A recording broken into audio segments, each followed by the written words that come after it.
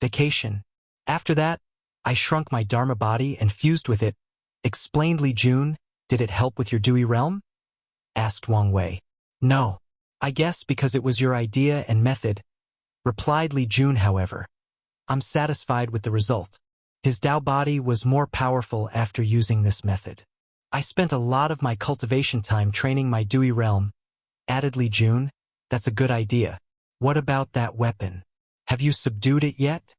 You can say I barely subdue it, Li Jun said, shaking his head. He created an ominous weapon, so the thing kept trying to kill him every time he used it. So he had to continue training to use it. You should be careful, warned Yan Liling. Even if you subdue that thing, it might counterattack when you're at your weakest. That's indeed possible, he uttered. Li Jun could foresee the final battle would push him to his limit, and he will also have numerous moments of weakness. So, the ominous weapon might use those opportunities to counterattack and kill him. Place a self-detonating seal on it, uttered Wang Wei. If it does revolt, don't hesitate to blow it up. You can even use it as a bomb on the enemy. Wang Wei has always disliked weapons with intelligence or consciousness. So, he never allowed his proving Tao weapon to grow sentience even though it would be more powerful. And wherever he encountered an artifact with sentience that tried to resist, he did not hesitate to obliterate their consciousness. Yes, I should place countermeasures in case something goes wrong, nodded Li Jun. He also realized the possibility of the enemy inducing the weapon to rebel against him. So he needed to prepare for all possibilities. Do you need my help? Asked Wang Wei. No need. Fine. What happened to Tai Gang? He failed to break the barrier between mortal and immortal, explained Li Jun. Although I knew this would be the case, I'm still a little disappointed. Wang Wei shook his head. He knew Tai Gang did not have the talent for such an achievement. More importantly, he did not have the destiny.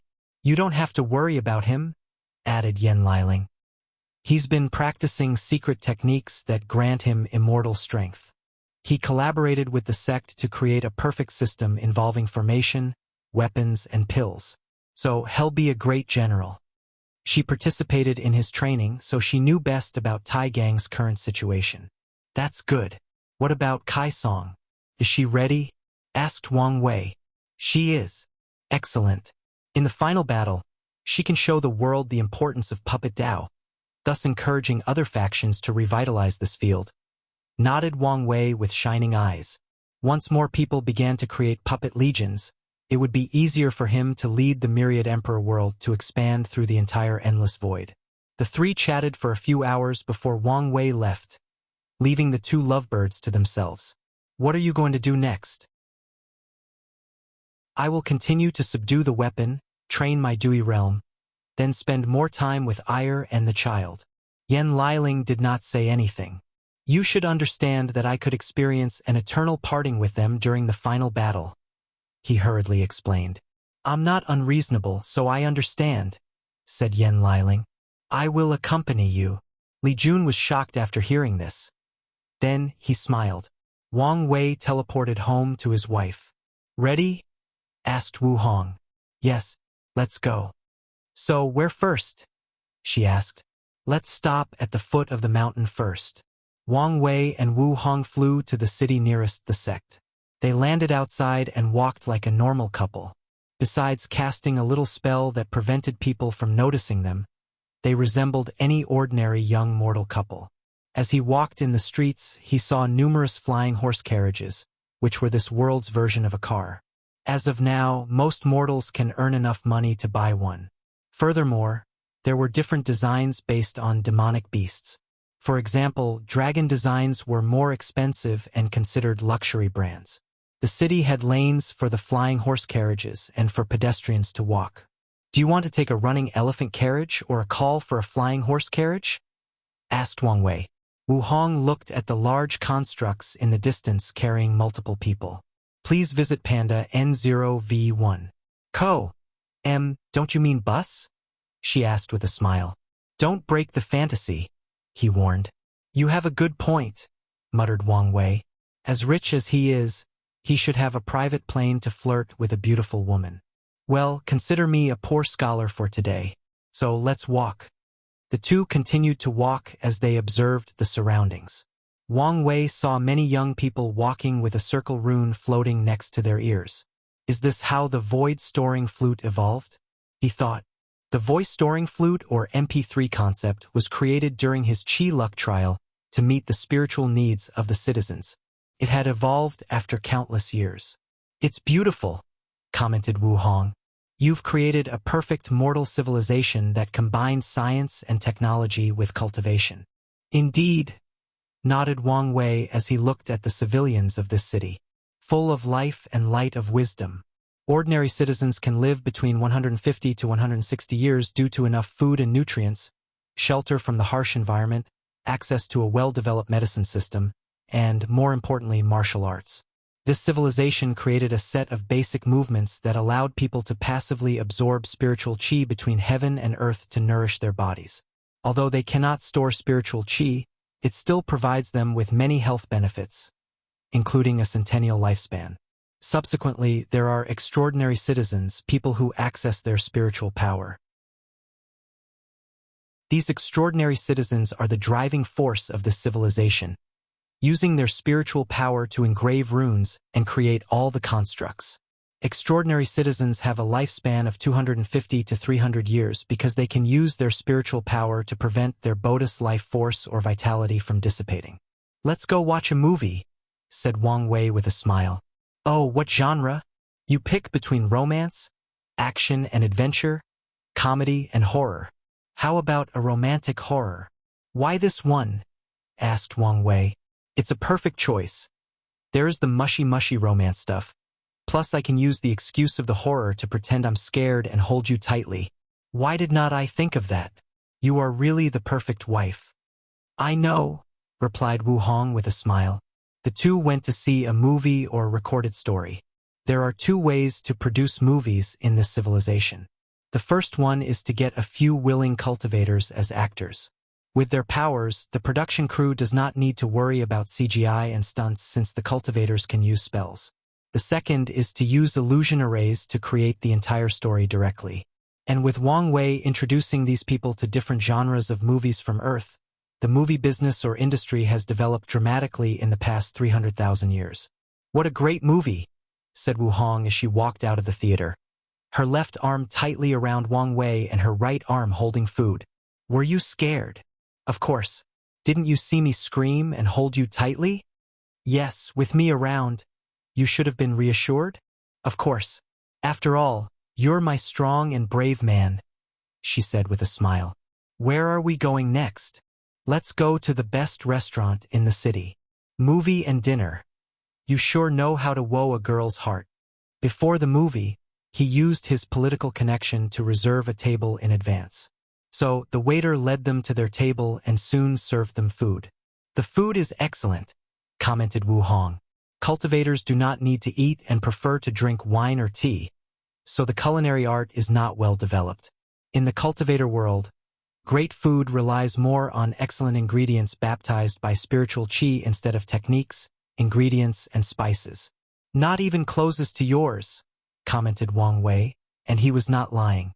With her sealing Dao that allowed her to seal the flavor and burst out after a bit. The food in this restaurant is nothing.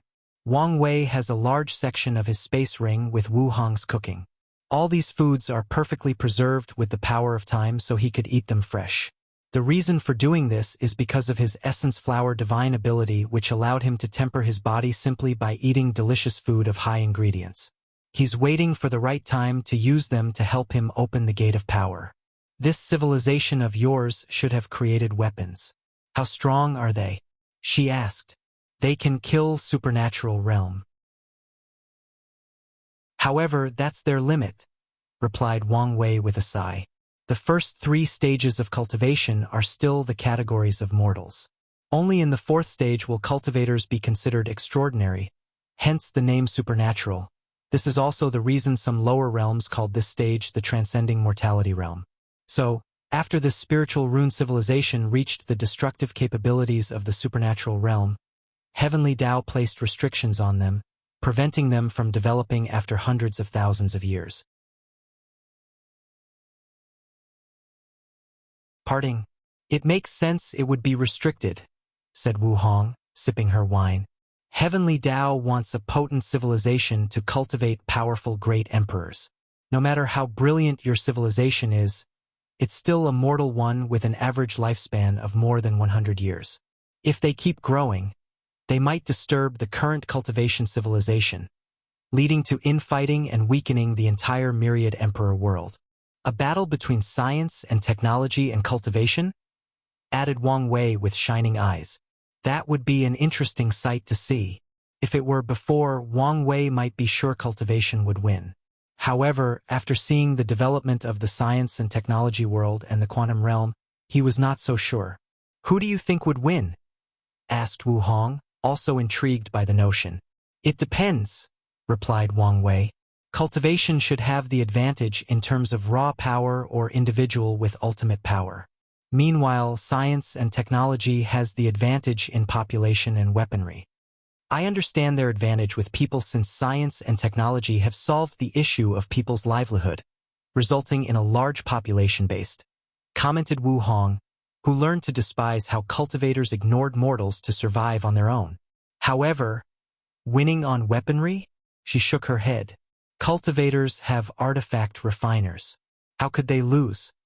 High-level technology does not lose to artifact refining, added Wang Wei. However, they have an advantage over cultivators, mass production.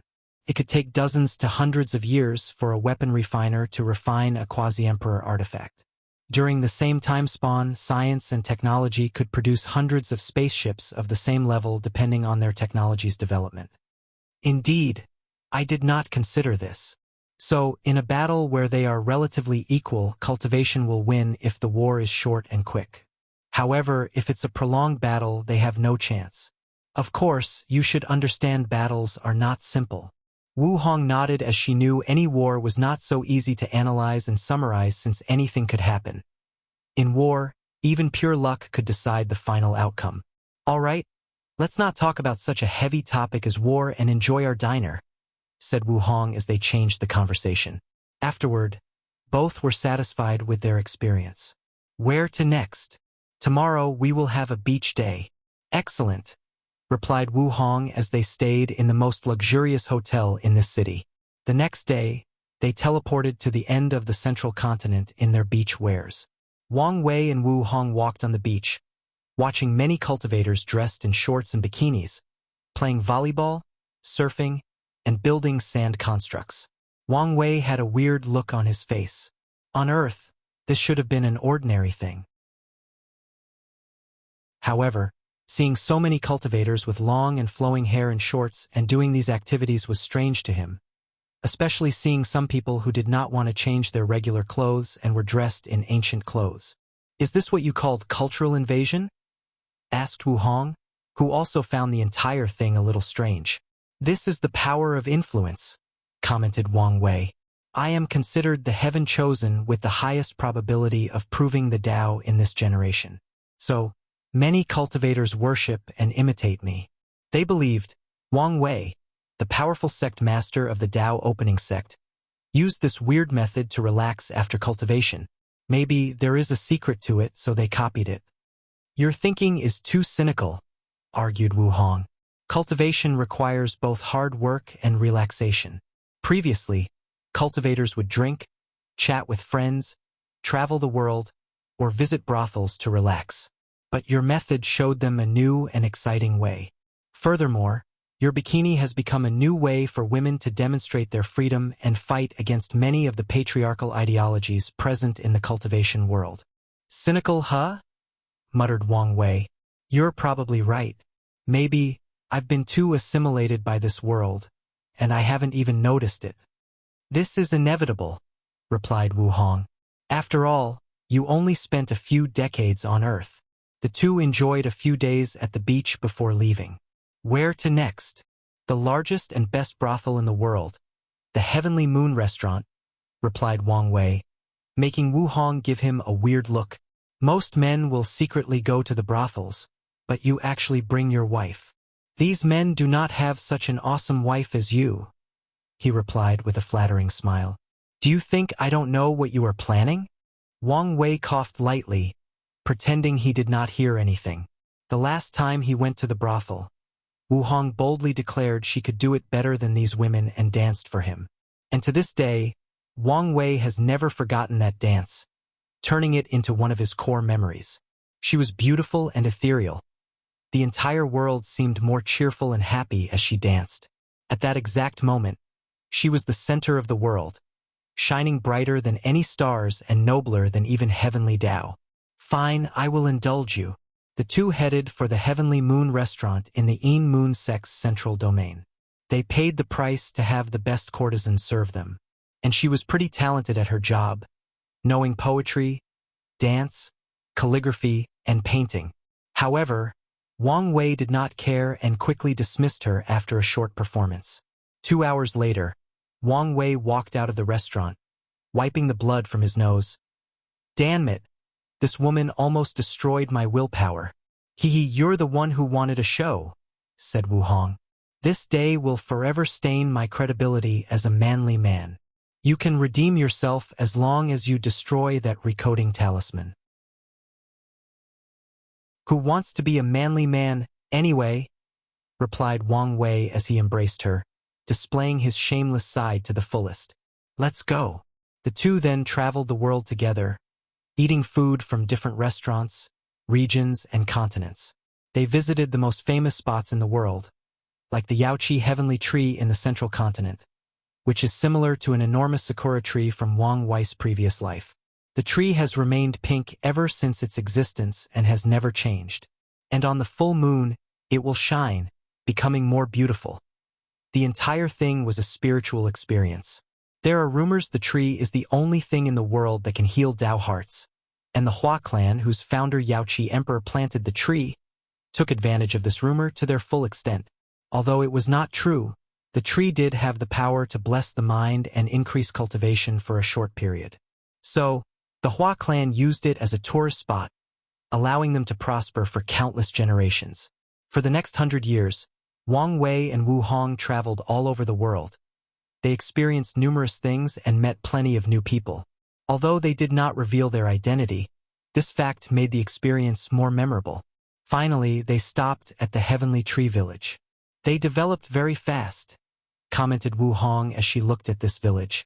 Indeed, in one generation, they've become a supreme holy land, nodded Wang Wei as he looked at this weird village. Most people looked like normal mortals, dressed in ordinary clothes and working the farm. However, 1/10 of these people were cultivators, many already in the supreme realm. However, they blended perfectly well with the mortals and lived no differently from them. The last time I came, the person with the highest cultivation was only the divine altar realm, added Wang Wei with some surprise. Many factions spent generations without giving birth to a saint, let alone a supreme realm true monarch. Although he gave the people of the village a cultivation method, it only reached primordial spirit realm. A place full of destiny, added Wu Hong. In a few generations, they will become a terrifying emperor lineage. Please visit Panda N0V1. Koem indeed, agreed Wang Wei. The concept of cultivators and mortals living in harmony with nature made this village very special. Power will corrupt or change a person's mind. So, a cultivator needs a certain mindset to incorporate and live with mortals. Furthermore, with their long lifespan, they will watch the people they are close to or interact with every day die one generation after the other. As long as they do not become cold and indifferent to death and accept this natural cycle of death, it will be a great way to temper their Tao heart. Let's go see it. Wang Wei did not disturb the village and went to a small world only known to only a few individuals in the village. He gazed at a towering tree in the distance with wonder. The tree had some consciousness and noticed their arrival. It prepared to defend itself and attack until it felt Wang Wei's aura. Then, it released an intimate aura like a child seeing their father. You cultivated a world tree? Asked Wu Hong in surprise. I didn't think it would succeed. Back then, he only decided to fuse space-time-related resources to the tree. He did not think it would evolve into a rare world tree. No wonder this village is blessed with so much destiny, nodded Wu Hong. What are you going to do with it? I have my plan. he replied before explaining what he was going to do. That's a good idea. Maybe you'll receive merit. The two no longer spoke as they admired this towing specimen. The tree bore 300 fruits, and they could tell each one was a world comparable to a middle-grade 1,000. You're leaving, aren't you? Asked Wang Wei. Yes, replied Wu Hong calmly. Although I knew this day would come, I still hope I was wrong. He sighed and exhaled deeply, as if he wanted to breathe out all his negative emotions. Can't you stay? No, she shook her head. You should know I'm only a clone, and I cannot stay. That's not really an explanation. Wu Hong briefly paused. The real reason is I can only use my Emperor strength a limited number of times. Is it because you used existence reconstruction on me the last time? No. I left a seal in the sect, continued Wu Hong. If you fail the battle, you only need to survive and return to the sect. It will activate and hide the Dao opening sect. By then, Ditian will not find you no matter what method he tries. Wang Wei turned to face her, holding her hands and clothes to his chest. He knew this might be the last opportunity in a very long time. I don't want you to go. And I don't too either, she replied with a smile. Her eyes showed no sadness. However, there is no everlasting banquet in this world. A sad truth. Don't be too sad since it's only a temporary parting, she added, caressing his handsome face. Few things before I leave. Wang Wei gently placed his head on hers, feeling the warmth of her body. He could even hear her slow beating heart. Your path of cultivation will be full of trials and tribulations. Although I don't think I need to remind you, I will just in case. Don't ever give up until you achieve your goals. I want. Don't let me give up as well. I want. You might think of your friends and families as your weakness and things to protect, continued Wu Hong. But they are your greatest allies and strength. I will keep that in mind. Secondly, the 7 moons are not much of a threat to you, so don't stress about them. Even without you, their fate is already doomed. Is that so? Take time to prepare in advance for your path of transcendence, added Wu Hong. For most people, it would be counterproductive to think about something so far away and so elusive, but you're different. I'll listen to you. You can trust Mithreya. Although her recent behaviors have been shady, she is still trustworthy. Okay. Lastly, take care of yourself when I'm gone, said Wu Hong with some tears in her eyes. You are too accident-prone, so be careful not to die again. Eat your food. I have left a space ring with more food inside for you and some information I feel will be more in the future. You know I love your food the most. So, of course, I will eat them, replied Wang Wei, also with tears in his eyes. Say goodbye to father, mother, and grandfather for me. I did not have the heart to face them. I will, nodded Wang Wei as he saw Wu Hong slowly disintegrating into numerous motes of lights. When we meet again, show me the new era you've created. I was looking forward to seeing its brilliance. Wang Wei did not say a word and only nodded. He could not prevent a few tears from dropping from his eyes. Remember, I love you no matter the space-time, beyond fate, and to eternity, she said with a smile. To eternity, muttered Wang Wei as he watched his empty hand. The only thing left was the empty void in his heart. Eternal Ascension World, Origin Seal Continent. Wu Hong sat in her cultivation room, trying to heal her injuries. She suddenly opened her eyes as countless memories flooded in. Pand A, N0VE1. Kamshi took a moment to review the memories and discovered many were sealed, and she could not remove them even at her peak. Interesting, she commented with squinted eyes. My fate companion? So you've finally shown up.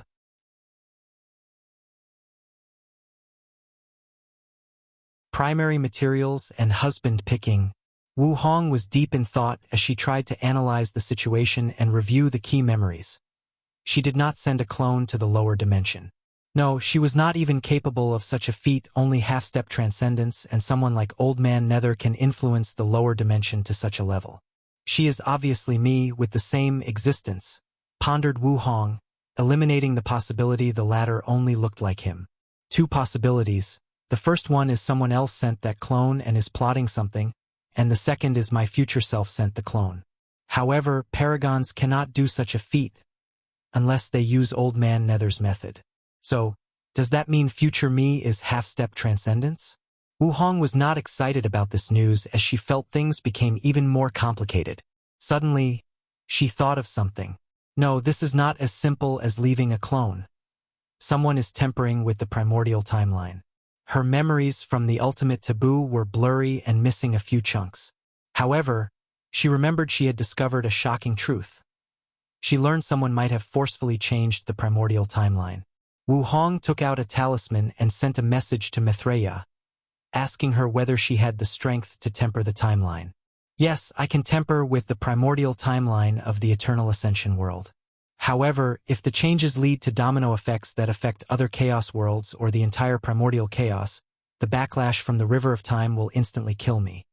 Wu Hong squinted her eyes, amazed by the power of half-step transcendence. Then, she focused on the more important thing.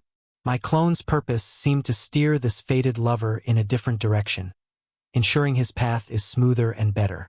However, this fated love's destiny is enough to affect the entire chaos universe. She remembered the latter's involvement with so many taboos and his destiny to end the era of the 7 moons. So, whoever sent that clone has achieved power beyond the half-step transcendence. Wu Hong remembered the vital information they'd learned from the ultimate taboo. 2 individuals in the chaos universe truly detached from the universe. Could it be one of them or something else? She reviewed the memory and focused on a specific conversation Wang Wei had with the clone. A battle between them and Grand Tao that spawn across spacetime? Using the universe as a chessboard and all living beings as chess pieces. That's another possibility. Wu Hong frowned. Have I become a chess piece? No, according to his theory, we might be chess players. She shook her head as she realized even if she returned to her peak, she would still be a chess piece. Transcendence, transcendence. I will forever remain a chess piece without taking that step. Wu Hong took a deep breath. With the current information, she knew her future was bright but also full of struggle. However, she also understood the future was not set in stone.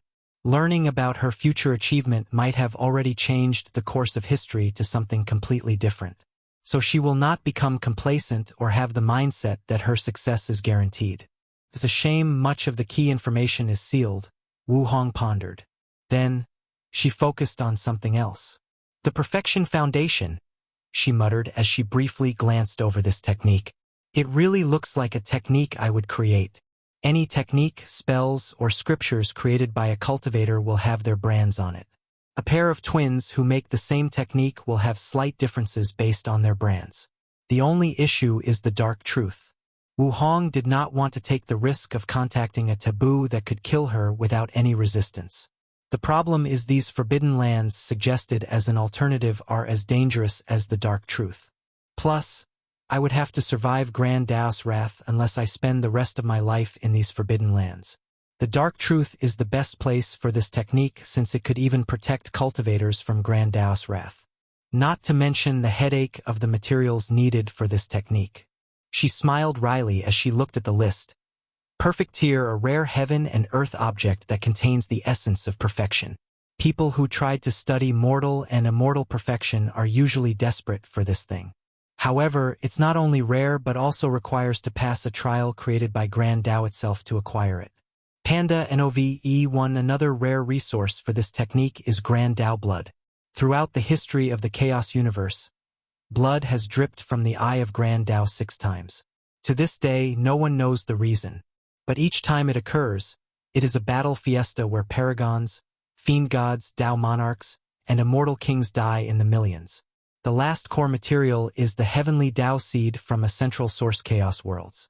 Wu Hong was speechless as the word Central Source Chaos World was a new secret long suspected by many but only recently proven after the ultimate taboo.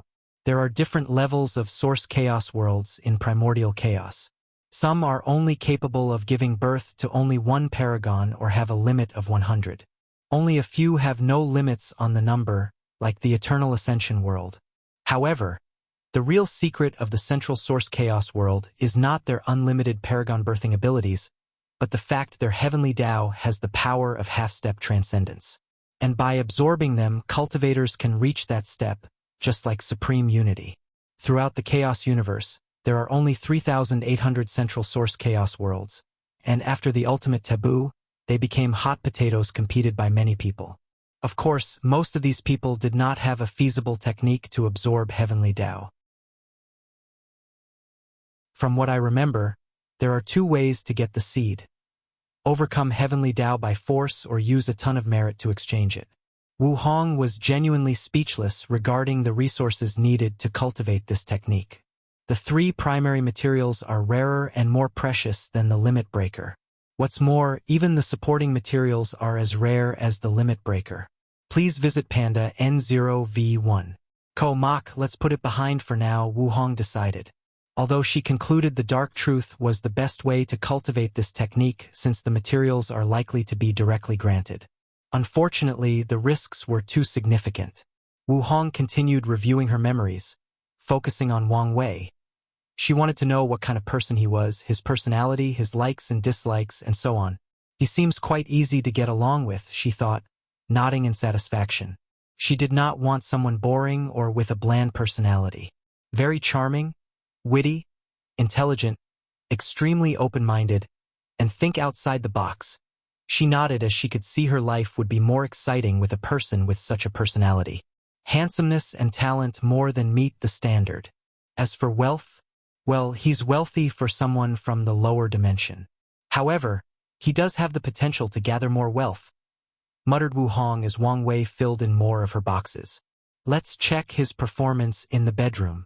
She focused on the memories of when they were intimate. With a calm demeanor, she reviewed every experience like a scientist gathering observable data. Great techniques, he knows what he's doing. He likes to explore new ideas I've never thought of. Most likely the result of his origin in the prehistoric world. That's a plus. Wu Hong could foresee her life in the bedroom would be exciting if she chose to be with him. However, she soon frowned. His stamina is not on par with my standard, she muttered as she watched his performance. However, this should change after he opens the gates of power and flesh. After more than 30 minutes, Wu Hong finished her review. Overall, we seemed very compatible. However, a lot could change before our next meeting. So let's wait and see. Wu Hong stood up from her cultivation mat. Her hair then turned silver gray, the same color as Wang Wei. All right, let's go deal with her, she muttered with a sneer. She teleported to the place Sword Empress retreated. Are you going to say anything? What do you mean? Asked Sword Empress, surprised. You don't think he'll believe you did not know my fate companion was your descendant. How would I know? Replied Yen Ai, not hiding her smirk. Is Mithraea also part of this? What do you think? Wu Hong stared at her with gritted teeth. Then, Yen Ai laughed out loud, not stopping for 5 minutes straight. You have to admit it's funny, she said. In the future, don't forget to address as ancestor. You must respect the seniority. After the Emperor realm, cultivators no longer decide seniority by age but by strength. After all, they are immortal creatures that have lived for trillions upon trillions of years. Additionally, when a family has numerous immortal descendants, it's pointless to care about things like generational seniority. Wu Hong stared at her with a dangerous light in her eyes. What are you planning? Asked Yen Ai with worry in her voice. Don't worry. They'll beat you up and record your bruised and terrible state. Don't do anything rash or stupid, warned the Sword Empress, who knew she was incapable of resisting in her current state. Don't worry. These recordings won't ever see the light of day, unless you dare try to make me call you ancestor or try to use your seniority before me, said Wu Hong with a gentle smile that was highly sinister to Yen Ai. Little Wu Honger, remember all the good things I've done for you. You are like my sister. Her voice was pleading. I know. That's why I will seal your pain so you won't feel a thing. Damn it. Why don't you deal with Mithraea if you have the balls? Don't worry. She will have her day of judgment. Wu Hong no longer wasted any time and pounced on her opponent like a cheetah hunting her prey.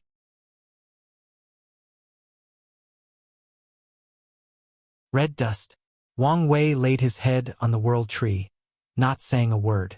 He waved his hand to manifest a bottle gourd. And as soon as he removed the gourd seal, a thick wine scent scattered throughout the surrounding few million miles.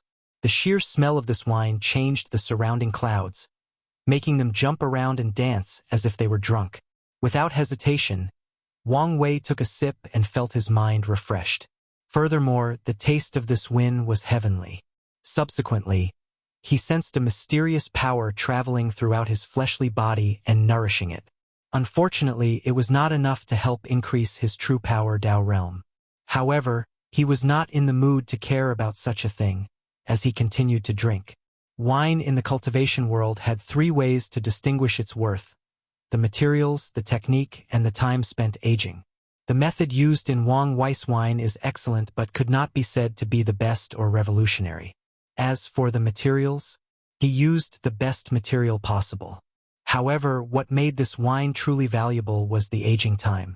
Wang Wei used time formation to accelerate the time the wine simmered.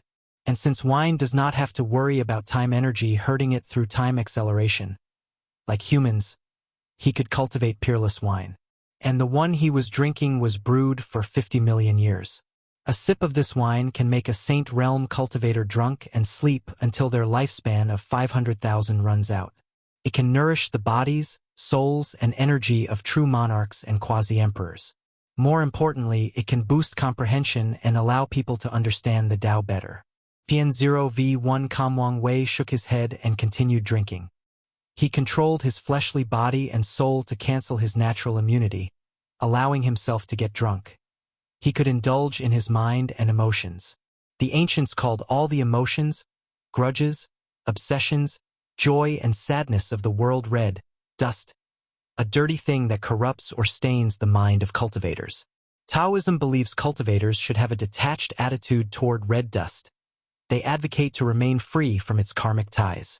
According to them, freedom from red dust is one of the best states for cultivation and achieving immortality.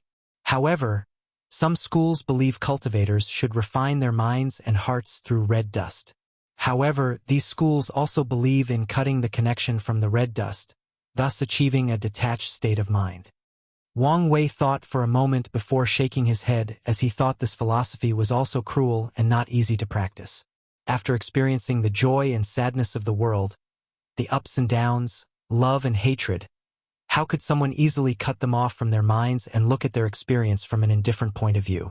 Plus, how is that any different from the cold-hearted nature of devil cultivators? He sneered before taking a sip from his drink.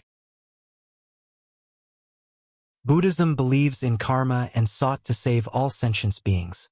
So, their core practice involved immersing in the power of red dust and even using it for themselves. Wang Wei's mind thought of the power of incense.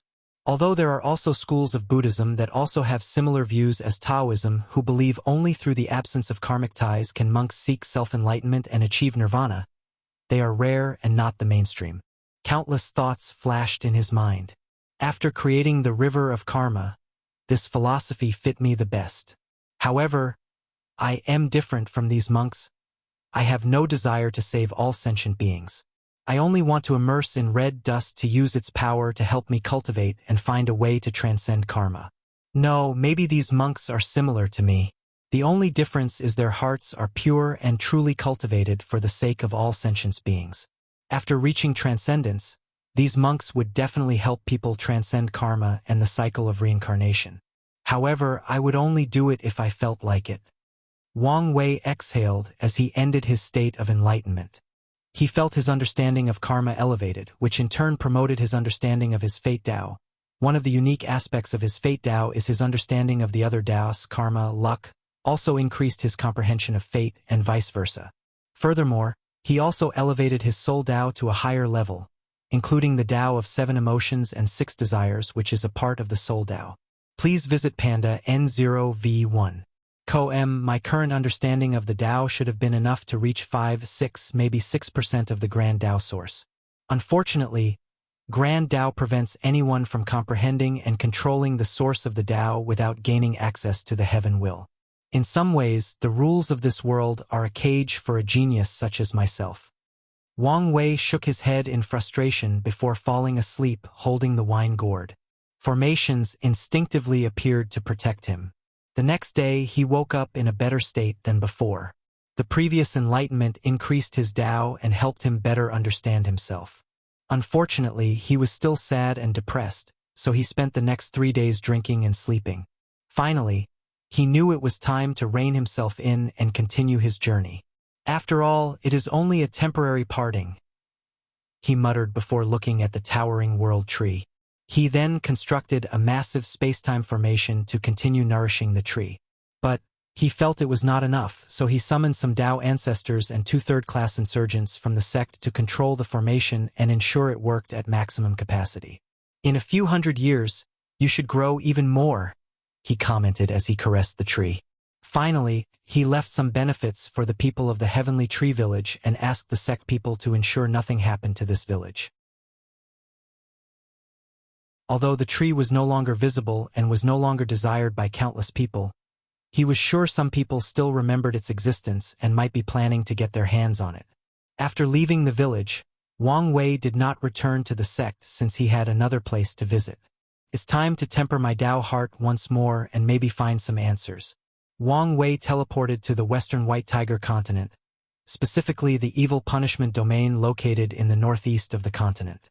He soon reached his destination, a yellow desert with no end in sight. Many cultivators were heading into the desert. His appearance caught people's attention since he was so famous, but people only muttered and glanced at him, so he did not care. Asking Heart Road, thought Wang Wei as he looked at this desert. This piece of land was a legacy left by a mighty pseudo-eternal emperor called Mindheart Emperor. According to history, he cultivated the Tao of the mind and was known for his powerful Tao heart and how he could use it to attack. The Mindheart Emperor had a technique called Asking Heart Road that could find the flaw in people's Tao heart and destroy it. For unknown reasons, the Mindheart Emperor hated devil cultivators with passion and would use his famous technique to break their Tao hearts and force them to kill themselves. And with the cruelty and unstable mind of the devil cultivators, he was indeed their antithesis. Unfortunately, the later generation of the emperor suffered tremendously because of his karmic debts. The Mindheart Emperor once left an emperor lineage called Profound Mind Temple. However, a few generations after his ascension, these devil cultivators' lineages who hated him banded together and destroyed his sect. The Asking Heart Road was one of the foundations of the Profound Mind Temple, and these cultivators also wanted to eradicate it. The D-clans stepped up and tried to take it for themselves. Unfortunately, the sects in the different continents did not want their clan's lineage to become more powerful and intervened. Finally, the Asking Heart Road became an ownerless thing accessible by anyone. The cultivators of this world believed too much in the Tao Heart Road. Otherwise, they would have fought even fiercer for this land, pondered Wang Wei. Grandpa told me this place helped him stabilize his Tao heart after the battle. Let's see if it is helpful to me. Wang Wei took a deep breath before taking a step into this desert. Immediately, he found himself in this dark and empty space, and before him were memories of his entire life, from birth to the present. Wang Wei felt his mind clear and devoid of any distractions. Subsequently, he discovered he was directly confronting many of the deepest and most hidden thoughts. The subconscious? He analyzed. Well, let's see if this thing can help me.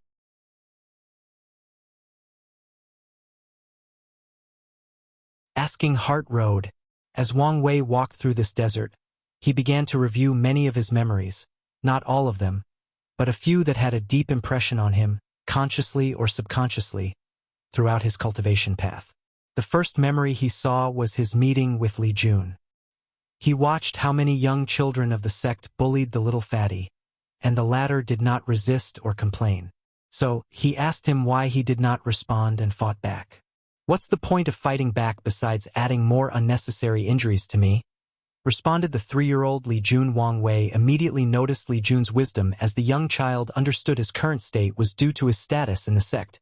If he fought back, the only result would be more beating by retaliation. So, the best course of action is to accept his beating and bear with it. I remember that day, muttered Wang Wei. Li Jun's wisdom at such a young age caught my attention. Wang Wei knew the intelligence displayed at a young age was not because he was a prodigy but more of the result of the fact he was an adult in a child's body. However, Li Jun was different. He was genuinely a 3-year-old child. I also remember the unwillingness and desire in his eyes. That's why I chose him. Wang Wei sighed as he reminisced about the past.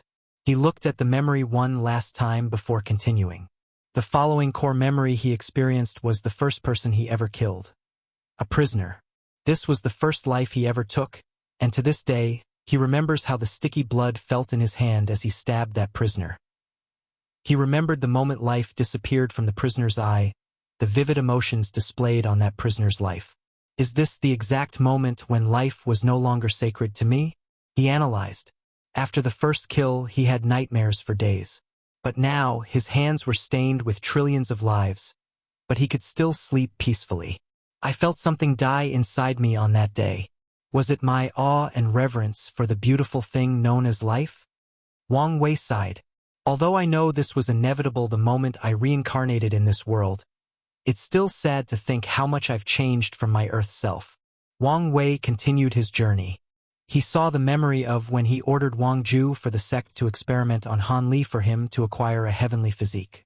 This was my first act of pure selfishness where I ruthlessly trample on another person for benefit, the first opponent I step on for my rise on the Emperor Road. I learned to never give up in this trial. I learned through hard work, intelligence, and unyielding willpower, I can create miracles. Wang Wei's eyes lit up as his aura became even more peaceful and restrained. He continued walking. He then saw the young girl he killed during the Spirit Road trial. The first innocent life I took, he commented.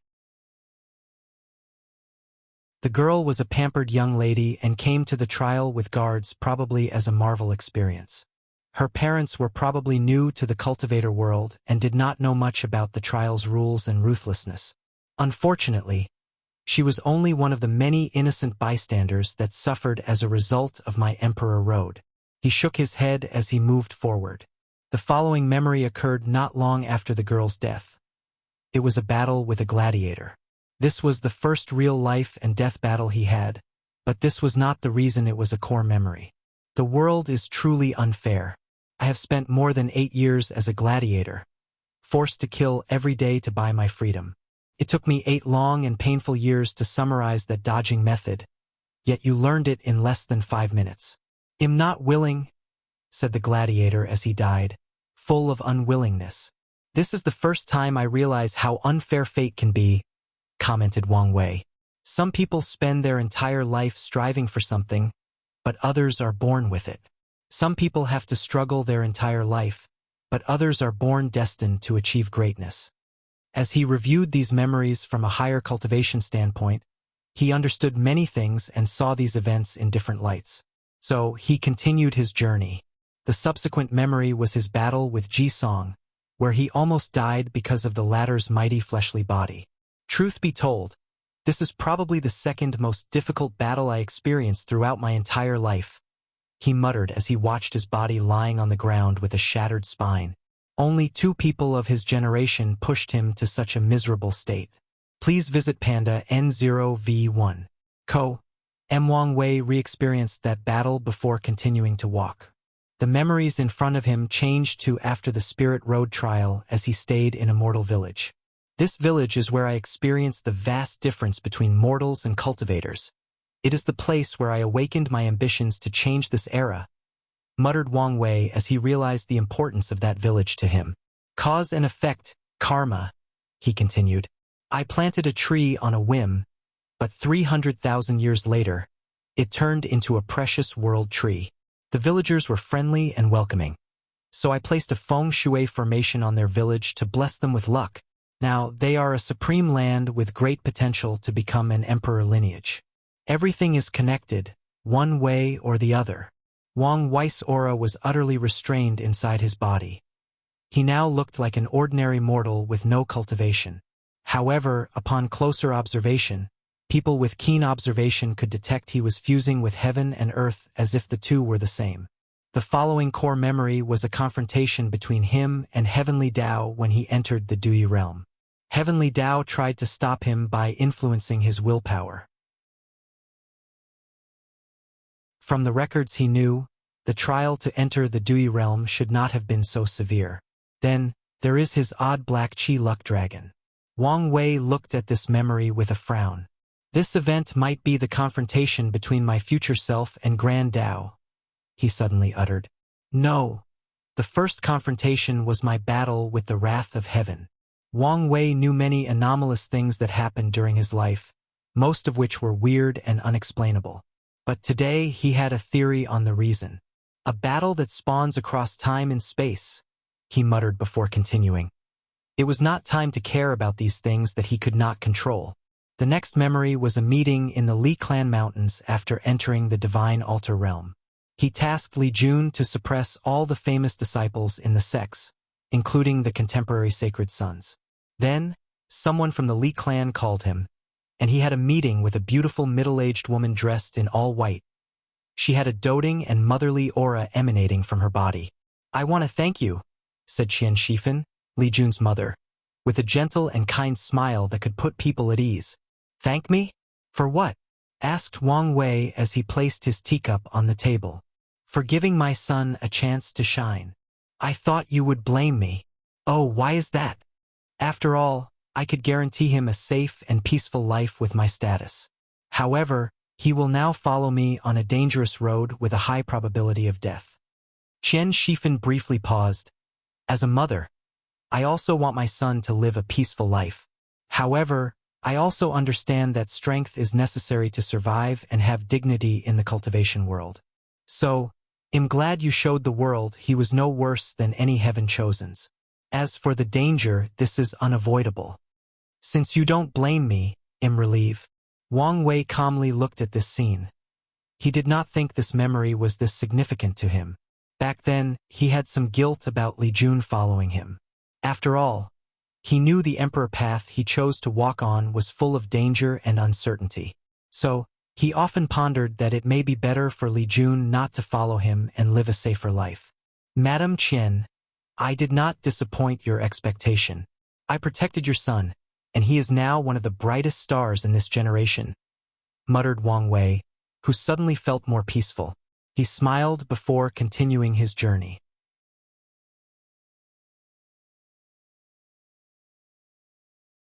Not yet answered, and thank you to Black_Jesus_1999 for the super gifts.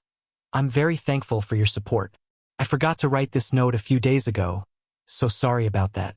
As a reward, I can allow you to design a character that will appear and be killed in the Heaven Will battle. If you are interested, join the Discord or leave a comment, and we will discuss it. Wang Wei continued his journey on the Asking Heart Road, further tempering his Tao heart and state of mind. The following core memory he experienced was during the Qi Luck trial in the Warring Kingdom world. The memory was when he watched how millions of innocent people died by poisoning in Blesswing City. He learned of the cruelty of the world from this experience and how little cultivators valued mortals' lives. That event also taught him never to be careless and treat things like a game. He learned unexpected things often occur, and he should be prepared for them. Wang Wei watched these events from a different perspective, and with each memory he has a better understanding of his mind and self. So he continued forward. Next, he relived the day he met Wu Hong at the academy. Although it was the first time he saw her, she was breathtaking, captivating, mesmerizing, and enchanting. In an instant, he was enamored with her and felt they were destined to be together. How he felt about her was odd by all accounts. He was a person from Earth and knew love at first sight was superficial. He was a person who wanted to transcend fate and achieve ultimate freedom. So, how could he allow fate to determine his Tao companion? However, he did not care. For a man of his intelligence and rationality, he should have been instantly weary of her. But he made the illogical choice and decided to believe her despite how often his mind told him he was wrong. I took a leap of faith and it paid up, he pondered with a smile as he reviewed the memory of when the two first met. Our love story has just begun. As you said, our bond will transcend fate and last until eternity. With a reassured mind, he continued forward. The next memory was brief but also vivid, the first time he met Dition. Although he only looked at the latter from a distance through a door, he knew this person was extraordinary and might become his greatest obstacle to proving the Tao and achieving eternity. Wang Wei glanced at Dition standing at the entrance door to Su Shi's heaven-chosen poetry meeting before continuing forward. Subsequently, Wang Wei saw the scene when he killed Ji Song. He was overwhelmed by anger because someone like Ji Song actually tricked him, which deeply hurt his pride. He was always the one who schemed over others, so he could not control himself once someone did it to him. How immature I was back then, he muttered, shaking his head. Then he continued his journey. The next memory involved Dition again. It was the battle at the heavenly abode world. In that fight, Wang Wei experienced his greatest failure since his cultivation journey. That event was a turning point in his life. He experienced humiliation, pain, and despair. He had never come so close to death in his life. In that fight, he felt Dition was an insurmountable mountain, crushing him physically and spiritually. Many times, he felt despair not only because he was close to death but because he could not see the hope of overcoming this monster. Without his pressure, I would never reach my current height, he commented. There is a saying back on Earth that a hero is only as good as his villain. Batman would not be as great as he is without the Joker, and the same for Superman and Lex Luthor. Wang Wei agreed with this saying. Of course, in the case of Dition and him, they were two villains. Wang Wei continued watching the battle. This is the second time someone successfully schemed against me. And this I completely lost and suffered immensely. Wang Wei had hundreds of ways to justify his loss. However, a defeat was a defeat. No matter his justification, it did not change the fact Dition bested him. This event is also the time I killed the most lives, innocent lives. Although most of these deaths resulted from Dition's control, he also had no time to consider the lives of the countless mortals in the heavenly abode world, thus actively killing trillions in the process. In the cultivation, human life is truly one of the most worthless things, he muttered with a sigh. Over the years, he had long overcome the guilt of his actions. It can be argued that I've become more ruthless and unfeeling. People have the right to call me a mass murderer, and they would be justified.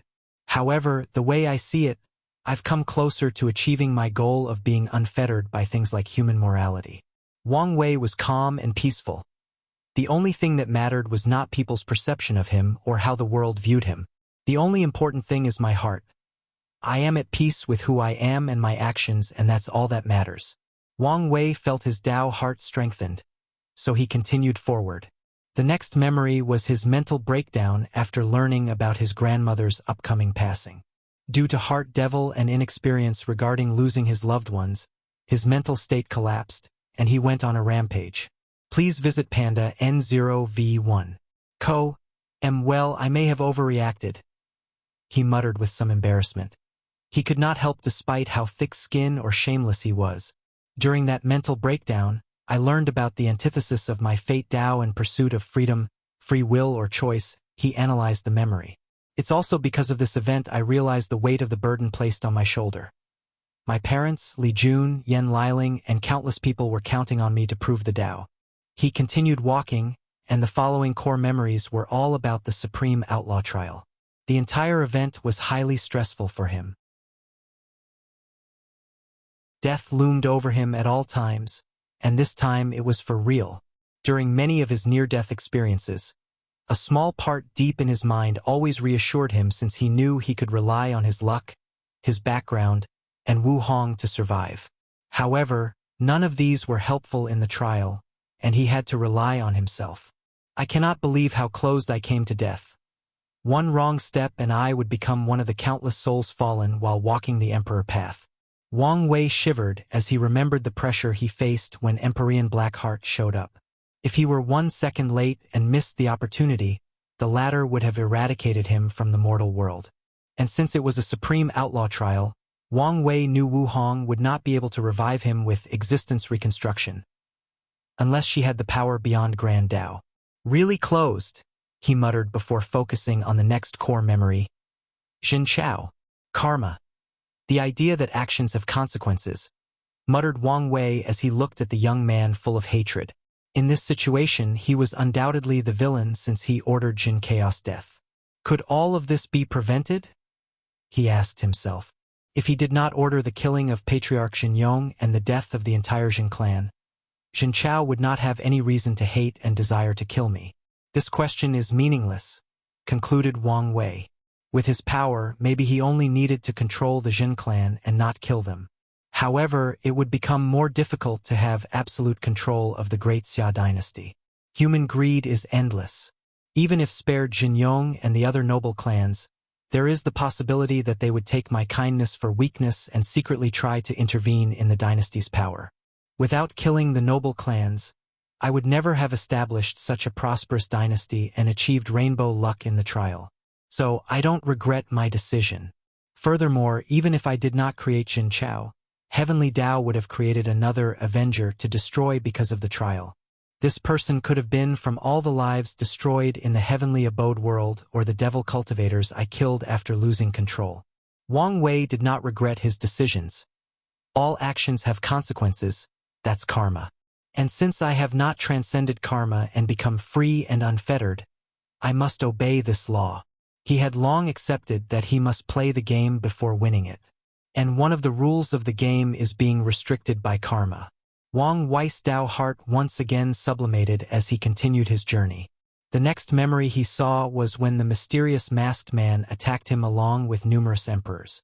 For the second time, I lost someone dear to me, he pondered as he watched Ancestor Wuxing's death. And this time it was my fault. I realized how weak and insignificant I was in the grand scheme of things. Then he watched how he died. Death, the end of life.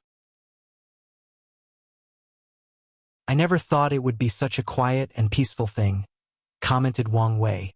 Another important aspect of this memory was the conversation he overheard while in a state of limbo. Unfortunately, he did not know the meaning of that conversation despite having thousands of theories. So, he did not let this event affect him too much. Anyway, he will one day find the answer. The memory moved forward and stopped to a recent event, Wu Hong's parting. Wang Wei relived that moment, and his heart still ached. A small part of him wanted to relive that memory over and over so he could still be with her in some shape or form. Sadly, he knew he could not live forever in his memory. So, process his pain and loss before moving on. The tempering is finished, but I have not found my answer. During his mortal dust, he wanted to know whether there was a reason he was so obsessed with attaining freedom and hoped to find an answer. In that case, let's go back even further to Earth.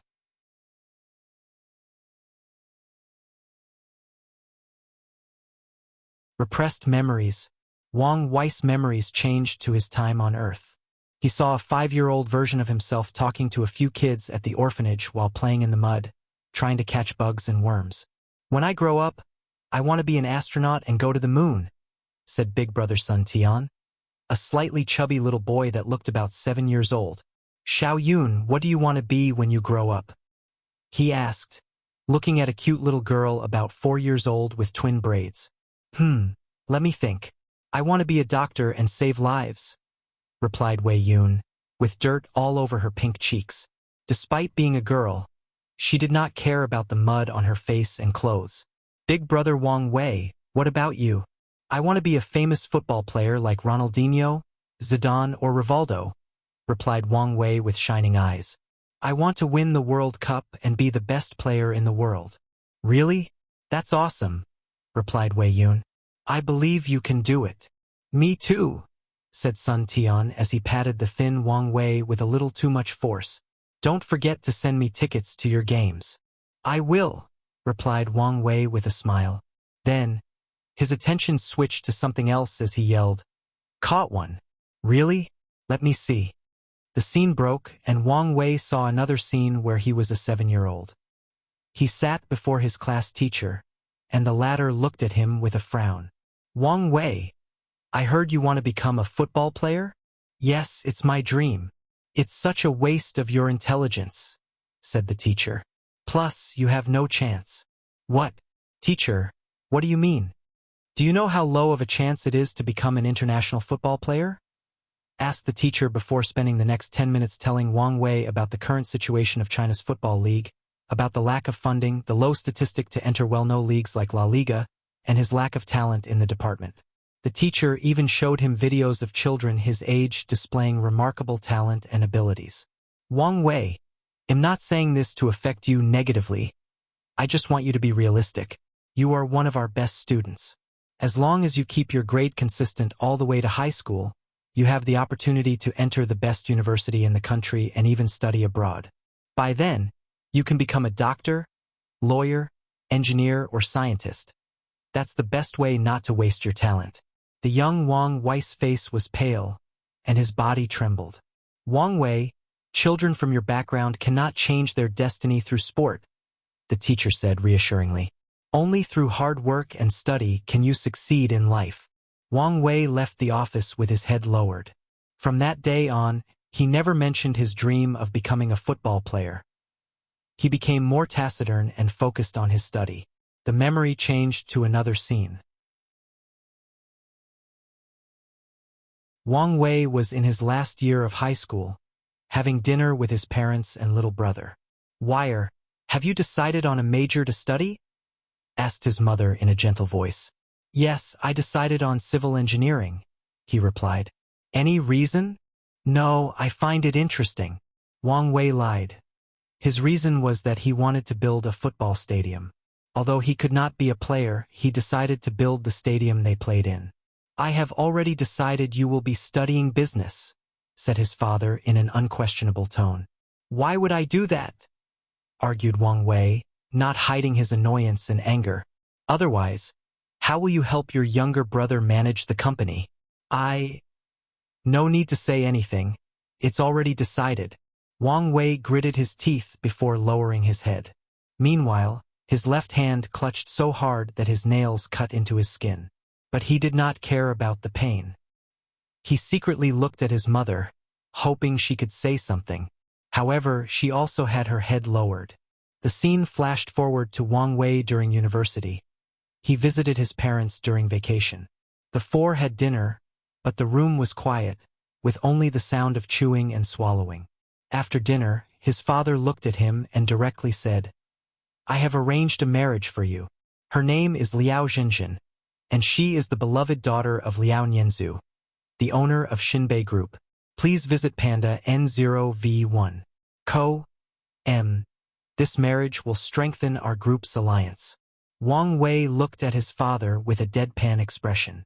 In his mind, he was wondering where the man he knew and loved went, the man who adopted and doted on him. "So, it was not enough for you to decide my major, you also want to control my marriage too? What did you say?" "I don't think I stuttered." "You unfilial son," roared his father, slamming his hand on the table. "I raised you since you were little, put food on the table, clothed and housed you.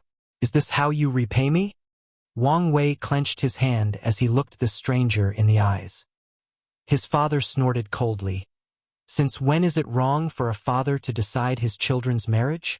Wang Wei did not say anything, and he did not speak to anyone in the house for the next week of his vacation. He did not even eat in the house. He returned to school and continued his life as if nothing had happened. However, 3 months later, a scandal shocked the country. Liao Zhenjin, the princess of the Xinbei Group, was caught doing numerous illegal drugs and entering a hotel while snuggling intimately with another man. The news spread like wildfire as countless news outlets and online blogs talked about this event. Although some influential people tried to control the situation, it was useless. After that incident, his father never mentioned the marriage again, or any arranged marriage for that matter. Wang Wei calmly watched these events. He realized many things from these few memories. For example, he subconsciously buried many of his Earth memories because of the pain and trauma.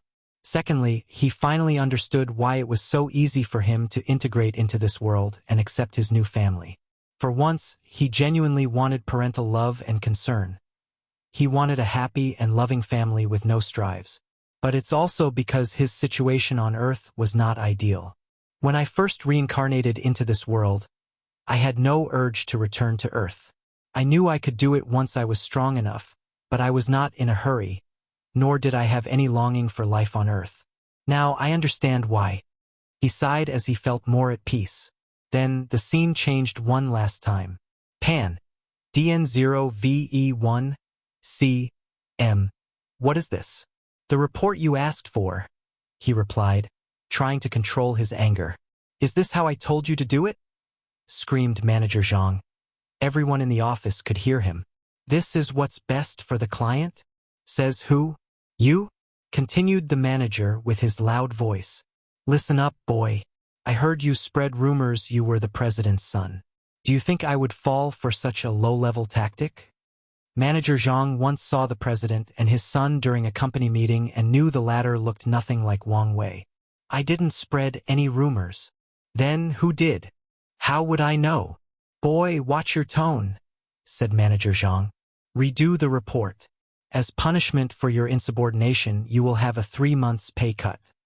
Wang Wei glanced at the manager, making the latter shiver for a moment. Then, he went to his desk without saying anything else. A month later, the company arrested and fired Manager Zhang for corruption and bribery. The odd thing is they found numerous information, but Manager Zhang insisted to his last breath he was innocent. No wonder I want freedom, muttered Wang Wei with a sigh. Restricted by the people I trusted, controlled by my family, and pressured by society. In my previous life, I was incapable of controlling my fate. He thought of the major decisions he could not make, and there were a few. For many years, he felt powerless and bottled up many emotions, although he would strike back, but only when pushed to the edge.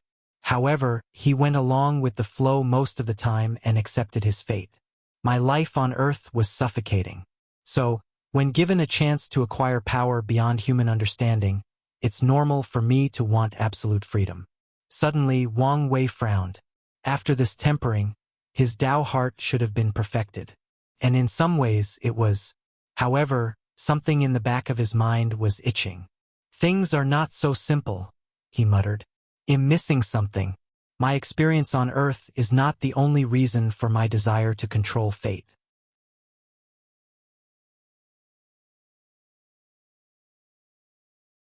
Fate Seed. Wang Wei reviewed his memory from the moment he was born all the way to his death, checking every detail to see if he missed any vital component. Regrettably, he found nothing. He frowned. Could it have something with my sealed memories? He looked at the memories after the space crack swallowed him, and he entered the void-like space. He saw a seal similar to the one containing all his spiritual power. These memories are larger than even my time in the cultivation world. He pondered whether to remove the seal. With his current soul and overall power, it should be no problem. No, let's wait. These memories were vast and spontaneous, thus requiring more time to view and analyze. Furthermore, he will see how he acquired his immense willpower, making it easier to control. However, this process requires a slow and long process. He did not know whether he could complete it before the heaven will battle. So, Wang Wei reviewed his memories from Earth, focusing on the tiniest detail. He wanted to know if his memories in life subtly influenced his current self. My Earth memories formed my core personality and ideals despite how long I've spent in this world. Over time, I have been assimilated by my experience in the Myriad Emperor world, but certain core ideologies and personality traits remain the same. So, how much influence do my Earth memories have on me? Wang Wei reviewed his memories, focusing on how the Earth has influenced his cultivation journey. And in the process, he found many subtle influences he did not notice before. Wu Hong once told me how certain paragons' repressed memories have influenced their mind and Tao heart. So a few of them will erase or seal the memories of their past life to prevent this from happening. Maybe she already saw my situation, he thought before as he continued to comb through his mind and analyze how his past experiences influenced his current self. Even though I have used many ideas from Earth, I usually treat my experience there as if it had no relationship with this life. It was as if I had cut off my karma with my past.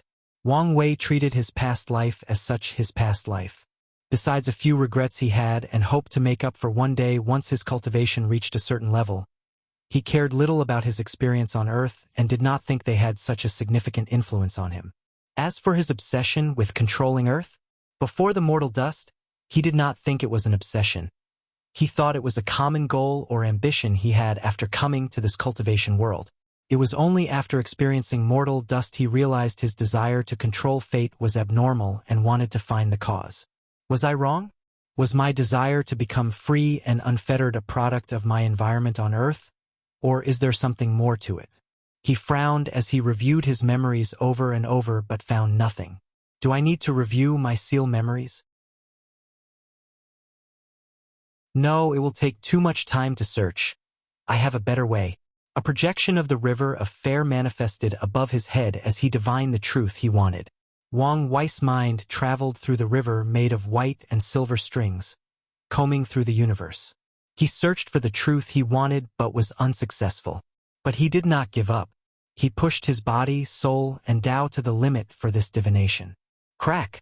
His Tao tree cracked, and blood spilled from his eyes, mouth, ears, and nose.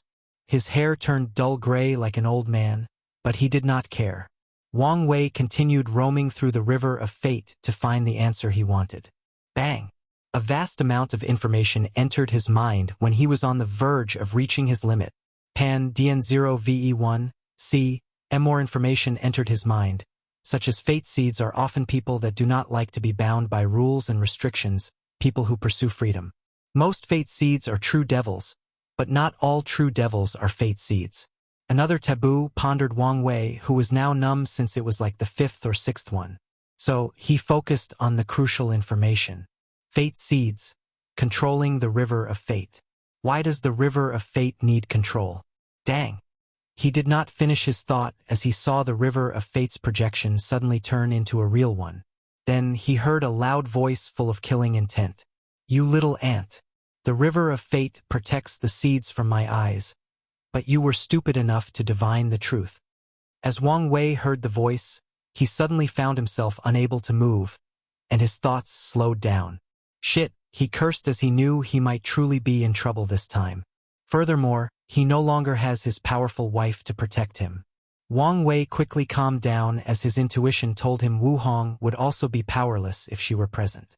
Please visit Panda N0V1. MHE then saw a man with dark gray hair, pure black eyes, and short hair, handsome and ethereal, appearing from the river of fate.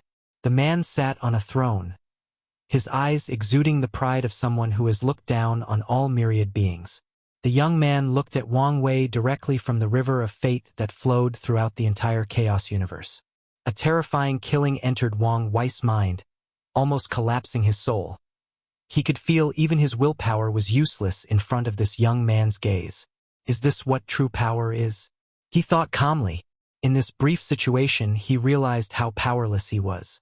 All his intelligence, cunningness, and power were useless before this person. His mind tried to work and find a way out. Unfortunately, even his thinking had drastically decreased. He felt it took millions of years to think of a single word.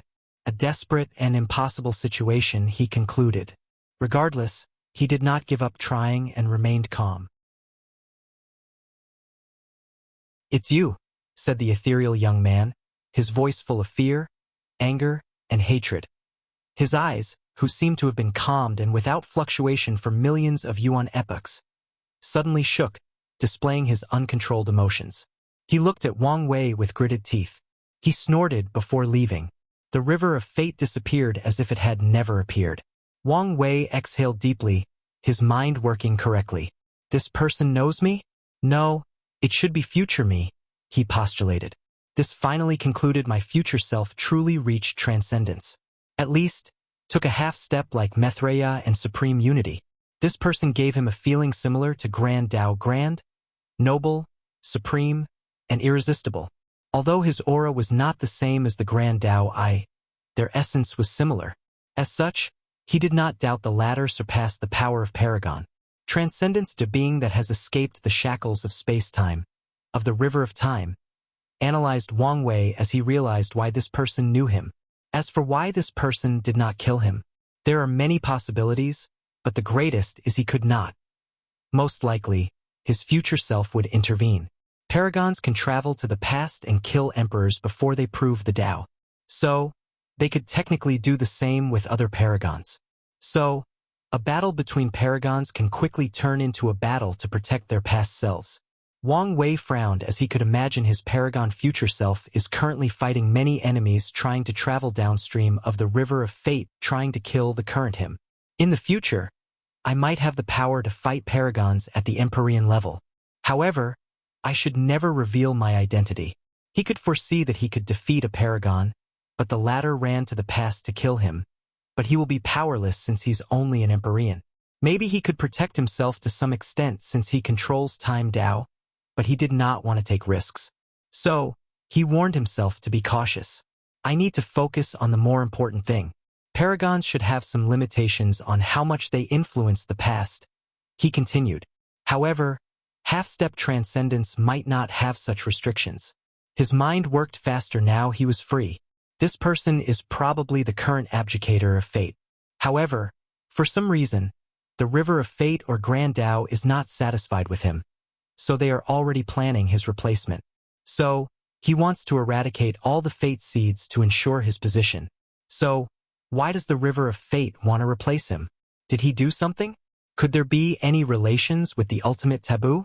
His mind calculated numerous possibilities, but he could not conclude anything because of the lack of information.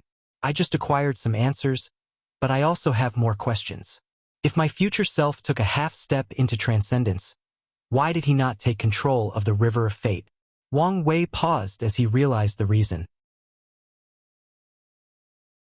Since he found the existence of fate seed, he would probably refuse to take control of the river. After all, he wants true detachment. So he despises the river of fate that has been planning against him since birth. So instead of controlling the river of fate, I should... His eyes squinted as he began to plan for his path of transcendence.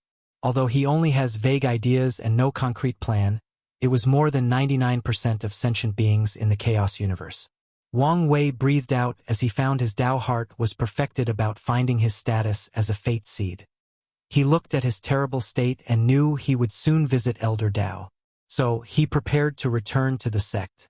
But his step suddenly stopped. No, things are not so simple as it seems on the surface, he pondered as he thought of something that made him see the chess game that spawns across space and time.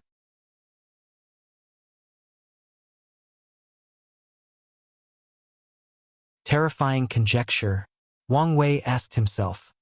How did he acquire the title or position of Fate Seed? The logical answer is Grand Tao or the River of Fate saw his personality and desires after he reincarnated into this world and gave him the position. There is even a high possibility he became a Fate Seed once he was in the void, trying to survive by swallowing these purple orbs, meaning someone or something had determined his life and destiny eons ago.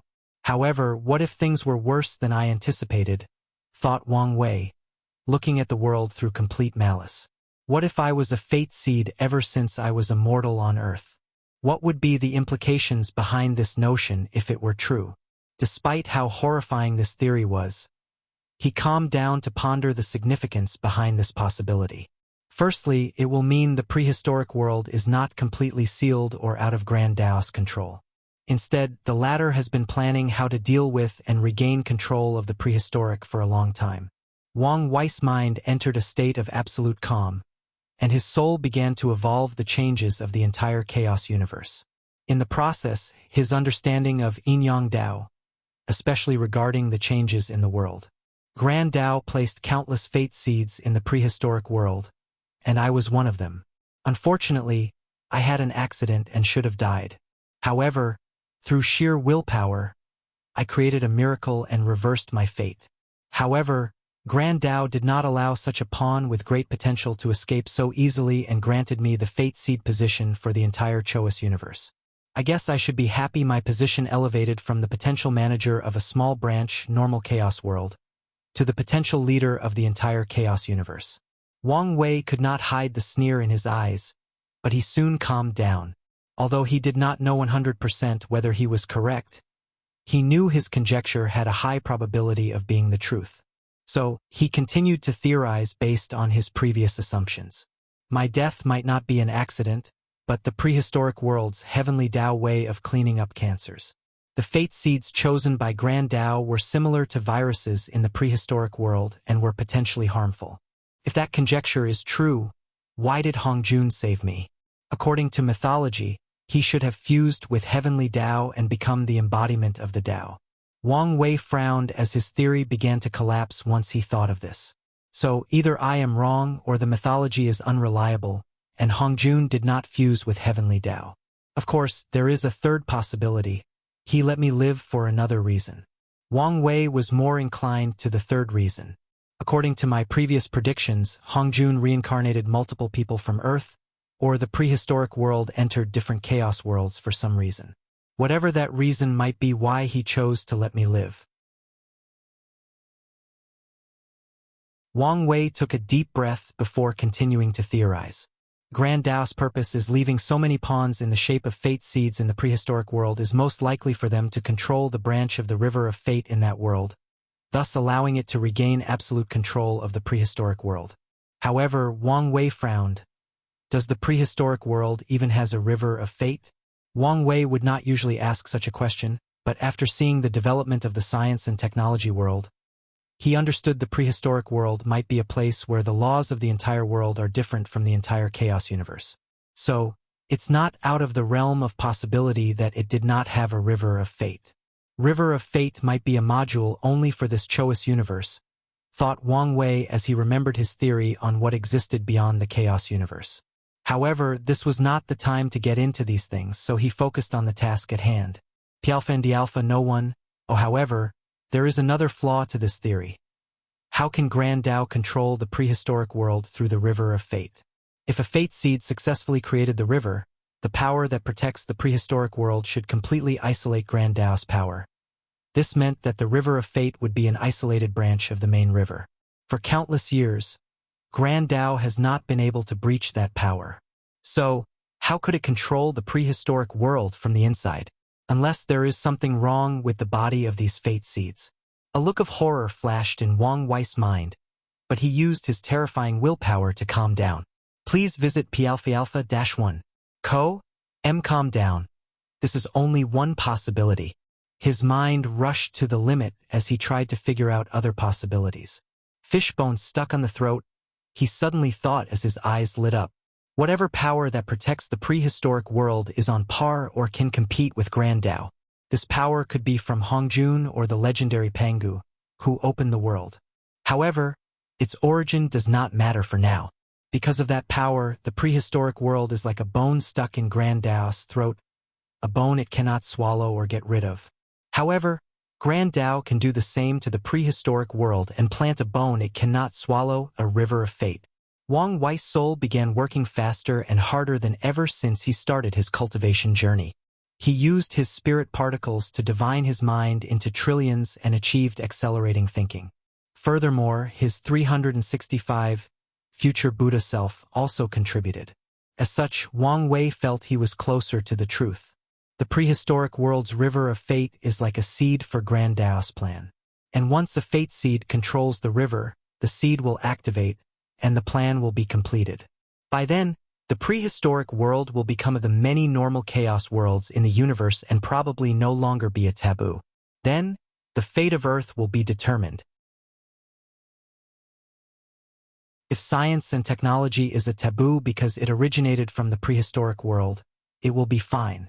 If it is because of something else, then Grand Tao will erase it from existence. Wang Wei exhaled as his soul slowed down. He felt he was closer to the truth of the universe.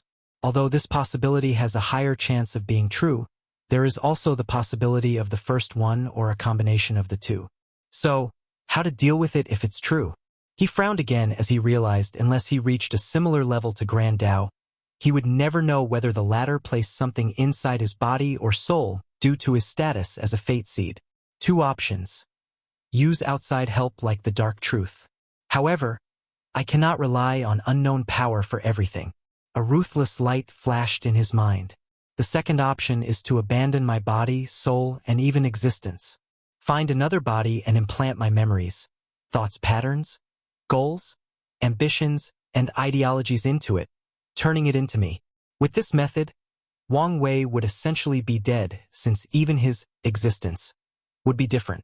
However, this is another way to break the game. The chosen body will be someone else dominated by his memories and ideologies, so in some ways, it is him. The only issue is the face, but that can easily be changed. Wang Wei did not want to use a clone to prevent the possibility of failure, so it had to be an entirely different person. Wang Wei took a moment to refine this desperate plan. He decided the chosen body should be from his world of science and technology to prevent possible errors or tempering from Grand Dao. Grand Dao is ruthless, and everyone in their eyes is equal, so an ant and a paragon are essentially the same. So, it can use the entire chaos universe as a chessboard. Only by taking a step into transcending can it barely be qualified as a chess player, muttered Wang Wei as his Dao heart became perfect, and his state of mind reached its final sublimation in the mortal stages of his cultivation journey. He sighed as he felt his body become lighter and easier to use. However, I have still not overcome my bottleneck. Could I really have to wait for the final battle? His intuition told him he might have to wait until the battle to find what he was missing. Suddenly, he caught a whim of fate and made a divination. 2 battles, 2 breakthroughs, 1 useless, 1 successful, forming a cycle, finally breaking the shackles of death. Interesting, thought Wang Wei as he realized he might have to change some of his tactics for this final battle.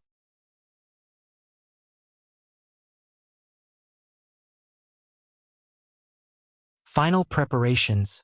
Wang Wei sat cross-legged on the floor as Elder Dan injected energy into his body, repairing his injured body, soul, and Dao tree. Then Origin 1 suddenly appeared in the room. He looked at Wang Wei and felt he was different. He felt a sense of peacefulness and completeness. Origin 1 secretly nodded as he guessed he must have significantly benefited during his outing. "You really are a troublemaker," he said as he looked at the latter's terrible state. "Trouble follows me like a vulture to dead meat," shrugged Wang Wei. "So, who made you in such a state? Unless you want to be involved in a taboo, don't ask." "No need." He shook his head. He already felt something wrong when he saw Wang Wei was the only one who returned. However, after seeing no deep sadness emanating from him, and his Dao heart was intact, he felt relieved. "You remind me of a young Qian," added Origin 1. "Oh, was my ancestor a troublemaker as well?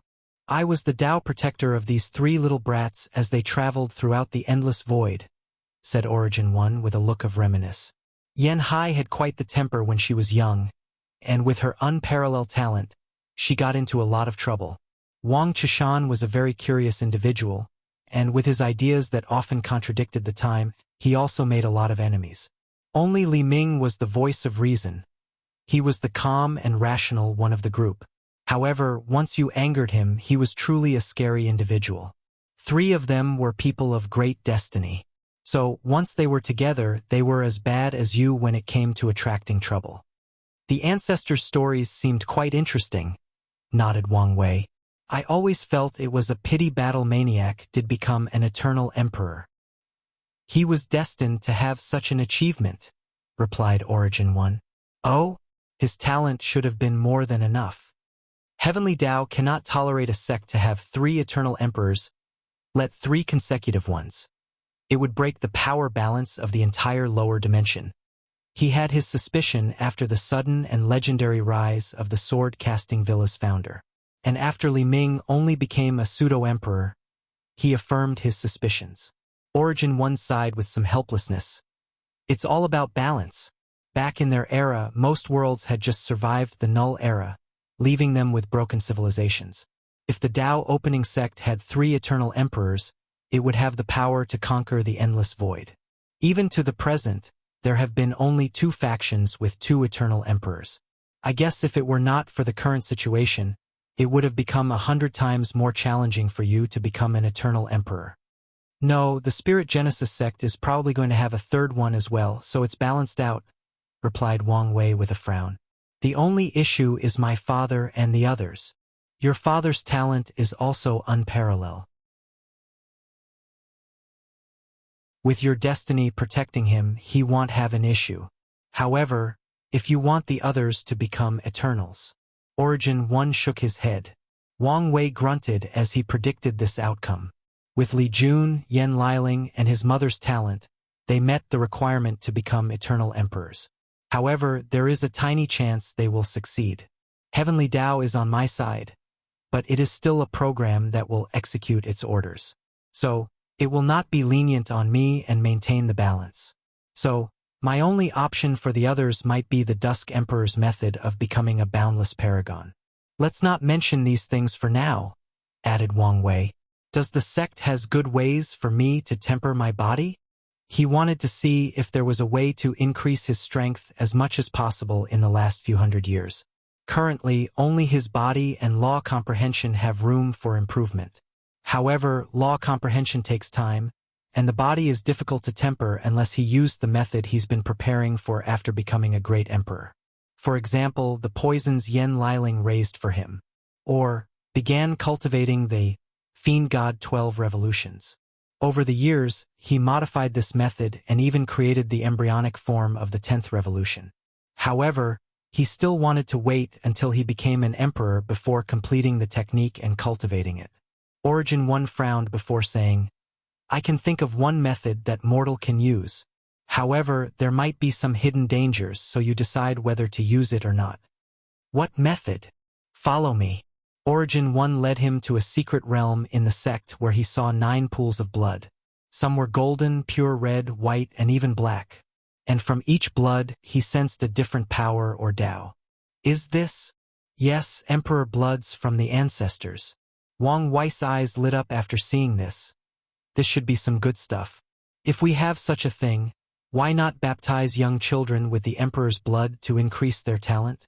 We have done this before, said Origin 1. However, the blood contains their imprint.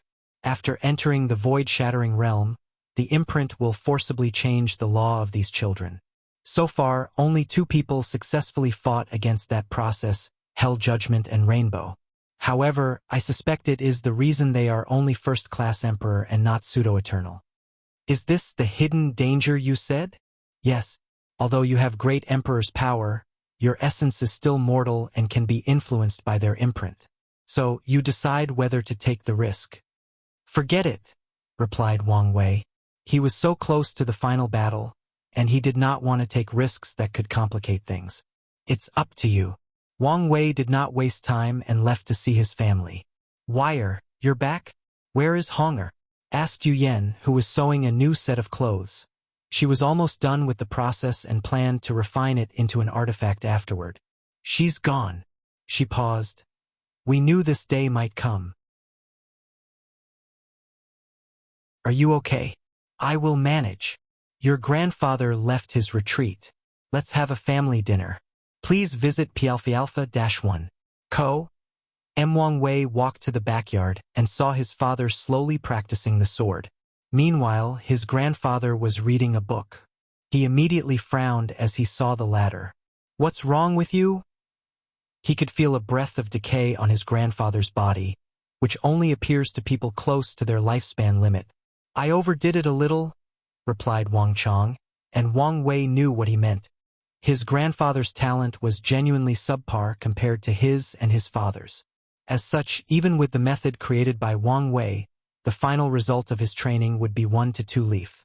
However, he was ruthless and sacrificed his lifespan to increase his potential, thus achieving 3-leaf peak. In your current situation, even Elder Dan can't easily fix you. Sacrificing lifespan for potential was not the same as doing for a sudden burst in power. The damage was more severe. Don't worry. With your health-preserving art, I can live for a few thousand more years, replied Wang Chong calmly. He had made his choice and was at peace with it. Furthermore, he still has hope as long as his grandson becomes an emperor. However, he did not say these words because he did not want to put more pressure on Wang Wei. It'll give you some chaos chi to absorb. No need. Use it before the battle. All right, Wang Wei said as he no longer persuaded him. The family had dinner, and they reassured Wang Wei everything would be all right without Wu Hong. Finally, Wang Wei prepared to spend the remaining 400 years in retreat. However, he suddenly had the idea of checking out the source chi space. With my current strength, it should be no problem to take along. Without hesitation, he used his Qi flower ability to access the source Qi space. Wang Wei found himself in a world that was blue and white. The ground, sky, and air seemed the color blue. Roalpha Dialpha Enu Omis, this mountain made of Qi? He used his divine sense to check, and his assumption was correct. This mountain was not composed of matter but pure energy or Qi. This is fascinating, he commented as he tried to teleport before the mountain. However, he discovered it was 1,000 times more challenging to teleport to the distance, and it was easier to fly. What a great restriction. Wang Wei flew to the mountain to analyze it. However, he suddenly felt a sense of danger and flew into the distance. Boom! The mountain exploded out of nowhere. This power is very close to third class. Is this place so dangerous? Moreover, what are the rules and regulations? He muttered. Wang Wei pondered for a moment before deciding to check the other areas. However, he suddenly stopped as he noticed an abnormality in his body. My lifespan is reducing with each passing minute, he thought with a frown. Is this because I'm still immortal and do not have the immortal essence of a Tier 11 cultivator? Wang Wei weighed the pros and cons of the situation before deciding to return once he became an emperor. So, he left the source Qi space and returned to his retreat. The sex emperors left the unique status of them preaching the Tao. He decided to use them during this retreat. Time passed, and the world became quiet as every heaven chosens prepared for the final preparations. Everyone thought this peace would remain the same until the time of the final battle. However, 3 years before the date, something happened that caught the attention of the entire world. Wang Wei left his place of retreat as he floated above the sect. Many people followed him as they looked at the sky. A cloud of purple shrouded the entire world. Tao lotus, music, and golden clouds scattered above the heavens. Someone prove the Tao, commented Wang Chong. Su sure, suddenly said Wang Wei. You think it's her? Very likely. In that case, she's most likely an eternal emperor. Once an emperor appears, there will be visions and auspicious signs throughout the world and even the entire world community. However, once an eternal emperor appears, their vision will also spread to nearby world communities. As such, Wang Wei believes this sign is from the emperor of the martial hegemony world community. I wonder how far her vision spread, added Wang Tian. She's very talented and might become an eternal supreme, commented Wang Wei. So, it should be pretty far. What about your vision? Asked Yu Yan with a smile. You can wait and see, replied Wang Wei with a confident smile. Anyway, it will truly be brilliant and a sight to see. We are waiting. End of volume. Next volume. Fate Dominating Emperori will be on hiatus until April 1st.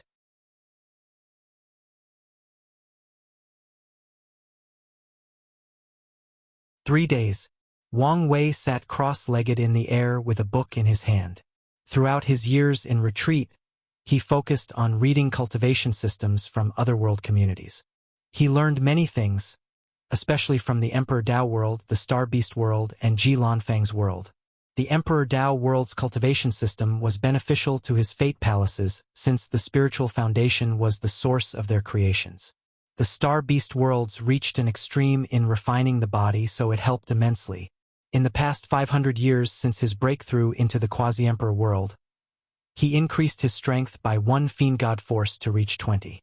Ji Lanfang's cultivation system was interesting because of the Dao treading realm in which cultivators create a heaven path toward the grand Dao source. He theorized the creator tried to develop a way for people to use this road to become great emperors without relying on the heaven will. Wang Wei became inspired by this technique and thought of creating a heaven road leading to the source Qi space and relying on it to bring innate Qi to the myriad emperor world. This method might be more reliable than the one he thought, or a combination of the two. After reading and understanding another cultivation system, Wang Wei put it away before taking out an ordinary-looking book. He did not immediately open it but caressed the cover. He flipped the first page and stared at the handwriting. For a moment, he was dazed, lost in his memories. He subconsciously touched the handwriting before sighing. He had read this book more than 1,000 times, so people would think it would be some peerless technique. And in some ways, the information contained was as precious as any peerless emperor scripture. Wu Hong left him this notebook with many reminders and a few pieces of information, many of which he could only open after proving the Tao. However, the ones he could read were indeed important. For example, she reminded him that willpower was very important to body refiners after opening the gate of power and gate of flesh. According to her, it is one of the core power of indestructible empyreans and inextinguishable paragons. Willpower, along with obsession and other strong emotions, is considered one of the few powers in the chaos universe capable of creating miracles. Another critical knowledge she left for him was her understanding of the Emperor's body and the technique of awakening. Finally, it was her warning that anything could happen in the final battle, and he should be psychologically prepared for the worst-case scenarios. Wang Wei calmly read the notebook, not impatient in the slightest despite already memorizing every word. In the process, he felt she was next to him, teaching him. He remembered the days when she tried to be serious and teach him something, but he purposely acted like a rascal and secretly harassed her. Muttered Wang Wei as he felt something. A token appeared before him, sending him more information. Only 3 days? It's finally time, muttered Wang Wei. He knew the decisive moment had arrived. After cultivating for millions of years, all cultivators with ambitions will fight in a decisive battle. The winner becomes king, proves the Tao, attains immortality, and becomes an existence that stands above myriad races and worlds, a being that escaped the shackles of death, sickness, and aging. Meanwhile, the loser will either die or suffer in agony after missing this opportunity. They have to slowly watch as their lifespan runs out and enter reincarnation. The Emperor system is truly cruel. Trillions of cultivators fighting in a cage match like animals, doing their best for one opportunity. Wang Wei sighed. Many years ago, he described the heaven will battle the same way poison Tao cultivators raised goo, placed a bunch of venomous and poisonous insects into a cage and had them fight and absorb each other's poisons. The final winner will be the most poisonous creature. This method disgusts me, but I also understand one must play the game to win it. His current self was nowhere near the stage where he could make or even bend the rules. Wang Wei regained his composure before waving his hand to send the message to the sect. With this single move, the entire Tao opening sect began to operate at an unprecedented height. And it was not only them. All factions in the world participating in this battle began to move. Emperor lineage and supreme lineages, devil cultivators, demons, and even loose cultivators. Wang Wei walked out of his mansion and went to see his parents. If things went wrong, he might only have the last 3 days with them. Although he had already made multiple preparations, things often went wrong, so there was no perfect plan. He walked into the room and saw his family waiting for him. His mother and father looked the same. Meanwhile, his father's aura had improved, but by not much. Sacrificing lifespan for potential was not a simple thing and had severe consequences. No matter the world community, the lifespan limit of quasi-emperors is 1 yuan epoch or 1,269 trillion years.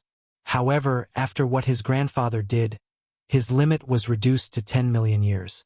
And unless extraordinary measures are used, this fact cannot change.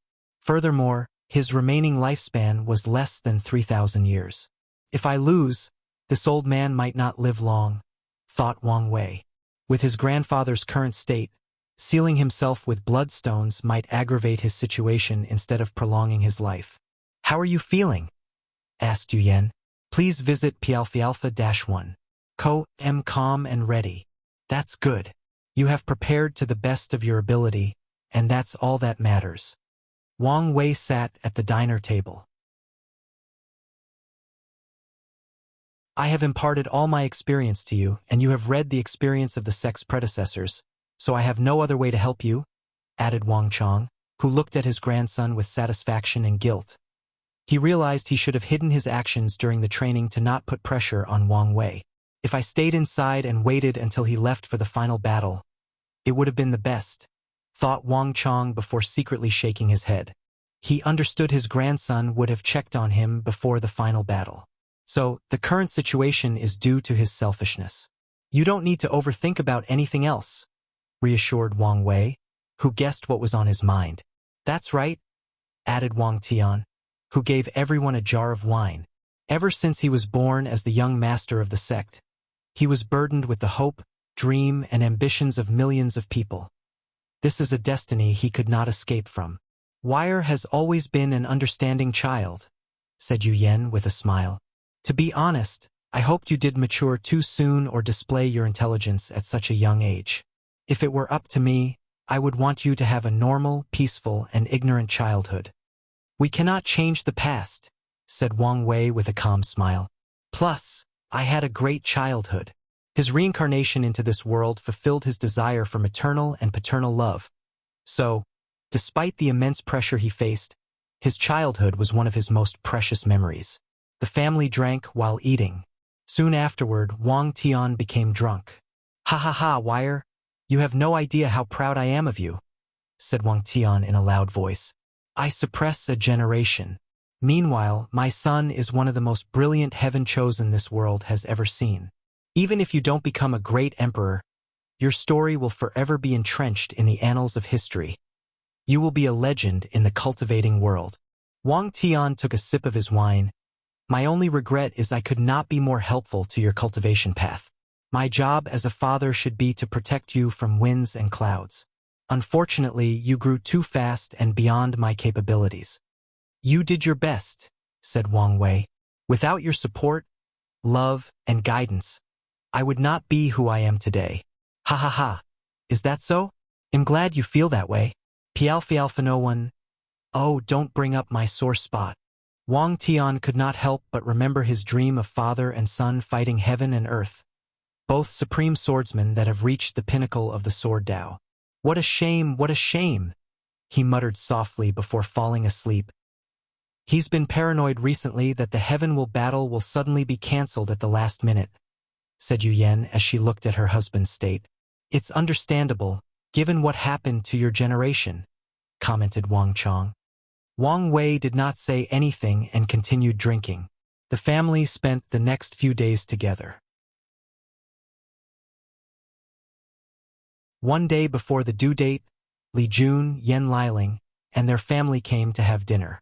Finally, it was the due date. Are you ready? Asked Wang Wei as he looked at the four of them. Yes, replied Li Jun, Yen Liling, and Wang Ju nodded. And Tai Gang was too nervous to answer. Then let's go. The battle finally begins. Let's hope things go smoothly for Wang Wei and for me, the author, who is stressed out hoping this volume will be well written.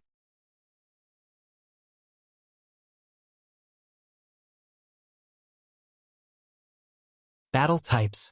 And, sorry it's late, so the chapter is not edited. Wang Wei and the group teleported to the sky blue domain on the eastern side of the central continent. Their destination was the Bloodfish River, a relatively famous river in the continent because of a special fish called bloodfish. The fish was an excellent resource to temper the body, so many divine body realm cultivators will use it. Furthermore, it is also beneficial for healing injuries. A crack opened near the river, and Wang Wei's group suddenly appeared. Immediately, everyone suddenly became tense. Because of Wang Wei's fame and prestige, most people regarded him as the biggest threat to this battle. So, thousands of eyes secretly looked at him once he arrived. Some bold people even tried to test his power with their divine sense. Unfortunately, these stupid people suffered the consequences of their actions as Li Jun released a terrifying killing intent that destroyed their divine sense, thus giving these people a small penalty. Did you notice? Asked Yen Liling through divine sense. Yes, poison, replied Tai Gang. Many heaven-chosen secretly released poison to affect the surroundings. I'm speechless. Some people use this kind of low-level tactic, added Li Jun.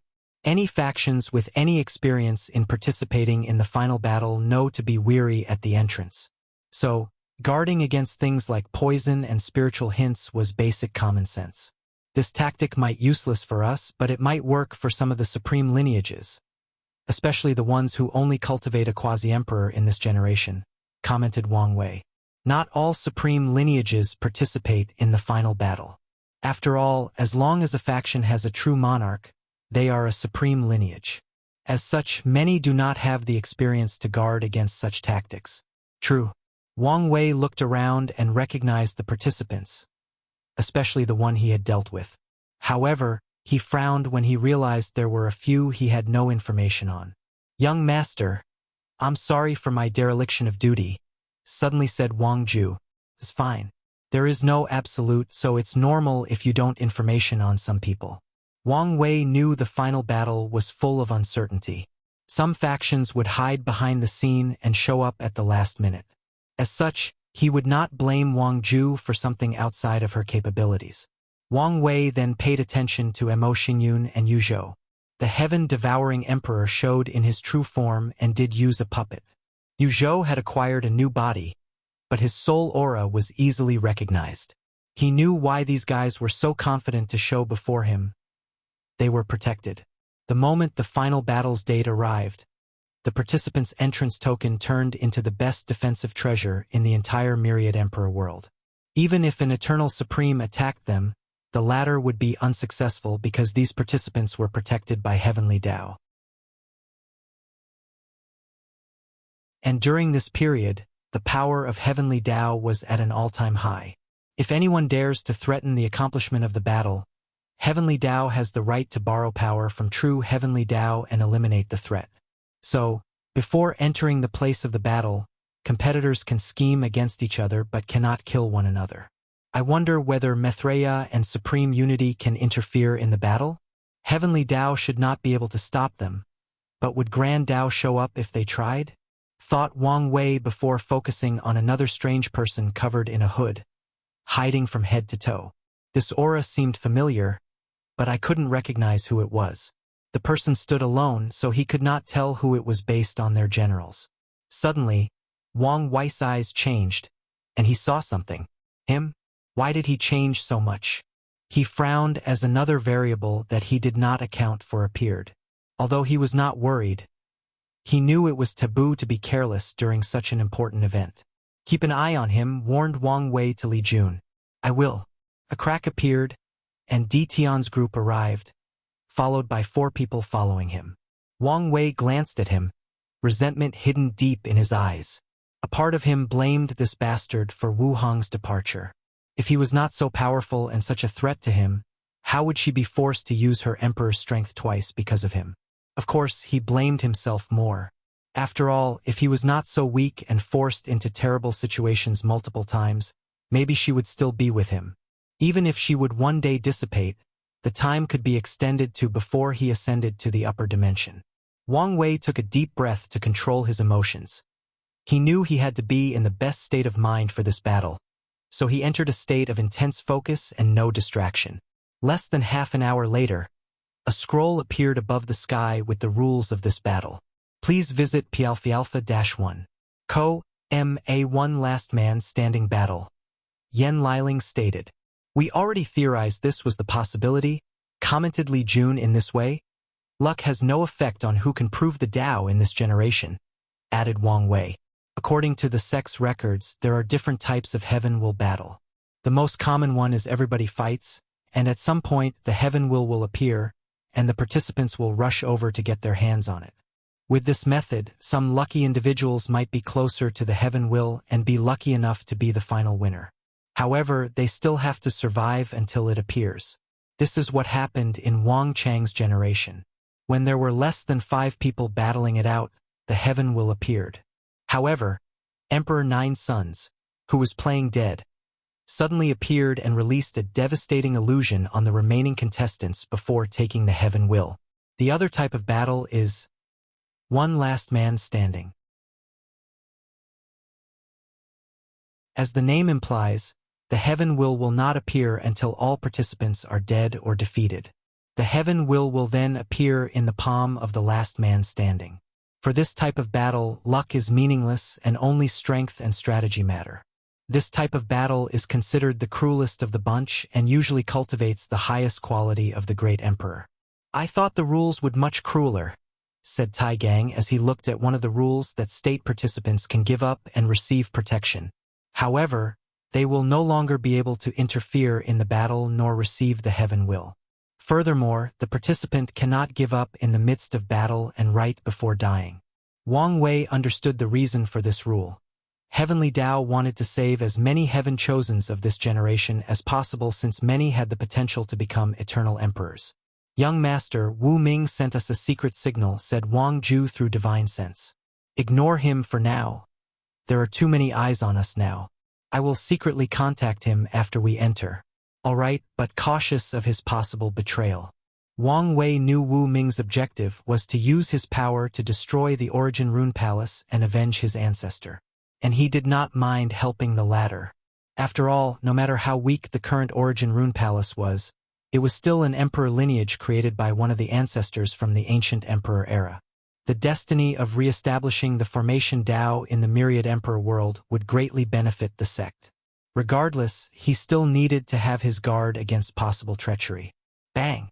An enormous white portal suddenly manifested before the group.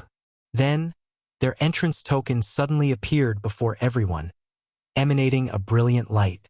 Finally, one by one, the participants entered the portal, including Wang Wei's group. Is this the battleground? Muttered Wang Wei and the others, who found themselves on a deserted planet with no one in sight.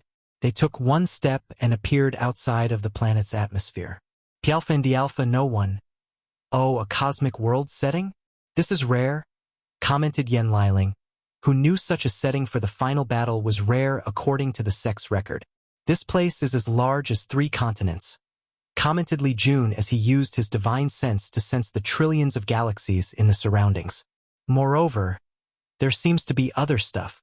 Li Jun felt the space was extremely solid that even ordinary quasi-emperors could not teleport. Moreover, his divine sense was also restricted in the size it could be spread. Isn't this place a little extravagant for a battle? Asked Tai Gang. Not really, if you consider Big Brother and DT on strength, responded Li Jun.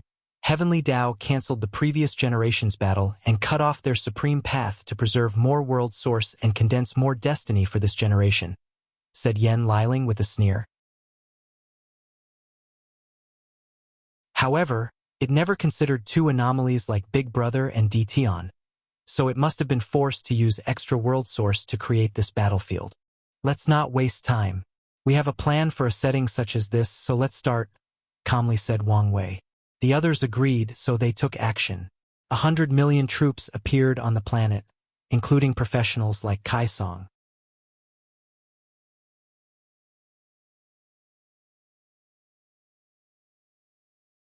Suppressing Fate Alliance on the move. Yes, I accept, replied Huang Yuan directly.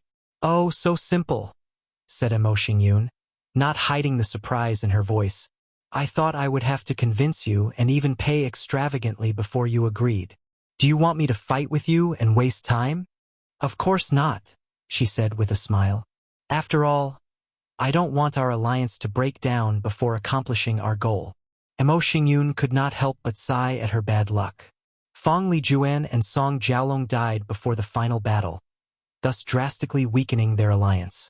These 2 were great pawns. It's a shame for their early death, she thought. She had many plans on how to use these 2 pawns to the fullest of their ability. Time is of the essence, so send me the thing you promised. I will give you a coordinate. Mo Xingyin frowned. Is there a problem? Said Huang Yuan with an ugly expression. I won't accept your proposal without what you promised me. No, I just found your eagerness a little suspicious. You don't need to care. So, are you sending it or not? She paused for a few seconds before smiling. No problem. Mo Xingyun waved her hand to teleport something to the location given by Huang Yuan. The latter disappeared from the screen for at least 30 minutes before reappearing. No problem. In that case, we can begin with the first step, continued Mo Xingyun. Remember to be careful and run if you can't succeed. Don't be hypocritical, Mo Xinjian. We both know you don't care about my safety. Yes, I don't. But you are currently worth more alive than dead. And if you ruin my plan because of your carelessness, I won't hesitate to eliminate you at all costs. Huang Yuan squinted his eyes. I will be careful. He terminated the communication array, leaving only Chun Chun and Mo Xingyun. Prepare for the second step once he finishes. Chun Chun nodded his head. Mo Xingyun could see he was uncomfortable talking, so she also closed the array. She sat on top of a mountain on a planet, lost in her thought. No one knew what the Eternal Emperor was thinking. A few minutes later, she raised her head to look above. Her eyes ignored the vast difference in this cosmic universe, checking everything that was occurring in the different quadrants. Except with a few places with decent formations, she saw the chaos and madness of this battlefield. Pialfi no one. Oh, Mo Xingyun, you think you can use me as a pawn? But we will see who uses who. He spent a few hours preparing before heading to another quadrant. Eastern Quadrant. Li Jun stabbed his spear, killing a loose cultivator that tried to explode and perish with him. Why do I feel more people are participating in this battle than there should be? Didn't you read the report? Asked Taigang. What report? The report from the Fate Shadow Guard. Li Jun frowned before shaking his head. I must not have read. Yes, you were too focused on subduing that weapon, nodded Taigang. So what happened? You remember how the boss allowed many Heaven Chosen to die during the cleanup? Yes. These people did not meet Heavenly Tao's standard. So Big Brother allowed the foreign Heaven Chosens to hunt them down. Well, Heavenly Tao played dirty and distributed these people's entrance tokens throughout the world. Although most of these tokens cannot even bring 2 million troops, many people fought for them. Is that so? Uttered Li Jun, and that's not all. According to Wang Ji's analysis, some talented genius who woke up at the last minute might infiltrate this battlefield by posing as soldiers from people with entrance tokens. Li Jun shook his head. It's pointless to muddy the water using such a method. The majority of these people are nothing more than cannon fodders. I'm guessing the objective is to give a chance to these sealed or hidden Heaven Chosens. Heavenly Tao probably did not want to remove the probability that a peerless genius was amongst these groups. Please visit Pialpha-1. Co-M, however. I agree it's pointless to do so. Taigang knew his boss' strength, so he knew Heavenly Tao's actions were futile. However, he did not care since his thought could not influence Heavenly Tao. Who's there? Suddenly said Li Jun, looking outside of the reach of the formation. You detected me so soon. It's you, he replied before frowning. That power, that's Feng Li Juan's invisible talisman. How did you get it? You don't need to know. Do you think we didn't know about your little alliance? Said Li Jun with a sneering. Huang Yuan, you must have a death wish to attack us first. Huang Yuan stood in the void with his ex-wife, Fan Qianhan, standing behind him. He looked at the group and did not waste time. He summoned his legion and activated the moving array he had established. Something is wrong, muttered Li Jun indeed. Huang Yuan was not this brave, especially after his loss to Big Brother. Analyzed Yen Liling through divine sense from a distance. More importantly, his legion seems weird, added Taigang. Li Jun also felt Huang Yuan's anomaly. So, he decided to play it safe and send a regiment of 10 million men composed of his slaughter legion. He wanted to test the water. So, 10 million void-shattering realm cultivators all cultivated slaughter or war Dao. These soldiers are the weakest of the legion, so they are not the perfect group to test Huang Yuan's situation. Of course, Li Jun will not let them die in vain, as he's prepared to intervene at any moment. After all, it was not easy cultivating so many void-shattering realm cultivators. The resources used on these 100 million soldiers are enough to make weak emperor lineages like the Divine Tao League cry in tears. Huang Yuan looked at these troops and secretly sighed as he saw their lowest cultivation level was void-shattering realm. The loose alliance sponsored him with many resources. However, he had to acquire many of the resources for his troops. But even then, a lot of his forces were in the primordial spirit realm. The ancients once said, to become an emperor, one needs talent, luck, destiny, and wealth. They should have emphasized more how important the wealth part was, sighed Huang Yuan. However, he was not disheartened by the situation since he had his trump card. He waved his hand to mobilize his legion, sending twice the number. Soon, the battle began as numerous lights appeared. Energy waves and the power law enveloped the surrounding hundreds of galaxies. Blood filled the empty void that was the endless space, painting the cosmos with a shade of red. Even outnumbering them, they still had the advantage, thought Huang Yuan calmly as he watched his men being slaughtered one by one. These soldiers are the elites amongst elites. He was not talking about their cultivation level but about their battle prowess, IQ, unity, and cooperation. Furthermore, they are undying by sharing their life force, he thought with his eyes shining. However, this is just the beginning. After less than an hour, Li Jun's soldiers slaughtered Huang Yuan's 20 million troops, with a death toll of less than 300. However, the latter was calm and composed. He only waved his hand to send another regiment thrice to his opponent's side. The situation was the same as the Slaughter Legion massacred the enemy. Something is wrong, uttered Li Jun. He did not think Huang Yuan would send his man to die for no reason. Then he seemed to have thought of something. Could it be?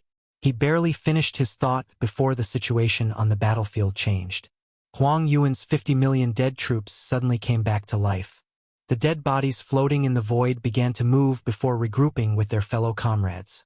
They lined up perfectly as the well-trained soldiers they were.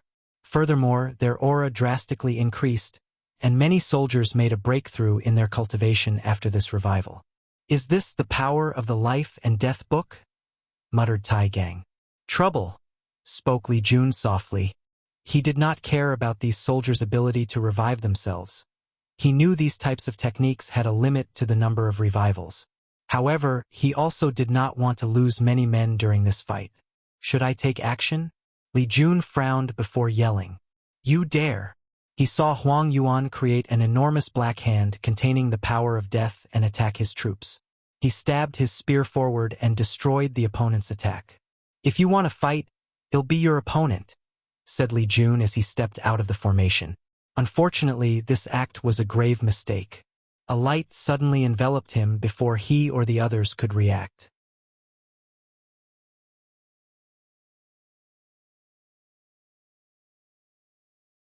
Objective: excellent. The first step is completed, thought Huang Yuan calmly. He gazed at Tai Gang and Yen Liling, preparing for the second step. He activated the Life-Death Parade array he set up to counter Yen Liling's array. The power of life and death alternate, slowly eroding the enemy's formation. Damn it, said Tai Gang with a frown. What should we do now? I can feel he is still alive, said Yen Liling calmly. So, we only have to wait until he gets out of trouble or deals with Huang Yuan to cancel whatever means he used. Do you want to send Wang Ju? The current her is nothing but a clone. Plus, it's too early for her to take action. In that case, I'll go, said Tai Gang, who summoned his Proving Tao artifact. Iron-looking gloves encased his hand before flying out of the formation range. You? I don't have time to waste on someone like you, said Huang Yuan coldly. I'm only here for my revenge, so get out of my way. Do you think it makes sense to say these words to me? Said Tai Gang calmly. Plus, you are the last person I would accept calling me a waste. I earn all my strength and power, but who in this generation does not know you're useless without that book? Huang Yuan squinted his eyes but did not say anything or react. In that case, let me get rid of you first. Palm of Death. His attack was simple and direct. He condensed an enormous palm containing an immense amount of the power of death. Everything in this palm's path became dead, whether it was matter, soul, flesh, or energy. Immortal venerable strength, thought Tai Gang with a grave expression. According to the Fate Shadow Guard information, Huang Yuan had less than a 10% chance of breaking through the mortal-immortal barrier. Of course, this did not account for using secret techniques or other means. However, based on how easily he used such an attack, he might have succeeded. A rune appeared on Tai Gang's forehead before punching the palm. A terrifying vibration emanated from his body before exploding the palm, bombing it into non-existent. One leaf strength? Said Huang Yuan with a frown as he observed Tai Gang. Then, he shook his head. I thought you had some achievement. It turned out to be the result of formation. Huang Yuan could tell this formation blessed Tai Gang's body, thus temporarily increasing his prowess. Tai Gang frowned as he felt pressured. His current strength was limited and would not last long. So, a protracted battle would make things difficult for him. Damn it, how could this Huang Yuan break the barrier? He felt frustrated, especially since he failed to do despite the excellent conditions the sect and boss provided for him. Calm down, suddenly said a voice in his mind. Huang Yuan is bluffing to weaken your aura and momentum. His strength is the result of sacrificing numerous life span to the book. Tai Gang squinted his eyes, but he did not say anything. However, his aura changed as he regained his calm and composed demeanor. Huang Yuan frowned as he sensed the change in his opponent's aura. Tai Gang opened his mouth, but no sound came out. However, immediately afterward, blood fell out of Huang Yuan's nose. A sound released at a vibration even I cannot detect? What's more, this vibration can directly attack the soul. The law of life nourished his body as he instantly healed the damage, including the one in his soul. Wanna play sound with me? Thought Huang Yuan with a sneer. Sound of death. His body released an undetectable or subtle vibration, killing everything in its path. He did not move or make any noise, but the surroundings suddenly began to decay and die. Tai Gang felt an omen of death, but he could not detect how the attack arrived. His intuition and vibration Tao told him it was a sound attack, but he could not understand it. Sound of defense, sound of healing. Sounds are vibrations. Simultaneously, sounds have different effects on the mind, spirit, and soul. They can create a certain mood, like joy, anger, and motivation. And in some myths of folklore, sounds can heal. Using these concepts and ideologies, Tai Gang created these techniques for battle. His defense and healing capabilities drastically increased. However, he could sense his organs failing as the power of death slowly killed him. So, he popped a pill into his mouth, healing his injuries. At least, this was his attempt. Unfortunately, the pill only delayed the power of that attack. Tai Gang moved as he used the formation to create an imaginary world of decent size. He clenched his fist before punching.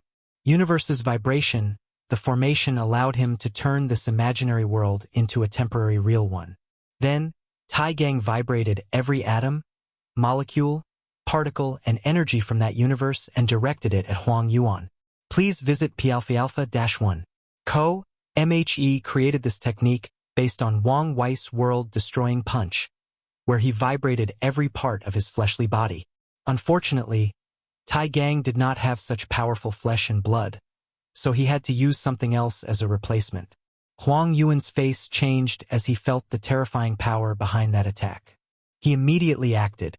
Samsara seal. After a cultivator enters samsara, their strength and memories will be sealed to ensure their successful reincarnation. Huang Yuan imitated this ability to seal the power behind this attack before creating a black and white shield to protect him. With his quick decision-making, he was intact and survived. However, he was not happy. Palphalpha-1.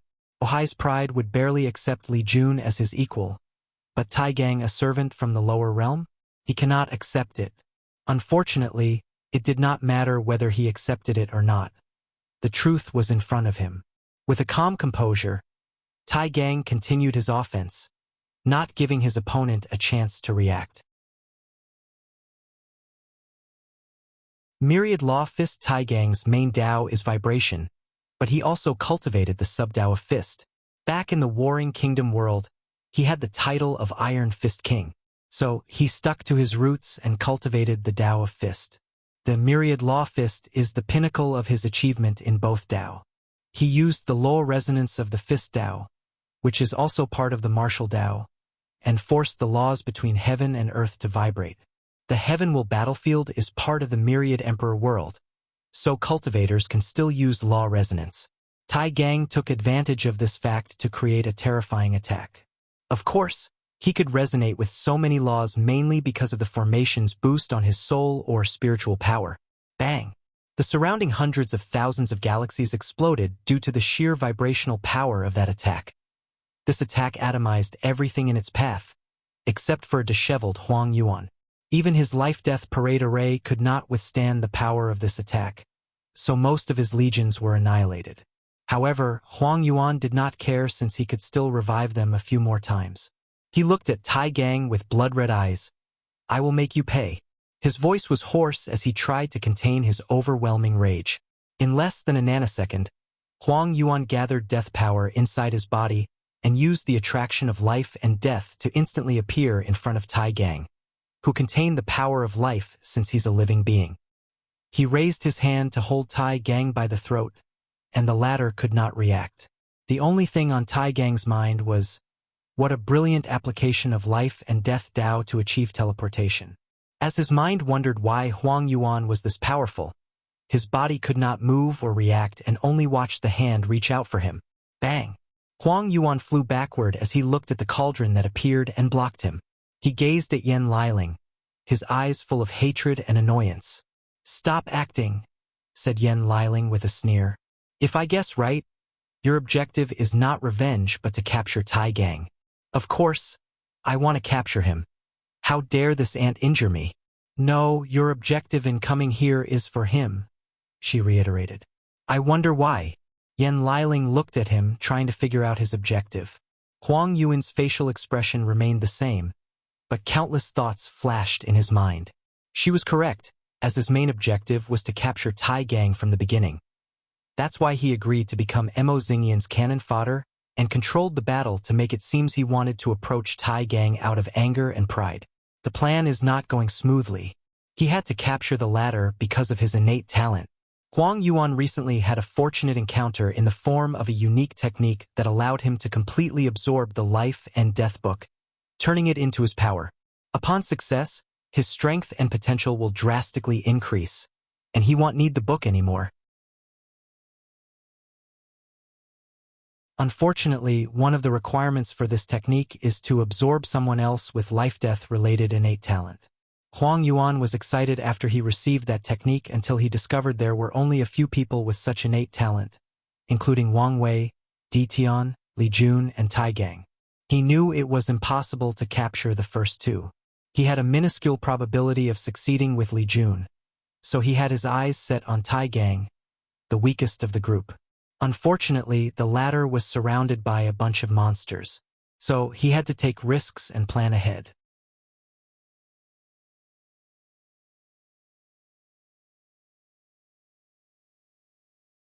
Retribution. Huang Yuan immediately knew time was of the essence, so he decided to be decisive and use his most powerful technique. Thunder of Death. He had a thunder-related physique and cultivated Thunder Dao before acquiring the Life and Death book. So, he did not completely abandon this Dao and cultivated it as a secondary law. So, for this attack he fused the two Dao, reaching a higher level. An enormous black lightning bolt appeared in front of Huang Yuan, and with a flick of his finger, he threw it at Tai Gang and Yan Liling. Boom! The roar of thunder echoed in the vacuum of space. A dark energy wave spread in all directions, killing everything in its path. Unfortunately, Yan Liling and Tai Gang remained intact at the center of the explosion, with a cauldron floating above their head. What? This attack reached the beginning of Three Leaf, but she did not have a scratch on her, thought Huang Yuan. He sacrificed hundreds of millions of lifespans to reach such an intensity. Yet, his opponent casually blocked his attack. Everyone thought you were only a talented alchemist, but it seems that everyone underestimates you, said Huang Yuan with gritted teeth. Indeed, replied Yan Liling. The world knows her as a talented alchemist and the logistic manager of Wang Weiss Group. However, only the sect knows her battle prowess and overall abilities. She created the 9 Cauldron art and is considered a supreme scripture for alchemists. And that's because Yan Liling's scripture is all-encompassing. She includes alchemy and battle methods. Through her scripture, she can condense different cauldrons with different effects. For example, she was currently using the Cauldron of Defense, but she had various cauldrons for different purposes. Huang Yuan, coming here was your biggest mistake, declared Yan Liling before manifesting a second cauldron that was red. Flame Cauldron. This cauldron was the most used in Yan Liling's 9 Cauldron art, since she is an alchemist. But it's not only used for refining pills. A clear, almost invisible flame emanated from it. Chaos flame, and it has been cultivated to the highest level, said Huang Yuan with an ugly expression. Chaos flame is usually manifested in the shape of a multicolor flame, like a rainbow. However, once a cultivated trains it to the highest level, it will turn colorless. Wang Wei fused a chaos flame into his heart to temper his body. However, he had no time to cultivate this heavenly flame, so he gave Yan Liling a seed to develop before absorbing it himself. Additionally, he once received the Flame Emperor's understanding of the Chaos Flame, so he gave it to Liling as well. Under Yan Liling's control, the colorless flame turned into a phoenix before rushing toward Huang Yuan, making the latter squint. He knew Chaos Flame had terrifying burning capabilities and could change into different attributes. Can be changed into the Flame of Life, Flame of Destruction, Flame of Thunder, Flame of Purification, etc. Although it is extremely difficult to cultivate the Chaos Flame to reach such a level, a few people have achieved such a feat, like the Flame Emperor. Death Shield. Huang Yuan created a black shield to protect him. He used the power of death to block the attack while also bringing death to the flame. Unfortunately, Yan Liling did not lack battle experience because of Wang Wei and Li Jun's dream technique. She instantly changed the property of the Chaos Flame into a Flame of Life, which is the opposite of Huang Yuan's death attribute, thus countering. Huang Yuan acted on instinct and changed the property of his shield to life, and Yan Liling countered by doing the same and changing her flame attribute to death, still overwhelming him. Finally, Huang Yuan acted swiftly and used the power of samsara, which is a combination of the Tao of life and death. Yan Liling then chose a more direct and overbearing method. She turned the flaming fiending into the attribute of destruction and overwhelmed her opponent. Bang! Huang Yuan flew backward a dozen light years with burn marks on his face and body. His hair had turned mostly white because he had to sacrifice his lifespan to activate the book and protect him from this attack. Damn it! He cursed as he felt that a power prevented him from healing. No matter how much he used the law of life, there is no more time to waste. He waved his hand to manifest a golden sword that illuminated the endless darkness of space. The sword became the center of attention as soon as it manifested. That aura, muttered Tai Gang.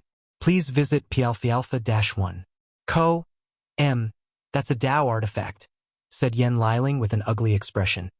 She knew she could not stop the lowest one-root Tao ancestor attack, so she acted swiftly to stop Huang Yuan from attacking. Condensation Cauldron. Alchemists must condense all the spiritual herbs into a pill during the refining process. So, Yan Liling created a unique cauldron based on this aspect. It would generate a powerful force that would crush the enemy from all directions, turning them into a pill shape.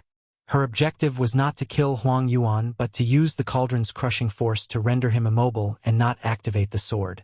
Regrettably, Huang Yuan easily blocked her attack with the sword before retreating toward his ex-wife. He wanted to shift his pain and injury to her as a way to heal while simultaneously attacking with the sword. He knew Yan Liling could not block, so Wang Wei would be forced to intervene. Then, in the brief period he was protecting her, he could kidnap Tai Gang and use his escape plan. Palphalpha-1. Wang Yuan had an incredulous look on his face. He lowered his head to see a hand had penetrated his body, destroying his internal organs. He slowly turned his head to see his wife, Fan Chenhan, looking at him with cold eyes full of hatred. You! How is that possible? He asked with blood gushing out his mouth. Fan Chenhan did not answer him. She looked directly into his eyes, full of hatred that was almost substantial. How is that possible? Asked Huang Yuan, unable to process the situation. He refined her into an utterly obedient puppet with only a slight consciousness so she could experience the pain he inflicted on her. Suddenly, he remembered something. It's Wang Wei, isn't it? He said with maddened eyes. When he saved me in the cleanup, he placed Karma Thread on me and you. Using it, he freed you from my control, leading to your current betrayal. Fan Chenhan did not utter her word. She had not spoken for too long and had no desire to do so. Meanwhile, Huang Yuan could not move as he felt an unknown power invading his body and soul. A curse? He thought with an ugly expression. Before he could react, he started screaming in agony. A shriek containing an indescribable pain scattered in the surrounding galaxies, turning the dark void even more gloomy. Huang Yuan felt the most horrible pain in his body, soul, and mind. The pain was so intense he wanted to die. The truth of the matter is he would have committed suicide if the pain rendered him impossible to control his body. Meanwhile, Fan Qianhan calmly looked at him, squirming in this vacuum space. She used a technique called the Curse of Pain, taught by Wang Wei, which allowed her to transfer all the pain she experienced during her life. And what did she experience? Well, her life was a nightmare since Huang Yuan made sure of this. He defiled her body, soul, and mind. He ensured she experienced the worst possible torture possible for a human and a woman as a price of her betrayal. Every day, she lived in agony, wishing she could end her suffering. But he refused to kill her and freed her from her suffering. Instead, he added more agony and misery. Fan Qianhan lived like that for more than 200,000 years. And now, Huang Yuan was now experiencing her suffering, both physically and mentally. The process lasted for half an hour before the screaming stopped. Then, Qianhan felt relieved and at peace. She looked at the dead body of her former husband before looking into the distance where Wang Wei was. She clasped her hand together before giving a 90-degree bow. Finally, her body turned into numerous particles before disappearing between heaven and earth. Fan Qianhan killed herself, even utterly eradicating her soul. After living such an inhuman life, she lost her will to survive. She even destroyed her soul to prevent her from reincarnating. She did not want to risk remembering her past life. After her death, the entire eastern quadrant seemed more gloomy. Unfortunately, life has to continue. Her sad story is one of the many trillions in this vast and endless universe.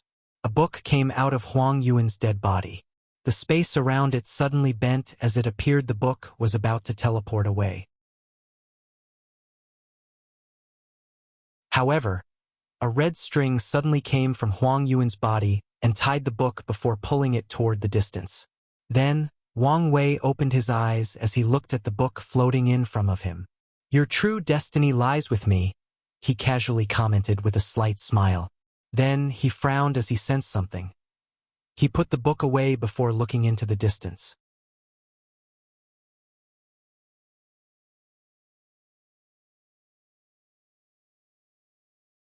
Scheme and proving Tao artifact.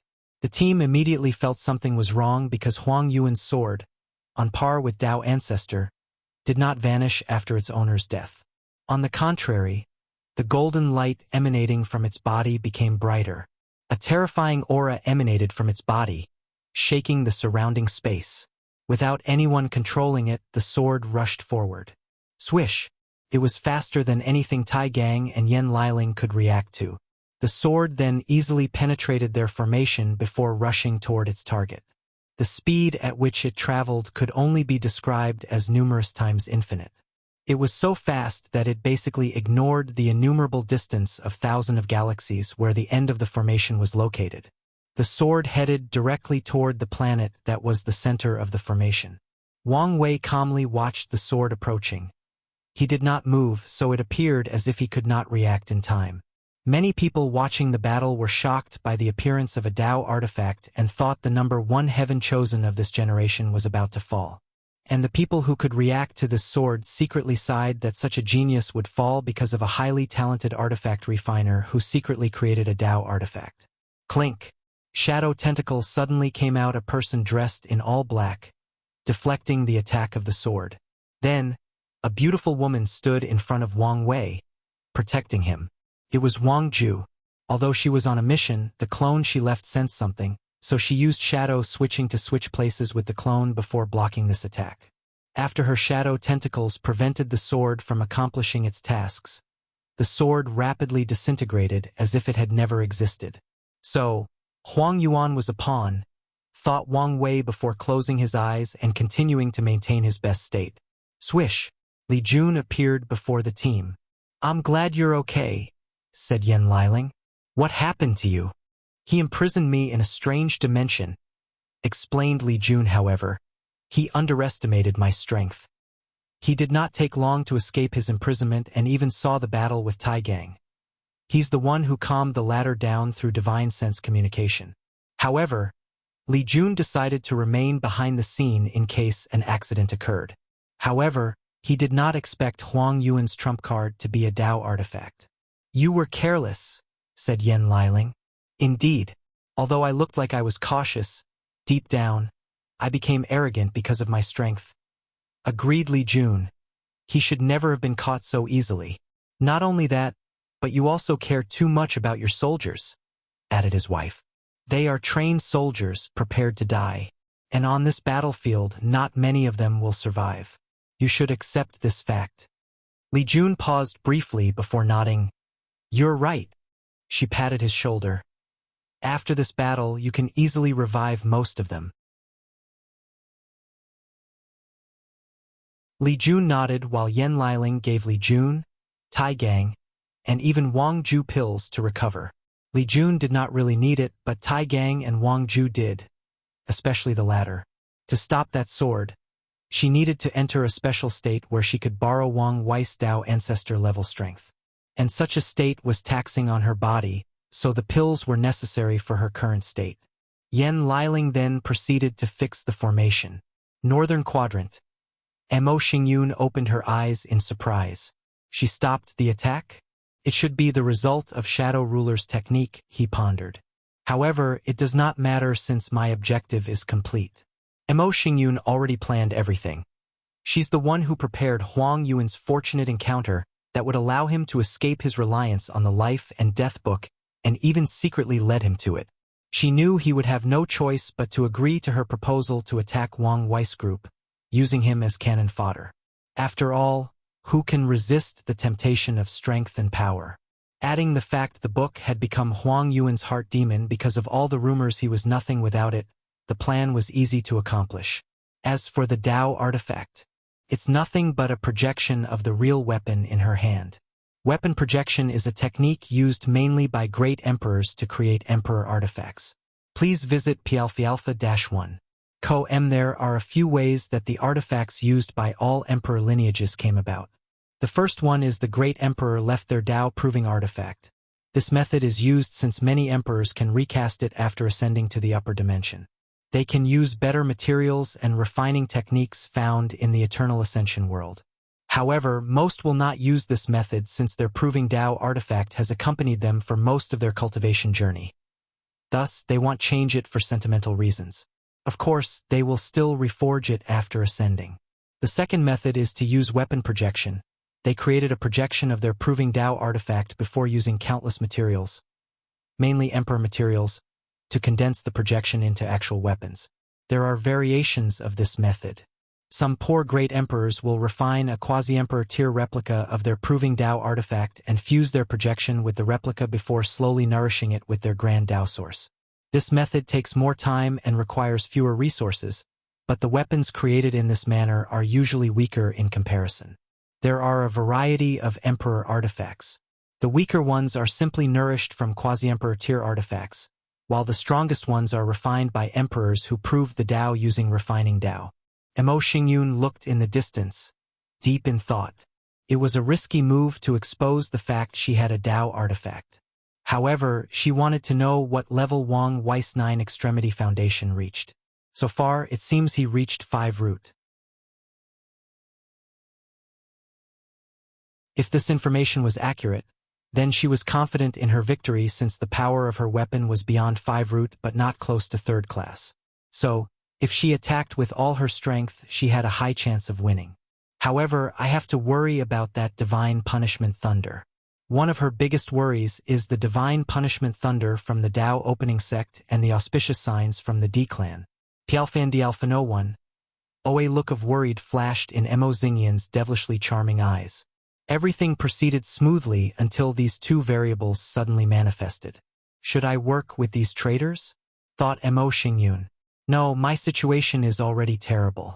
If I'm labeled as a traitor, things will become worse. The heaven-devouring emperor died because many emperors from the myriad emperor world besieged him after knowing what he did. However, if he is discovered he is affiliated with the seven moons, he will truly die once the era of these parasites ends. I don't need to worry so much. The only reason I'm going to the trouble of participating in this battle is to revive myself as swiftly as possible and reach my peak state in one fell swoop. So, it does not matter whether I fail since it only means it will take more time to revive myself. It is not easy for an emperor to revive themselves after death. The process takes time and resources. However, with the proper technique and resources, the time needed can be drastically decreased. The heaven will is one of the best resources for this task. As long as the Devour Emperor gets his hand on it, he can immediately revive himself and return to his peak state.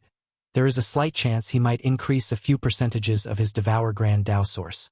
More importantly, I can revive in the lower dimension and have another chance. The Heaven Devour Emperor could not help but think about the thing inside the swallowing zone. This time, I don't need to use extreme means to get my hands on it. I can wait until it is complete. Better yet, I can sacrifice the 9 Devil God Worlds world source along with a few million greater, middle, and lower thousand worlds. After readjusting his state of mind, Heaven Devour Emperor felt more at ease. He gazed at the western quadrant. It might be difficult to force Chun Chun into a pawn to test Dition's situation. After what happened to Huang Yuan, the latter will be on guard. Furthermore, Chun Chun suddenly disappeared before the battle and did not even participate in the cleanup.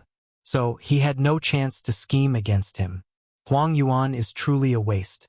According to the original plan, he had a high chance of surviving. I guess I should not blame since even I didn't notice Fan Qianhan's anomaly. In his current state, he was limited by Mo Xingyan's body and cultivation realm. Although he could do some unique things, there were too many limits. Furthermore, there was no trust between the members of the Fate-Suppressing Alliance, so he never came into contact with Fan Qianhan. Since Chun Chun is unreliable, should I find another chess piece to test Dition? He still had a chance to use a sneak attack on Dition if the latter did not know about him. However, it would depend on whether his 9-extremity foundation was similar to Wang Wei. He is either similar to Wang Wei or weaker than him. So, let's see if a sneak attack will be successful. Mo Xingyun made a decision and immediately prepared.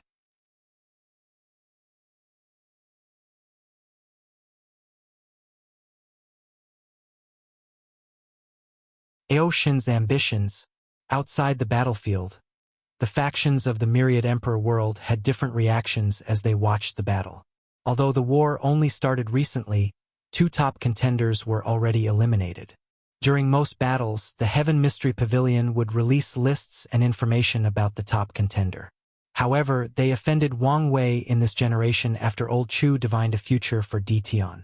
And after Wang Wei visited them for his Supreme Outlaw trial, they closed their gate and decided not to interfere with this generation. As such, other factions made lists and predictions. However, regardless of who made a list, people like Huang Yuan and Xiao Songxi would enter the top 20.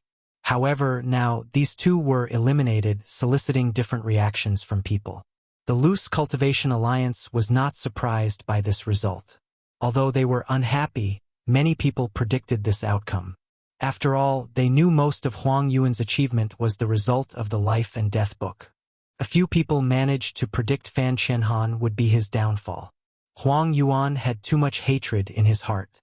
Love and hate are often interchangeable. He once loved her beyond words he could describe. So once she betrayed him, all his love turned into hatred. Many cultivators of the alliance suggested to Huang Yuan that he should kill her instead of maltreating her to such an extent. They believed as long as he did this, he would perfect and sublimate his Tao heart. Sadly, he refused to listen, and this led to his downfall. As such, after seeing his downfall at Fan Qianhan's hands, they could only sigh this was retribution. The upper echelons of the alliance only regretted they lost the Life and Death book. Although the book was technically their property, they would not dare ask the Tao opening sect for it. Xiao Songxi's downfall elicited a similar reaction, but only for the people of the Baishi clan. They knew from the star stage that Xiao Songxi had a minuscule chance of winning this battle. Unfortunately, to their disappointment, Xiao Songxi did not even begin his plan before someone eliminated him. The other sea race clans were sad as they had many expectations for Xiao Songxi. Although their race has been prosperous, they still cannot compare to humans because of their lack of an eternal emperor. So, they hoped to cultivate one in this generation full of destiny and luck. Unfortunately, few talented heaven-chosens appeared in their sea race. Meanwhile, Xiao Songxi was half-human. Although he purified his bloodline and was now a full-blood Baishi clan, many people still viewed him as human. Regardless, they had no better choice but to count on him. Unfortunately, he failed. So, as they looked at him lying on the floor, they could only sigh in disappointment. Meanwhile, the demon race was both happy and worried. They were delighted by the might displayed by their venerable chief. Simultaneously, they feared the other races would gang up on him and eliminate him. After all, no race would want the demon race to have an eternal emperor. Although the situation of the Myriad Emperor world is no longer the same as the ancient Emperor era, where Eternals could do as they pleased, it would still bring devastating catastrophe to other races if the demon race was the final winner of this generation's battle. No one wanted a repeat of the Golden Ape Emperor or the Heaven-Devouring Emperor. So, many people were secretly watching the demon race, scheming how they would react once an eternal emperor appeared on the northern continent. Heaven will battlefield, Northern Quadrant. Mo Xingyun sensed the power of Devour, and it was a unique one from the Baishi clan. He once studied their clan's bloodline when creating his heaven-devouring physique, so he was curious after sensing their clan's unique aura. His curiosity allowed him to witness the battle between Aoshin and Xiao Songxi. After the battle ended, Aoshin detected his gaze and looked at him. The latter picked Xiao Songxi's body before returning to the demon race's side and activating the formation to hide all these pesky sights. Mo Xingyun frowned as he felt a slight greed flash in Aoshin's eyes. Although the latter swiftly controlled his emotion and removed it, he still detected it. What is this guy planning? His intuition told him another variable might have opened up. Although Xiao Songxi is a waster, this generation is full of talent, he commented. Compared to his generation, most of the heaven-chosens of this era were on par with him, if not better. Given a chance, most of these people can become eternal emperors. As for Xiao Songxi, as a person who cultivated Devour Dao, he could not devour everything thrown at him. As such, he was a waste in the Heaven-Devour Emperor's eyes. Roalpha Dialpha, Nu the pinnacle of the Devour Dao is to be able to devour everything. A quasi-emperor can devour the attack of a third-class emperor. Of course, they could swallow it and not digest it. They should be able to turn the power devoured into reserve energy that increases their stamina or life energy for healing. Of course, Mo Xinyu knew for a quasi-emperor to achieve such a feat, they would need to spend millions of years swallowing the emperor's attack while the latter waited for them to do it. Pialpha Dialpha, no one Mo Xingyun shook his head before ignoring this situation. He still had things to plan. Southern Quadrant. Aoshin looked at Xiao Songxi's body. He had processed the shock from knowing Wang Wei and Di Tian's strength and could react more calmly. By now, he had calmed himself down, entering a state of rationality. The dragon race was used as the blueprint for many demon races, he thought. In many records, dragons are described as the head of a camel, the body of a snake, the scale of a fish, the paws of a tiger, the claws of an eagle, the ear of an ox, the horns of a deer, the eyes of a hare, and the belly of a clam. The descriptions sometimes vary with different animals, but the essence is dragons are composed of various animal parts. According to my inherited memories, the innate demon and primordial gods used different characteristics of the dragons to create a demon race while also modeling it after other innate creatures like the white tiger. To create me, the demon race combined the bloodline of different tribes, focusing on the physical characteristics of dragons. After years of research and acquiring a broken chaos treasure, their research succeeded, and I was born, albeit incomplete. Aoshin became a complete and genuine innate dragon after absorbing the dragon blood from the secret realm Lu Meishu opened. With a calm composure, he opened Xiao Songxi's chest and took the latter's heart from him. Then, using a secret technique, he forced 9 drops of extremely bright red blood. My bloodline is already the combination of many demon races. But that's not enough, thought Aoshin with brilliant eyes. I will fuse the Baishi clan's bloodline and swallow more bloodline. If I can fuse countless race bloodlines, especially powerful innate bloodlines, I might be able to create a dragon chaos bloodline, drastically increasing my strength. Maybe I can even use this chaos dragon bloodline to have the battle prowess of Tao Ancestor and even Great Emperor. A light of madness flashed in Aoshin's eyes as he pondered the feasibility of this plan. Darkness can contain all things similar to chaos, maybe except its opposite of light. Using this basis, I could use it as the seed for my chaos bloodline. Then, with the swallowing power of the Baishi clan, it will be easier for me to swallow and assimilate different bloodlines. Although this plan was crazy, Aoshin felt it was worth the risks. So, he sat cross-legged and absorbed Shao Sang's bloodline. Using the entire demon race's heritage or knowledge regarding bloodline, he created the Choas bloodline seed using his innate dragon bloodline and the Baishi clan bloodline. The first stage is complete, he thought as he felt the bloodline seed inside his body.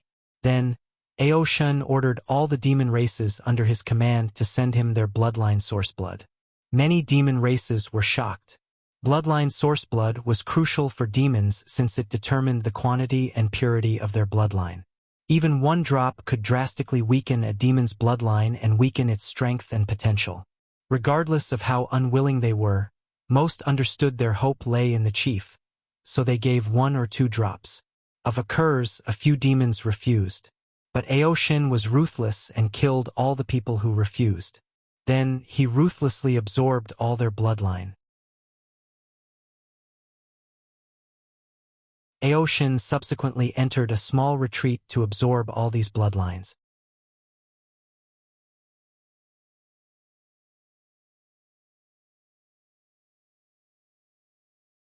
Ingen is on the move. Aoshin took a deep breath, ensuring he was in the best state possible. Then, he began to swallow these bloodlines and integrate them into the chaos seed. First, everything proceeded smoothly. With the Baishi clan's devouring power, the process of swallowing these demons was easy. Furthermore, his innate dragon bloodline also contained the blueprints for many demon bloods. However, as he absorbed more bloodline source, Aoshin had to face the will contained in them. Many of his generals and soldiers possessed Emperor bloodline, and these bloodlines contained traces of the Emperor's imprints and their will. As he absorbed more of them, he could feel these wills trying to twist his mind. He knew if he did not do anything, his soul and chaos seed would collapse. However, Aoshin was a ruthless man, tempered by his experience in the martial hegemony world. He spent thousands of years being hunted down, killing and fighting people who wanted to drink his dragon blood, eat his dragon meat, pull his dragon muscle and dragon scale to make weapons, and even use his dragon soul. Due to that experience, he had tempered his willpower to an extremely high level. As such, he fought against these remnants of wills and imprints. They manifested in the form of various shadows that attacked his primordial spirit inside his sea of consciousness. Each of these shadows contained soul or mind attacks on par with the one he used on Shao Songshi. However, Aoshin did not give up and fought with all of them until he destroyed everyone who tried to stop him. Although the process was dangerous, he experienced an unprecedented tempering that purified his soul and increased his willpower. Immortal Venerable 6-leaf strength, thought Aoshin as he exhaled. My plan is feasible. Previously, he was only at the peak of 5-leaf, but now, he made a breakthrough in such a short period. He sensed the dragon chaos bloodline seed inside his body, releasing a power that nourished his body and slowly increased his overall prowess. Furthermore, Aoshin knew he could use countless bloodline divine abilities. But it's not enough, far from it, he thought with a frown. He waved his hand to summon Shao Sang's body. The latter was still alive, although barely. Aoshin had removed most of his Baishi clan's bloodline, but he did not kill him. He used his divine sense to search for Shao Sang's soul. His original plan is interesting. According to Shao Sang's original plan, He needed to gather 7 people that broke the mortal-immortal barrier and used a special formation. The array would allow them to bring out most of the power of an innate treasure, thus achieving the battle prowess of Tao ancestors for a short period. As for which root of power they reached, it would depend on the strength of the 7 people. His plan is too flawed. It would be too difficult to get these 7 people together and trust each other enough to cooperate, especially this late in the competition. Although this generation had more than 7 people who broke the mortal-immortal barrier, the core issue would be to gather them together and work for one purpose. It's difficult to complete this plan, especially with my demon race identity. Aoshin shook his head. Although he had an even lower chance of success than Xiao Songshi, he was willing to try as a last resort. Aoshin gazed in the distance at the location of the sea race formation. He took one step and appeared in their location. Using Xiao Songxi's knowledge, he controlled this formation, granting him entrance access. Then, with a flick of his hand, he killed all the sea race's generals and soldiers. A swallowing vortex appeared in front of his body, absorbing the bloodline of these people, further nourishing his chaos seed. Aoshin felt his power drastically increasing, approaching 7 Leaf. He suddenly frowned as he felt a new power incubating inside his body. The ambitious dragon closed his eyes to sense this new power. Innate chaos law, he thought with some excitement. With this law, it will be easier to drive the development of his chaos bloodline. The innate chaos law is both good and bad news for me, he thought. The good news is obvious. However, the bad news is his heaven path tribulation will be 100 times more difficult because of this chaos law. However, I only need to worry about the tribulation if I fail this plan. And if I survive. Aoshin squinted his eyes, focusing on the changes in his body. He guessed it would take some time before reaching 7 Leaf. Unfortunately, time was of the essence, given the current situation. It's not enough. I need more potent and pure bloodlines, preferably innate bloodlines, he thought. A few people appeared in his mind, and a ruthless light flashed in his eyes. Should I also swallow human emperor bloodline? After thinking about it for a moment, Aoshin decided otherwise for a few reasons. The main one is that human emperor bloodlines manifested differently than other races. Human great emperors do not want their descendants to be restricted by their bloodlines, so it usually manifests in the form of cultivation talent, comprehension, special physiques, energy manipulation talent, potent and pure soul, body refining talent, etc. This is why human cultivators whose ancestors were powerful great emperors do not have powerful divine abilities derived from their bloodlines. Many of them even have mediocre talent due to the thinning of bloodline through generations. Another reason Aoshin gave up was due to the potential danger this act would bring to the demon race. He did not want the world to see him as the next Heaven Devourer Emperor and used this excuse to exterminate his demon clan. Rho Alpha D Alpha Ennu Omalthaw, I can't absorb these people's bloodlines. I have alternatives, thought Aoshin. There are plenty of people with bloodlines on this battlefield, some dormant and not even awakened. In his current state, his seed could sense hidden and thin bloodlines from people. Although these powers are weak, they are better than nothing. After making a preliminary plan, Aoshin did not immediately leave but decided to take some time to prepare. Central Quadrant. Yin Zhen, who was in the middle of a formation, suddenly opened his eyes. He used his divine sense to check something, frowning in the process. The Yin Qi gathered is way less than I calculated. Yin Zhen was an expert in 2 things, body refining and Yin Qi. If he cultivated law, his Tao would have been Yin Dao. So, after entering this battlefield, he created a formation to gather Yin Qi for his use. Could someone else be doing the same thing? But why can't I detect anything? While in deep thought, he suddenly felt something. The one in the north is dead. His frown deepened as he waited. A few minutes later, 3 people appeared before him. How is the situation? Asked Yin Zhen. I only gather a small amount in the East Quadrant. I feel danger, so I followed your order and did not force it. The Southern Quadrant had no problem. I gathered enough Yin Qi, but the quantity was less than calculated. I only gathered a small amount in the Western Quadrant. Ingen looked at the last general with a questioning gaze. Pialfian di Alpha, no one Oyen Gen thought his general was acting cowardly. But he suddenly remembered something. Mo Xingyun once contacted him to join an alliance against Wang Wei and Di Tian. Additionally, another mysterious group contacted him for the same reason. There are rumors Di Tian is as much of a threat as Wang Wei. Could it be true? He frowned before gazing at the western quadrant. So be it, he said, and the third general sighed in relief. Let's mobilize, we are attacking the eastern quadrant. Continued Ingen, sir. Isn't it too soon? Asked the first general. Wouldn't it be better to wait? With more people dead, the more Chi we can gather. The situation is changing with every passing second. There are too many variables, so let's attack first. We can test the opponent first and decide whether to take a prolonged approach. As you wish, but what about Lu Si? He's dead, said Ingen. Someone in the northern quadrant is capable of killing him?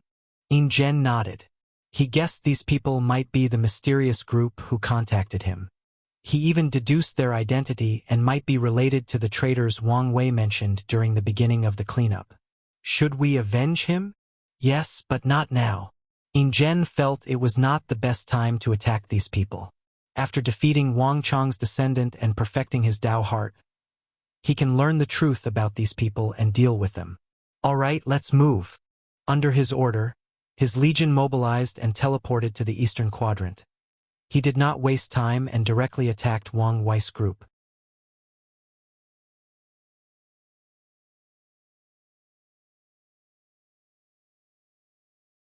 Ingen versus Li Jun, 2. Tai Gang did not waste time and swallowed a pill. Bang! His aura drastically increased. He used his innate talent to connect to the undying talent.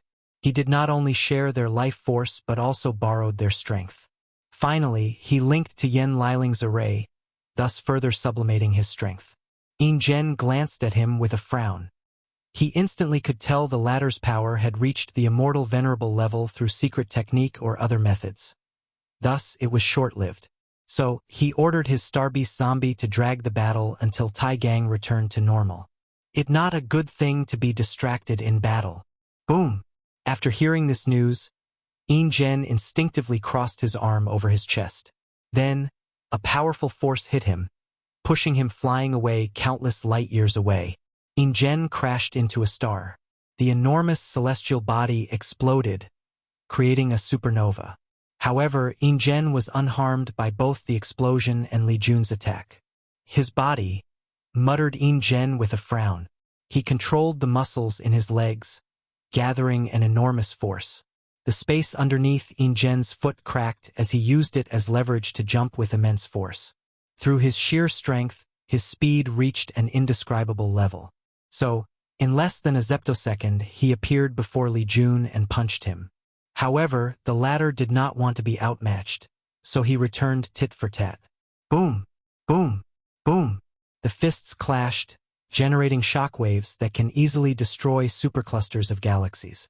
In less than a minute, they exchanged more than a quintillion punches.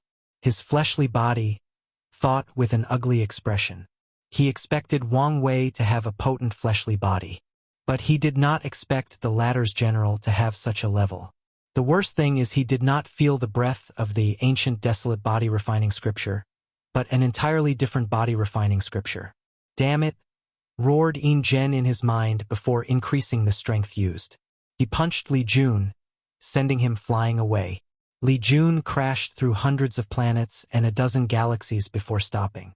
However, his injuries were only superficial and healed instantly. What a wonderful body-refining technique. It's a shame. And what does that mean? Said Ingen, who appeared before him. He had controlled his emotions and calmed down. Our sex, ancient desolate body-refining scripture, is known for its difficulty to cultivate, but there are still many people with the talent. However, the threshold for your technique is probably even higher. I'm guessing your sect would be lucky to find 10 people capable of cultivating it to a high level, let alone willing to cultivate it in the first place. Ingen knew the latter was correct. Since he created his technique, few people were willing to cultivate it. After all, the first step involved turning into a disgusting creature like zombie. Although cultivators can change back into humans, it requires achieving a high level. Unfortunately, his golden zombie art, now called immortal zombie art, is too difficult to cultivate. It requires immense suffering to absorb yin qi. There is a high chance of going insane, which requires a high willpower to control, and the technique is weak to light Dao, Yang Dao, Thunder Dao, and Buddhist techniques in the early stages. Only by reaching the golden zombie stage will these weaknesses against positive Dao or powers be eliminated. Unfortunately, few people can reach such a stage. Yin Zhen gazed at Li Jun, using Yin Power's coldness to remain calm. His obsession was proving his body-refining lineage was the best in the world. This obsession had made his Dao heart unable to reach perfection. The lack of perfection will not prevent Yin Zhen from proving the Dao or even becoming an eternal emperor. On the contrary, it will become his motivation to move forward until he defeats Wang Chong. Regardless, this lack of perfection can be exploited by others if he is not careful. And Li Jun has caught this flaw and used his word to affect his state of mind. So, he decided to no longer play around as he sensed the aura of his Starbeast zombie was slowly but steadily decreasing. Yin Zhen turned his right hand into a claw shape and gathered his 66 primordial dragon force. His battle prowess reached the peak of 6-leaf.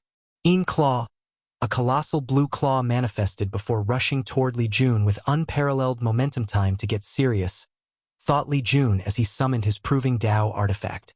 He held the spear in his hand tightly before stabbing forward. The power of slaughter gathered on the tip of his weapon, swiftly eradicating the claw. Rho Alpha D Alpha, N Nu Am. However, Li Jun's attack did not stop and continued moving forward. Yin Zhen felt a sense of crisis, so he evaded. Unfortunately, his action was predicted. Li Jun appeared before him and stabbed his head. Yin Zhen felt an intense sense of danger. Typically, he would not care if his head was gone. However, he knew he could not tank this attack. Furthermore, it was also too late for him to completely evade. So, he moved his body, so the spear pierced his body, leaving a hole the size of an adult human palm. Immediately, Yin Zhen blew with his mouth, and the force sent Li Jun a few meters away. Taking this opportunity, he distanced himself from his opponent. Yin Zhen's complexion was not good-looking. Rho Alpha D Alpha N Nu Am. With a thought, Yin Zhen controlled the Yin Qi in the surroundings to replenish himself. After all, too many people died in the Eastern Quadrant, affecting this entire battlefield. Unfortunately, Yin Zhen discovered he could not control as many Yin Qi as he wished. And the culprit for this was Li Jun, who was looking at him calmly.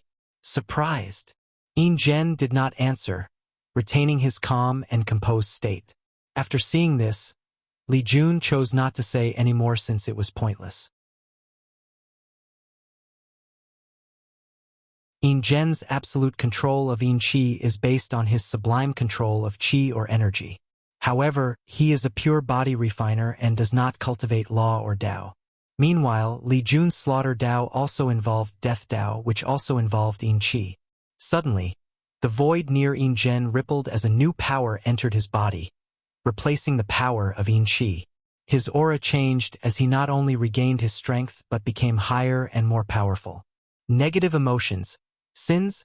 This is the devil's karmic sins, analyzed Li Jun as he sensed the power entering Yin Zhen's body. According to the information gathered on the latter, he did not have this power. However, the Fate Shadow Guard did state he immediately entered a state of retreat after returning from the cleanup. So, he used the devil's karmic sins for his zombie art to reach a higher level, analyzed Li Jun before waving his spear. Spear meteor. Millions of spears appeared in the empty space, rushing toward Yin Zhen, who had an ugly expression. He had discovered a weird power that nullified his regeneration. The worst part is he could not remove it no matter what he did. Yin Zhen divided his mind in two, focusing on the oncoming attack. He clapped his hands together, generating a shockwave that destroyed most of the spears. Banshee whale. Banshee are part of undead or ghost, or creatures that thrive on the soul, negative energy, or Yin Qi. Yin Zhen opened his mouth to generate a sonic attack to stop the remaining spears. His attack was a two-prone method, attacking the spear and also affecting Li Jun's soul. Unfortunately, the latter did not respond, utterly ignoring his attempt. Furthermore, he did not stop all the spears, as 5 still reached. Bang! Ingen punched the nearest spear. He then used the force of the attack to push himself backward countless light years away. He stopped in a cluster of galaxies and absorbed the life energy they generated. The starry sky battlefield created for the heaven will does not have life. However, the planets, stars, and galaxies themselves can be considered living, full of life energy. Ingen absorbed hundreds of them, hoping to heal himself. Unfortunately, he discovered he could store these energies but could not make the hole in his chest heal. Damn it, what is this power? He thought. Unfortunately, he did not have long to contemplate and come up with a solution. Li Jun threw his spear, and the killing weapon was flying toward with unmatched momentum and the power to slaughter all living beings. Boom! Ingen clashed with a nearby planet, coughing a large mouthful of blood. His organs shook by the vibration from the planet, but he regenerated this time. Huh? The power of Yin-Yang? Uttered Li Jun as he looked at the black and white shield around Ingen. I understand. The process of cultivating your zombie art is turning into an undead before reverting to the living. So, it makes sense you can control the power of Yin and Yang. You should also have some control of life and death.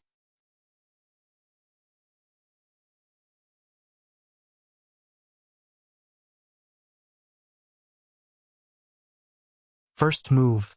Li Jun spent so much time fighting Ingen, even giving the latter so much time to remove the influence of his Dui realm because he had a purpose. He wanted to study his use of willpower manifestation so he could reach the same realm. I've learned a lot, but it's not enough, he concluded. Willpower manifestation is not as simple as the name suggested. Li Jun has read about some other world communities' cultivation systems that train willpower to affect the world or even control the law or Tao. But this is not the same as the body refiner's willpower manifestation. These methods are, at best, a way to train to reach such a stage.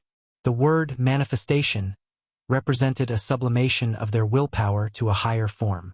This sublimation allowed body refiners to use their willpower the same way as Tao will, including using it to remove Emperor's Tao imprint in the Grand Tao source.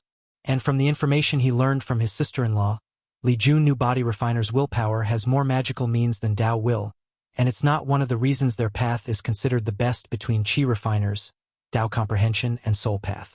It does not matter. I can use this experience as the foundation for later. Li Jun understood Ingen's success in his willpower manifestation was not because of his talent and willpower. After all, he did not lag behind the latter in any of these categories. The main reason for his success is his pure dedication to body refining and the battle between life and death. Unfortunately, he was not a pure body refiner and did not have a similar life and death experience. Time to end this battle, he declared. How arrogant, sneered Ingen. However, the two suddenly sensed something and looked in a direction. Li Jun's face changed as he saw what had happened. A shadow suddenly appeared and broke through their group's formation. Then, the shadowy figure headed directly toward Yen Liling. The shadowy figure waved his hand to shoot a brilliant light cannon that ravaged the location Yen Liling stood. Everything in the light beam's path was instantly atomized, including the surrounding spacetime. The golden light that shone in the dark space in an area of millions of light years slowly disappeared, showing Yen Liling standing in the same path with a cauldron floating above her head. Besides her slightly elevated breathing, she appeared intact. Then she looked at the assassin with red eyes. If not for her defense cauldron, she might have died in this attack since it reached the peak of 3-leaf. Cauldron of Strength. Another cauldron appeared next to her, full of designs of the demon race, innate demon, and primordial gods. Suddenly, a savage aura emanated from Yen Liling's body as she rushed toward the assassin. In less than an instant, she was before him and punched him. Boom! The assassin's training allowed him to defend himself instinctively by crossing his arms. Sadly, the attack pulverized his skin, muscles, tendons, and bones, leaving 2 empty sockets for arms. Yen Liling was an alchemist and had little time to dedicate her time to temper her body to the level of true power Dao realm. In her 9 cauldron art, she created ways for alchemists to use fire to purify their skins, muscles, organs, bones, and blood, thus achieving a high level of body refining.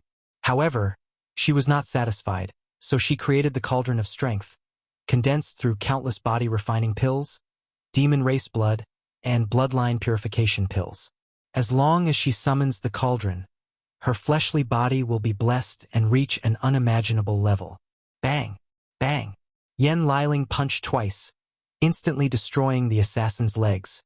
She rendered him useless by leaving only his torso. Subsequently, she condensed the Cauldron of Soul.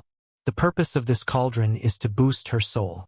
She used it to help her refine pills, using it to replenish her lost spiritual power while engraving divine runes. This cauldron is one of the main reasons she can succeed in creating immortal pills. With this cauldron, Yen Liling wanted to search the assassin's soul for information. Although angered beyond words, she was rational enough to know what was necessary at the current moment. Unfortunately, she failed. A seal suddenly activated, annihilating the assassin's soul and brain. Yen Liling frowned, deep in thought. "Was that you?" asked Li Jun, his eyes red. Adding to his crimson hair, he seemed the incarnation of death and slaughter. "No, it wasn't," replied Yin Zhen calmly before sneering. "But so what if it was? You should know nothing is off-limit in this battle." "Good," said Li Jun with a hoarse voice, making Yin Zhen tremble. Death of all sentient beings, a small and simple red spear appeared before Li Jun. However, after seeing it, Yin Zhen trembled. A terrifying power locked him, telling him he could not escape. From the simple spear, he saw all the ways someone could kill any life forms that fall in the category of sentient beings.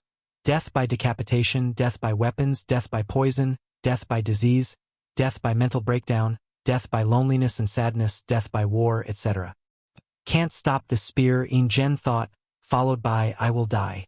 The fear of death began to overwhelm his mind, so he had to bite the tip of his tongue, using pain to regain control of his body and mind.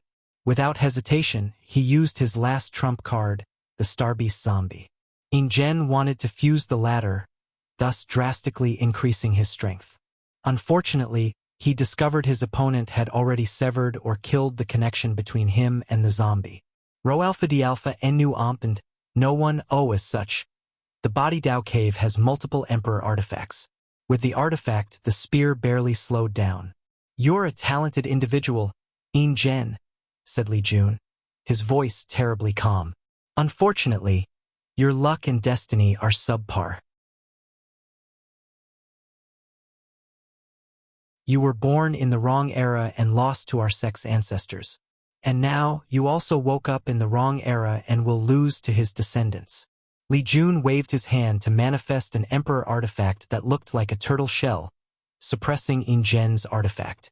Then, the spear continued his journey, bringing him closer to death. Yin Zhen still remained calm as he analyzed the situation. He knew he could not use another Emperor artifact in his current state, especially since the enemy could do the same. He knew it would be best to bring out more power from the glove artifact he was using instead of bringing out more of them. So he continued pondering. "My only chance is to use my willpower to boost my defense." Yin Zhen entered a deep focus state, trying to mobilize the new power he awakened. Unfortunately, his luck or foundation had run out. In such a short time, he could not successfully comprehend a decent defensive method using his willpower. So, the spear continued its journey of destruction, death, and annihilation. When it was less than a meter away from him, Yin Zhen found his lower body rapidly disintegrated into infinitely small particles. So he watched his life pass him as the spear slowly approached. Luckily for him, fate was on his side. After the spear reached less than 50 centimeters from him, its power fluctuated violently as if it had lost control. Opportunity, thought Yin Zhen as he moved his only remaining head to open a space portal and left the eastern quadrant. Meanwhile, Li Jun calmly watched him disappear before teleporting to see his wife. "How are you?" he asked as he held her in his arms. I'm fine. Do you know what happens? Any idea who did it?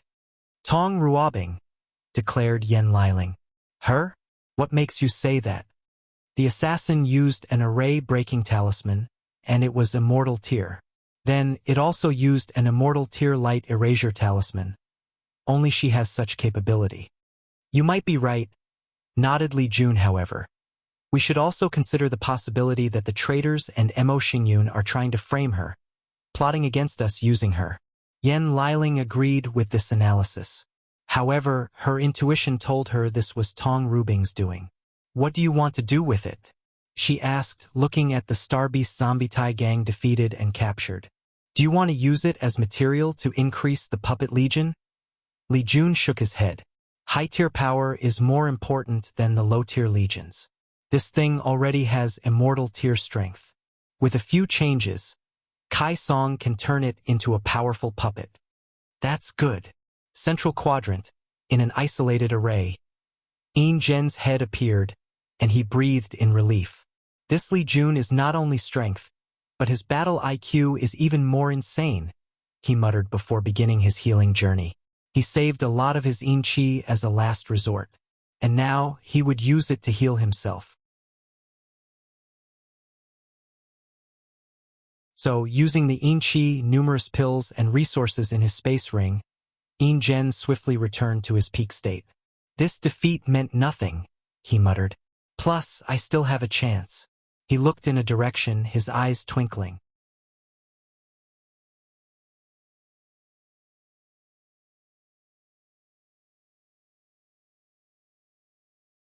Yin Zhen's fate. Yin Zhen looked into the western quadrant, deep in thought. He pondered for a few minutes before a ruthless light flashed in his eyes. Blood energy, he muttered to himself. His zombie art was technically an evil technique. After all, zombies were abominations, creatures whose existence is rejected by heaven and earth since they defy the order of samsara. As such, there is one way Yin Zhen could use to increase the speed of cultivating his art, absorbing blood energy. By absorbing the yang energy from flesh and blood of creatures, he can balance the Yin Qi in the zombies' bodies, thus accelerating the cultivation of the technique and ensuring users can reach the golden zombie stage and revert to a living creature. Additionally, absorbing souls can also accelerate this technique since they are in nature. However, he has never done such a thing throughout his entire cultivation journey. He even warned future descendants of the Body Dao Cave never to use this method. Yin Zhen had many reasons. Firstly, doing so would garner heavenly tribulations, making cultivating his technique even more difficult. He knew heavenly Dao would never allow any shortcut for such a powerful technique. The second reason was karmic sins.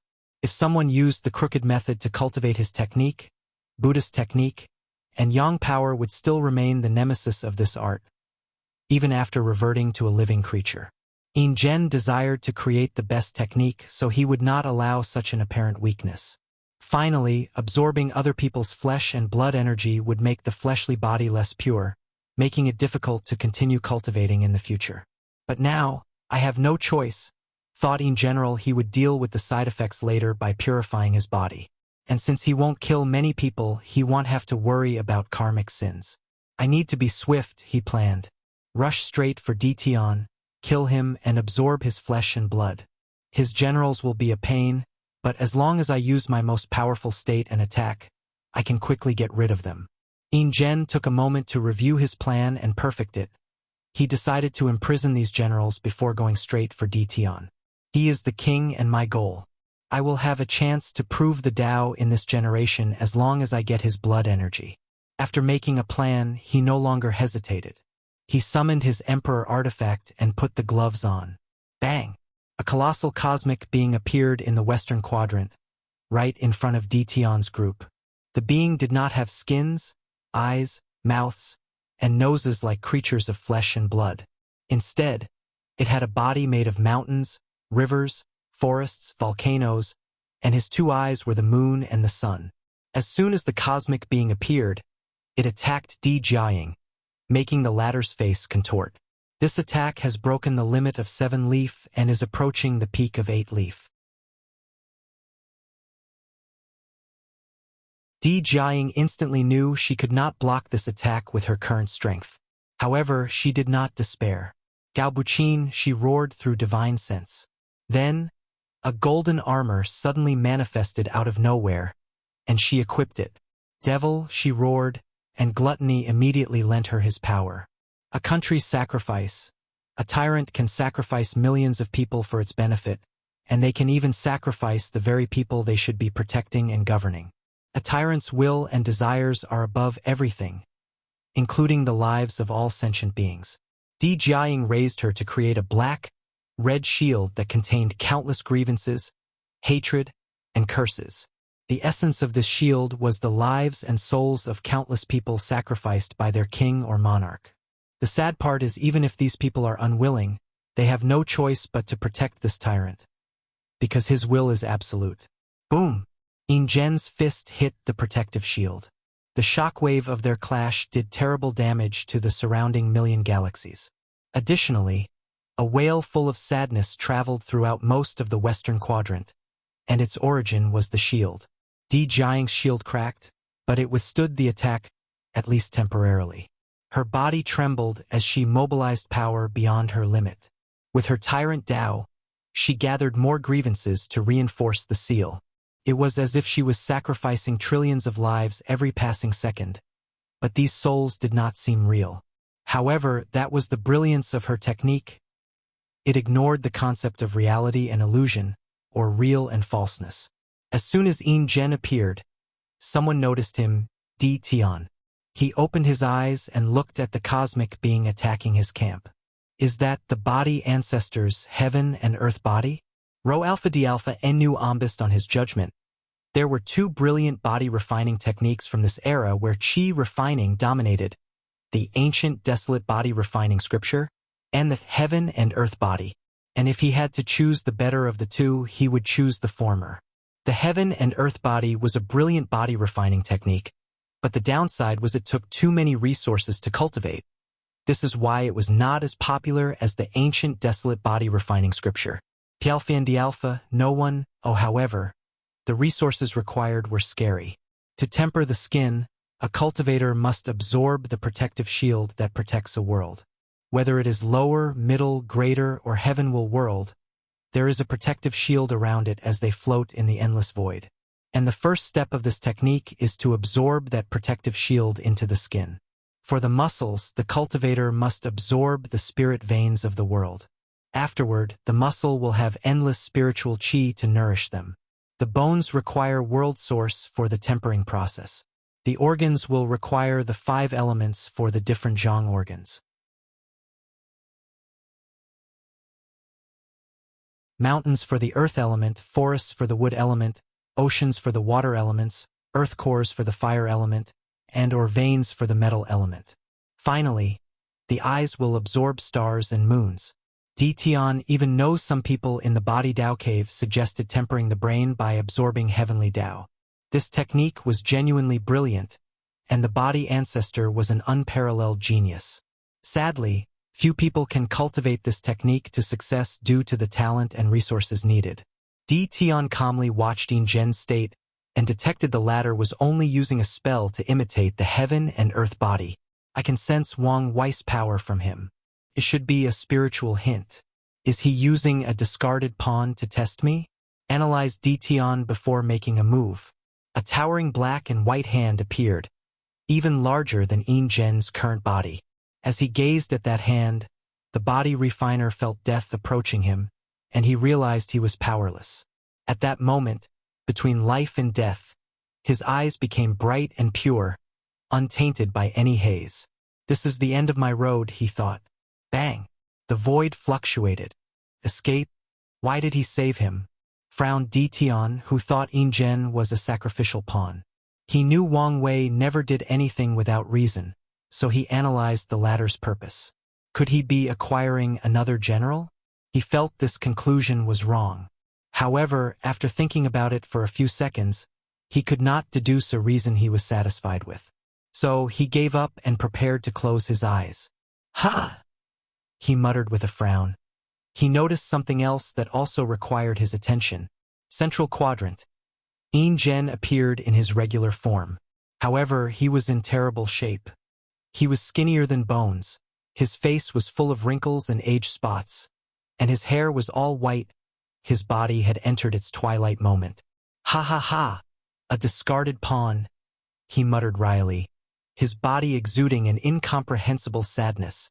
"No, I guess I'm still a valuable pawn." Yin Zhen could not help but remember Li Jun's words. He was born in the wrong era. "I lost to Wang Chong, but now, even after abandoning my values, I lost to his descendant and even became a pawn." He sighed heavily. This battle was a great blow to him. "Well, it doesn't matter. Since I am alive, there is hope." The word given up was not part of Yin Zhen's vocabulary. When he was a mortal, he knelt for 5 years before being accepted by the Body Dao cave. In those 5 years, he did not eat or drink, and his body was on the verge of falling after only 3 months. But he resisted and used his willpower to sustain himself. Back then, he was prepared to spend his mortal lifespan, roughly 80 to 90 years, kneeling before someone accepted him. And after his failure against Wang Chong, he sealed himself and spent at least a dozen times longer than usual to wash away his karma, using the experience to temper himself and improve. "I only need to sleep for a few more million years."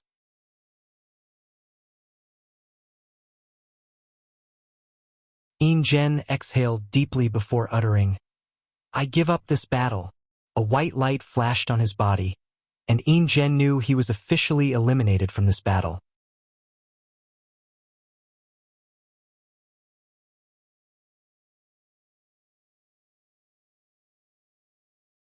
Walking a thin line, Eastern Quadrant.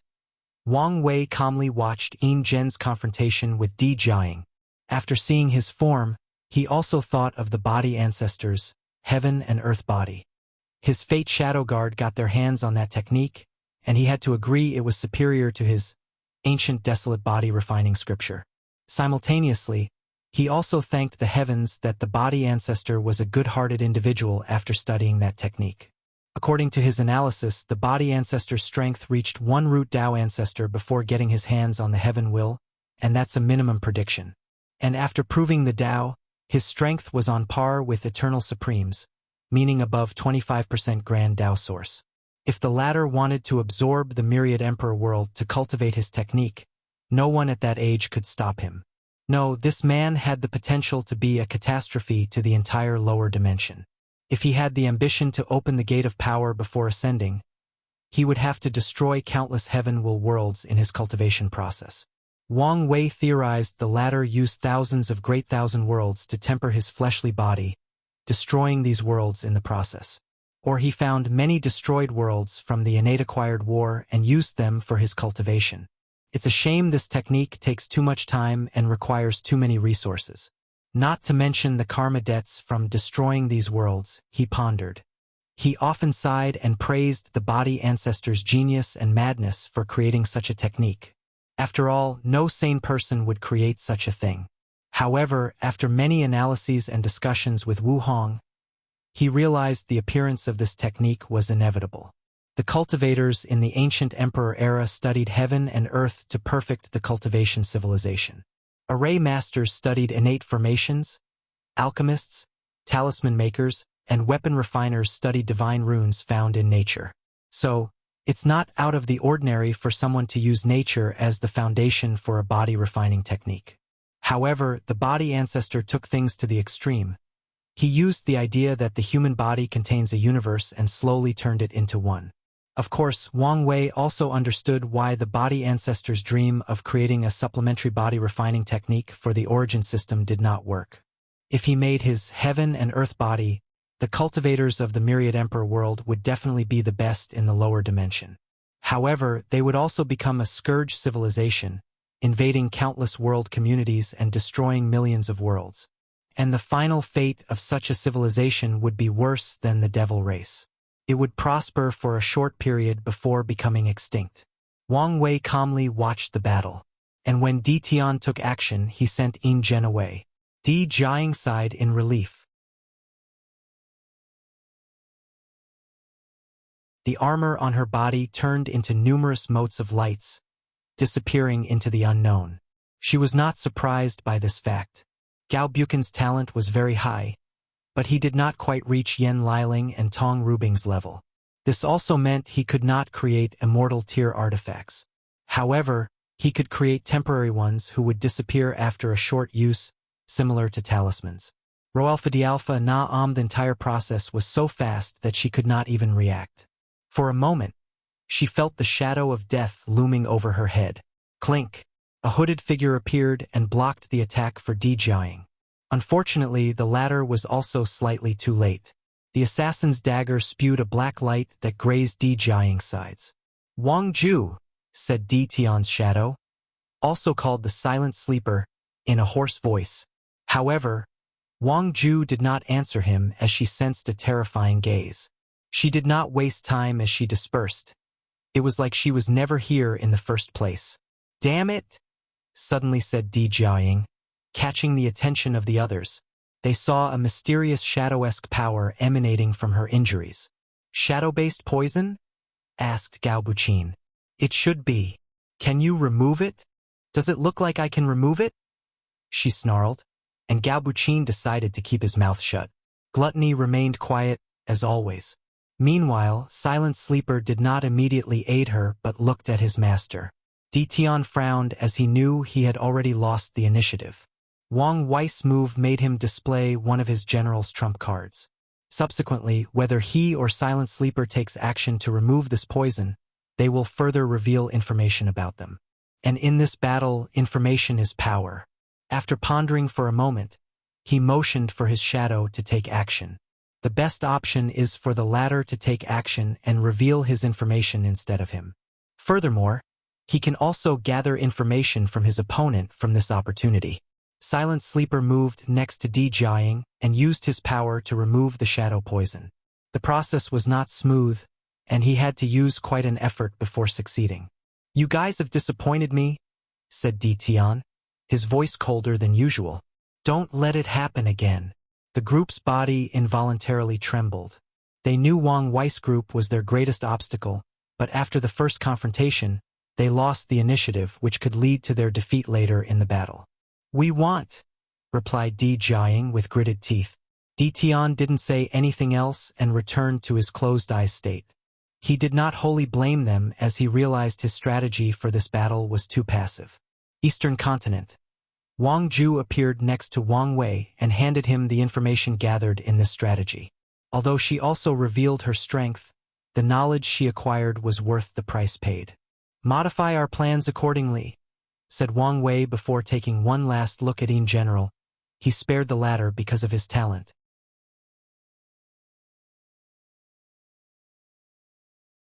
So, he plans to traffic him into the upper dimension to fight for the resistance against the Seven Moons.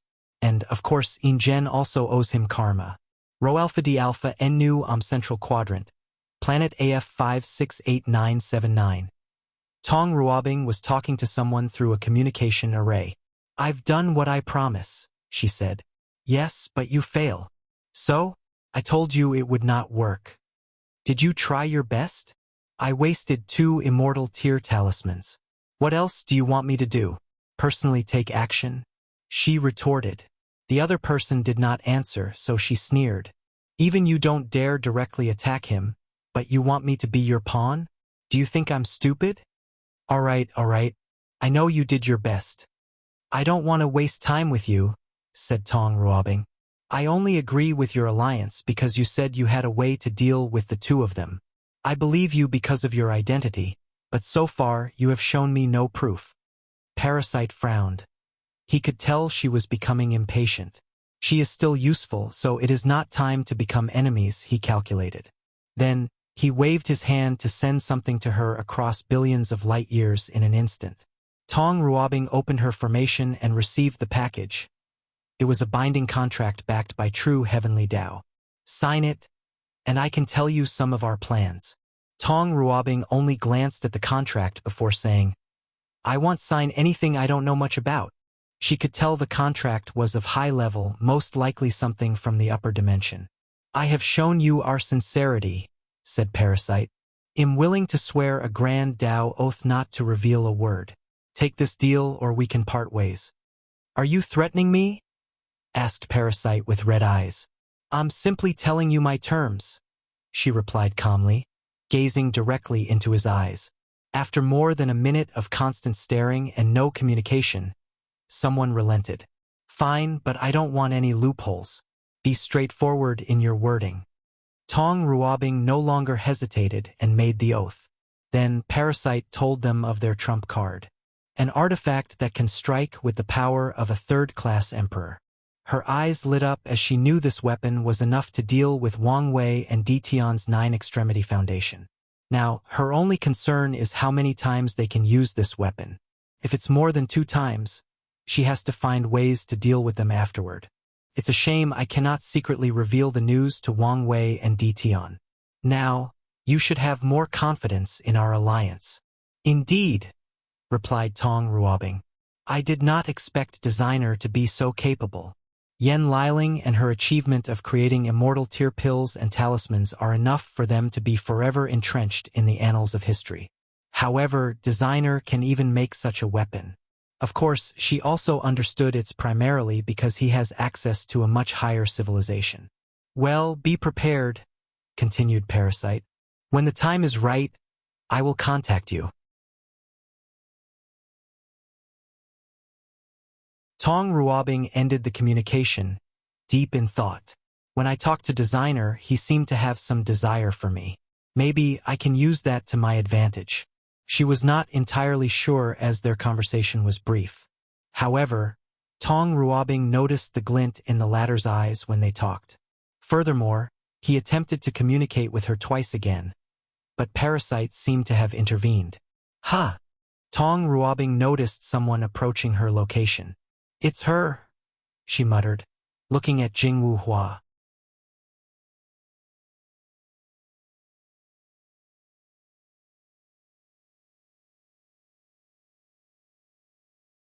Tong Ruobing versus Jingwu Hua. Tong Ruobing remembered seeing Jingwu Hua during Gu Xian's deception trial. Her battle against the immortal child caught her attention because she felt Jingwu Hua did not use all her strength despite losing. And given the strength displayed by the latter, Tong Ruobing took notice of her and actively searched for information to know her details. She learned she was a heaven chosen from a past era, and she most likely failed the heaven will battle once. Tong Ruobing walked out of the formation, glancing at her opponent. What do you want? Isn't it obvious? Replied Jingwu Hua with a frown. The battle has just begun. There is no need for people of our level to fight. Tong Ruobing did not want to fight, at least not now. She did not want to reveal her powers, abilities, and trump cards. People like you become more dangerous as time passes, so it's a good strategy to eliminate them early, calmly replied Jingwu Hua. Confident, aren't we? You should know confidence is one of the basic qualities to reach this far. True, replied Tong Ruobing, but something flashed deep in her eyes. Can I ask you a question? Why would I answer? If you do, I promise not to use the formation behind me or my legion. Jingwu Hua frowned. She knew her opponent's primary Dao was one of the professions, and she was one of the best in her fields. As such, Tong Ruobing will have the advantage when using formations. Additionally, Jingwu Hua knew her opponent's Dao would make her legion very scary. After all, if Tong Ruobing and the Great Talisman City decided to use a large number of resources on this legion, equipping them with thousands of powerful talismans, they would be a force to reckon with. Fine, ask your question. How did you lose your first battle? Were you not as powerful now? Or did you meet a peerless genius? That's your question? Yes. Jingwu Hua frowned for a few seconds. The answer is both. Is that so? Who did you lose to? That's more than one question. Are you not going to keep your word? Asked Tong Ruobing with a slightly colder tone. Jingwu Hua snorted coldly. It was the Flame Emperor. Him? It is rumored he was a master alchemist and reached the pinnacle of the Flame Dao. Indeed, Jingwu Hua lied, and effortlessly at that. She lost to that devil, the heaven-devouring emperor. That battle was scary as he swallowed 95% of the participants, and only a few were lucky enough to escape. However, her father did fight and lost to the Flame Emperor. However, he sealed himself and woke up during the Middle Emperor era and proved the Tao. Her father's example is why she could remove the shadow of her defeat. He's the reason her Tao heart remained intact. After all, her father lost to Flame Emperor while cultivating the same Tao. According to him, this was the most humiliating defeat in his cultivation journey. However, he overcame this obstacle and became a first-class emperor. If I remember correctly, the Flame Emperor proved the Tao in the period between the collapse of the Incense era and the beginning of the Devil era. That's a long time. With your status, why didn't you wake up earlier? All emperor lineages will have sealed heaven chosen. However, these people will not immediately be awakened after washing away their karma. Only some people can be sealed in the first place. So, these factions will wait for the proper generation full of destiny and opportunity to wake these heaven chosens. And they also have to consider whether there is anyone to represent them in that generation. After all, these sealed heaven chosens are not as trusted and worthy as their own people. They don't know much about them besides the records left to the sect. So, for all they knew, these sealed heaven chosens might no longer be as loyal to their factions. Lastly, most of these sealed people are very unlucky individuals, and this might not change after waking up. However, if a heaven chosen has certain status before being sealed, the situation will be different. I have answered all your questions, Jingwu Hua replied calmly. She did not want to continue this conversation and accidentally revealed more information. Fair enough, said Tong Ruobing, preparing for battle. She only wanted to use the sore spot in the latter's heart to disturb her mind and have an advantage in this battle. However, she could not detect whether her plan was successful or not. Spirit of 10,000 ancestors, Jingwu Hua no longer wasted time and went on the offensive. She activated one of her many bloodline abilities and summoned many of the ancestors of her Golden Crow clans. Millions of golden crows manifested, burning with golden flames. The slight heat released from the flame could burn hundreds of galaxies, killing trillions of sentient beings. The crows flew toward their target with the sole purpose of reducing her to ashes. Peak 5 Leaf. She has become way more powerful since the trial, analyzed Tong Ruobing. Regardless, she was calmed and waved her hand frowny face freezing domain talisman. Royalfidi Alpha, Enu Amin an instant. The golden crows, the surrounding million galaxies, matter, energy, and space-time all froze. It was like a winter storm hit a supercluster of galaxies, turning everything in its path into ice. Bang! Jingwu Hua burst out from her cocoon of ice, brilliant golden flame emanating from her body. Her talisman Tao is very versatile, granting her extreme mastery over ice and yin Tao. Since their existence, the Golden Crow has mastered fire and yang Tao, and ice and yin Tao are their nemeses. What is the best approach to fighting an opponent like her? Use long-distance spells and/or use hand-to-hand combat. Jingwu Hua could not decide because she had too much to lose once she made the wrong choice. She needed to prove the Tao to ascend and search for her father's whereabouts.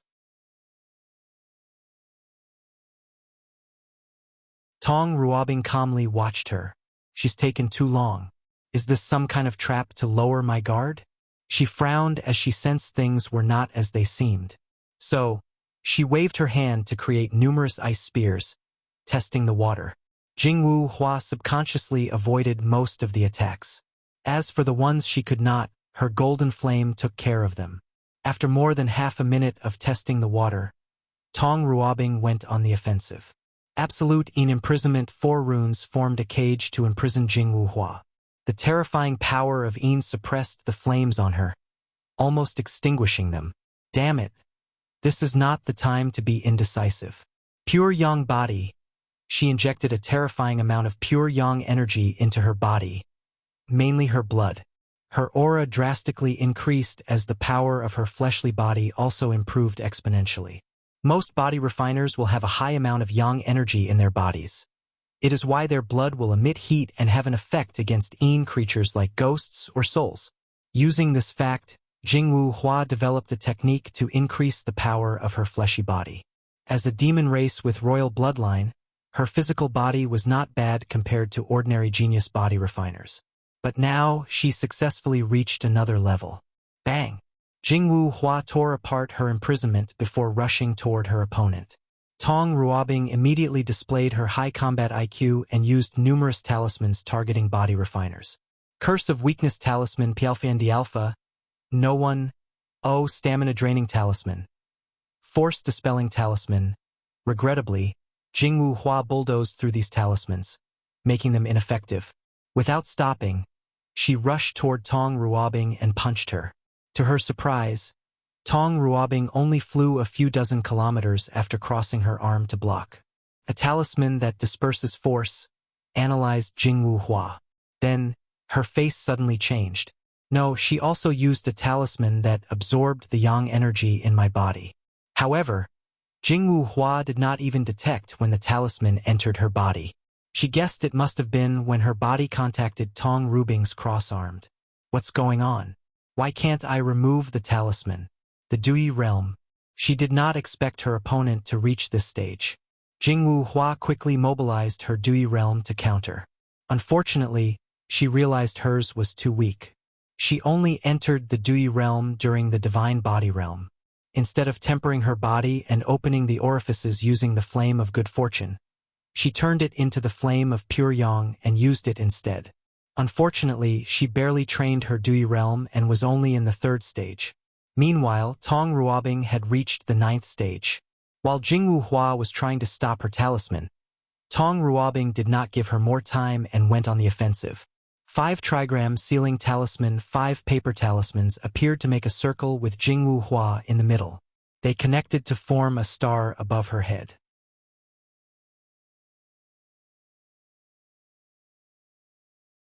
The Emperor Offspring felt threatened as she sensed the immense sealing power heading for her. No choice, I have to use that method. Jingwu Hua did not think she had to use this method so soon in the battle. This was one of her final trump cards. Bang! A strange aura emanated from her body, making Tong Ruobing squint. Her heart trembled. That's impossible.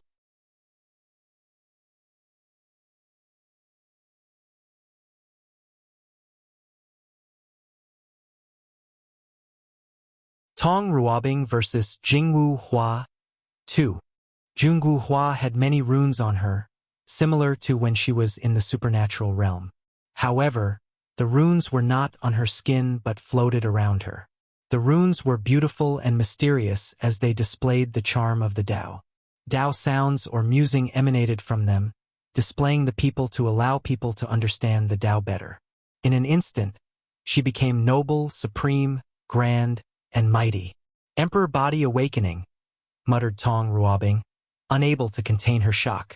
The technique of awakening was something only emperors could achieve after Grand Tao Source nourished their pseudo-Tao body. A great emperor's Tao body is a manifestation of their foundation during the mortal stage of cultivation. It's the result of their chi/energy, physical body, innate talent, divine abilities, bloodline, soul, willpower, and even Tao heart. As such, after awakening a great emperor's strength will increase by a few % depending on the individual. From Tier 10 and above, the Grand Tao Source's percentage determines strength. However, the awakening can give people of similar percentage a winning edge over the other. Of course, this is not the reason the Tao body awakening is crucial to great emperors. This technique is one of the main ways eternal supremes are born. Their awakening can boost their strength by at least 1%, allowing them to kill eternal emperors with only 20% Grand Tao Source. The awakening technique is why people who broke the mortal-immortal barrier have a higher chance of becoming eternal supreme. Their Tao foundation is so strong that it manifests in the shape of the Emperor Body Awakening. Wu Hong once told Wang Wei that his 9-extremity foundation would grant him a 5% Grand Tao Source boost, and it would manifest in his awakening. Tong Ruobing knew a little about the importance of this technique. So, she could not control her emotions after seeing Jingwu Hua's current state. No, something is not right, she muttered, controlling herself and observing. According to the records she read, the awakening often manifested in the shape of an armor made of runes. The records also dictated it could also take the form of different weapons, wings, animals, or various odd shapes, but they were all made of Tao runes or rhymes. However, Jingwu Hua's runes seemed scattered and with no shape as they floated before her. Ro Alpha D Alpha Na Omen Emperor Offspring has too many trump cards, calculated Tong Ruobing with slight envy. She could imagine how many trump cards Jingwu Hua's parents left for her. And these trump cards would be things allowed within the rules and regulations. I need to finish this battle as quickly as possible before something unexpected occurs. Tong Ruobing waved her hand, and a talisman appeared before her frowny face. Atomized beam talisman. Tong Ruobing discovered it was challenging to create talismans involving the supreme outlaw. And using low resonance, she could, at best, bring about 70 to 80% of their powers. She then experimented with refining a physical talisman and discovered how difficult the process was. Furthermore, she has to survive a terrifying thunder tribulation afterward. However, she lusted after their tremendous power and sought a way to use their full power. Her solution was to use one of their sub-Dao and elevate it to a higher level. The Atomized Beam Talisman used the atomization from Destruction Dao and elevated it to a level on par with its superior. So, a terrifying beam rushed toward Jingwu Hua, eradicating anything in its path. Numerous black holes appeared on the beam's path as it tore through space and collapsed the surrounding gravity. Swish! Jingwu Hua evaded this powerful attack that was traveling an unquantifiable amount of times faster than the speed of light. Speed and slowness are a concept of yin and yang. So, she used her yang Dao to control the Dao of speed. The beam changed direction and followed her. For the next 15 seconds, it followed Jingwu Hua everywhere she went, preventing her from escaping. Finally, she rushed toward Tong Ruobing, intending to lead the attack back to its owner. Jingwu Hua evaded all of the talismans in her path before reaching her destination. Damn it, she cursed. She used her bloodline ability, Fiery Eyes, to see the unseen, the truth, and the unknown. Unfortunately, it was only after reaching Tong Ruobing she discovered it was fake. The heat from Jingwu Hua's body eviscerated Tong Ruobing's illusion. Then she turned around to face the beam. Nine Yang Flame, a pure red flame that embodied the ultimate of Yang energy, shot out from Jingwu Hua's mouth, confronting the atomization beam. Boom! The Saintess of the Golden Crow survived the attack. However, she was not intact as a hole appeared in the lower left quadrant of her stomach, leaving the left part of her body in a moon shape. Luckily, I had used my Dui realm as a defense, analyzed Jingwu Hua while scanning around her with her eyes and divine sense. Phoenix Flame, she gathered the life, Yang, aspect from life and death, Yin Yang, and combined it with her flame Dao to create a flame full of life and the power of regeneration. With a boost from her Dui realm, she was barely healing from this injury. Space Bomb Talisman, a cube the size of a basketball appeared before Jingwu Hua and exploded. To create the cube, Tong Ruobing compressed a large amount of space comparable in size to hundreds of the myriad Emperor Worlds domains into a cube before detonating them. Rho Alpha D Alpha Nu space turbulence created by this explosion was enough to destroy thousands of middle thousand worlds. Boom! Jingwu Hua's flame burned the space around her.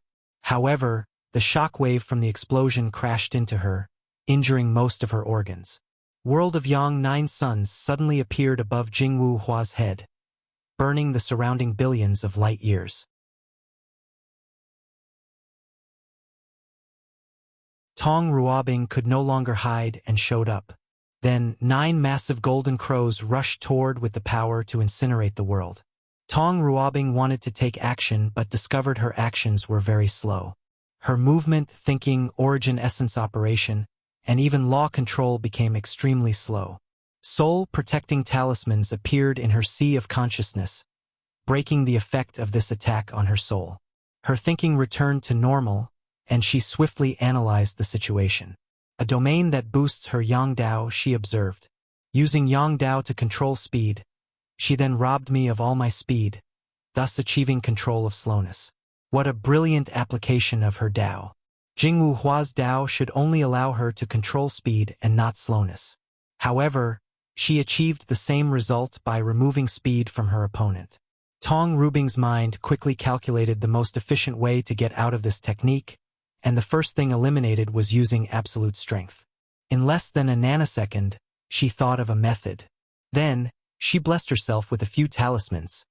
Speed Talisman, Light Blessing Talisman, Wind Blessing Talisman, Sound Control Talisman, and Thunder Blessing Talisman. With these talismans, Tong Ruobing brought the concept of speed back to her body, allowing her free mobility. Then, she waved her hand to manifest 9 fire phoenixes that overwhelmed her opponent's golden crows. Tong Ruobing knew the benefit of defeating the opponent using their own specialty. It is devastating to their state of mind. And her strategy worked. Jingwu Hua's body trembled when she saw her flame being overwhelmed. Pillar of Purification. A pillar of golden flame descended on Tong Ruobing's head, purifying everything on its path. The flame contained the most profound meaning of purification from Yongdao. Tak. Tong Ruobing snapped her finger to manifest a large magical circle. It swallowed the flame pillar with no effort. Then, the magic circle spread so fast that Jingwu Hua could not react. A sealing array? When did she set it up? Her face was difficult to look at. She felt a strange fluctuation from the array, but she could not analyze more information. I am outclassed. I need to run away. Jingwu Hua felt humiliated and unwilling. She used her father's special emperor bone to achieve an incomplete awakening. But even then, she was easily defeated and now has to run away. However, she knew it was the best choice. Bloodline ability. Fire escape. Jingwu Hua exploded into a large quantity of golden flame before condensing into a tiny, like an implosion. Then she was gone.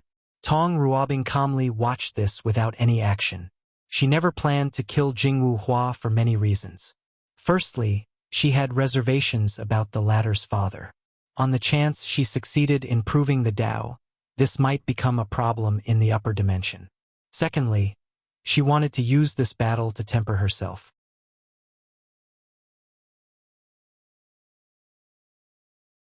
However, Tong Ruobing discovered her opponent was not in the best shape. Jingwu Hua was distracted during the entire fight, making many mistakes, including not transforming into her demon form. It was as if something was preoccupying her mind. Finally, Tong Ruobing wanted plausible deniability. Her current status was on the side of these traitors. However, she only did so out of desperation to have a chance to win this battle. So, after she betrays these people, she can use the excuse she never killed any of the Heaven Chosens to show her innocence, to show this was all her plan from the beginning. Of course, Tong Ruobing also knows her plan was obvious to some people.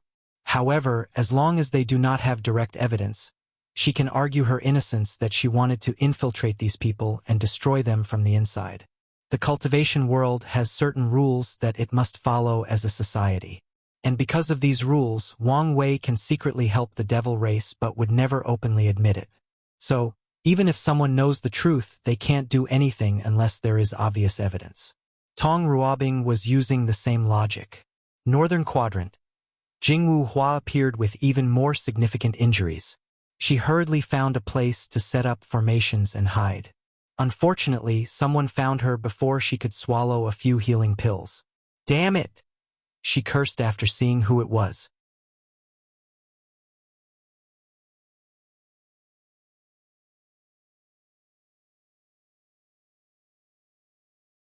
Bloodline Supremacy Battle, and this chapter is not edited.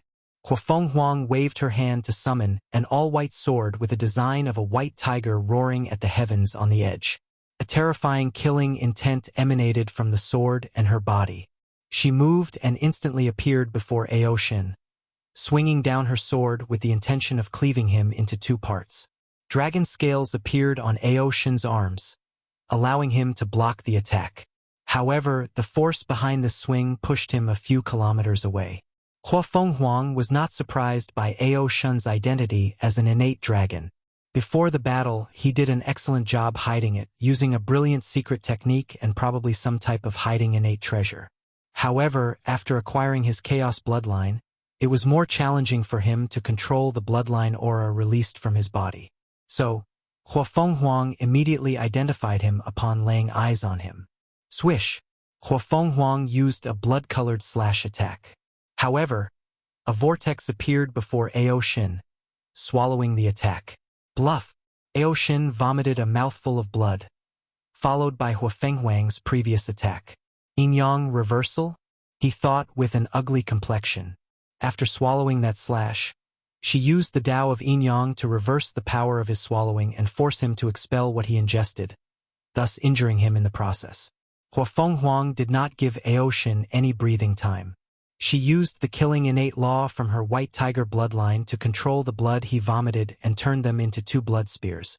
Ao Shin's face changed as he saw the blood spears rushing toward him. He felt they locked his position and would follow him anywhere he went. Regardless, his intuition told him he should not directly defend against this attack. So, a pair of cicada wings appeared behind his back, and he rushed away, evading the attack. He thought his evasive actions would buy him more time. Unfortunately, he was wrong. After the blood spears missed their target, they suddenly disappeared. And before Ao Shin could react, the spears appeared in his body, piercing his heart and internal organs.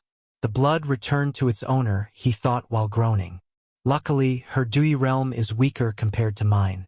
Huafeng Wang's Dui was subpar for one reason: pride. As a heaven chosen from the ancient clans, she has knowledge about the Dui realm.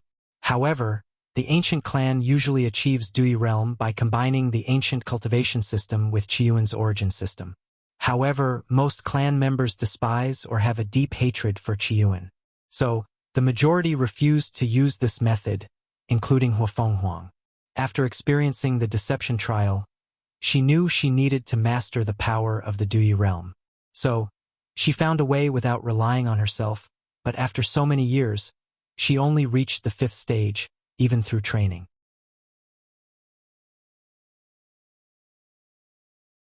After all, she does not have someone like Wang Wei to ask for guidance from Li Jun. Meanwhile, Ao Shin's Dui realm reached the 9th stage by combining the martial hegemony martial arts system, the origin system, and the demon race's bloodline system.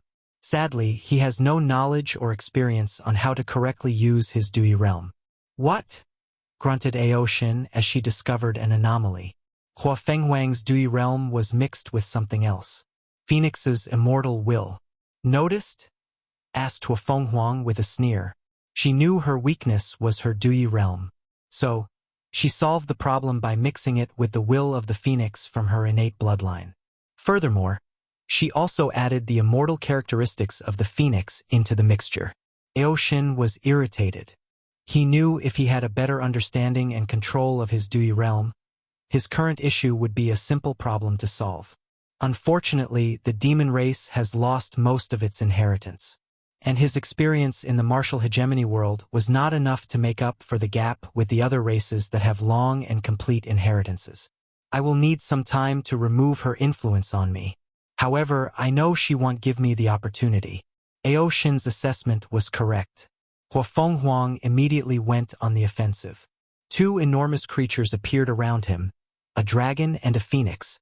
The dragon's body was made entirely out of water element, releasing the pressure of the top innate demon between heaven and earth.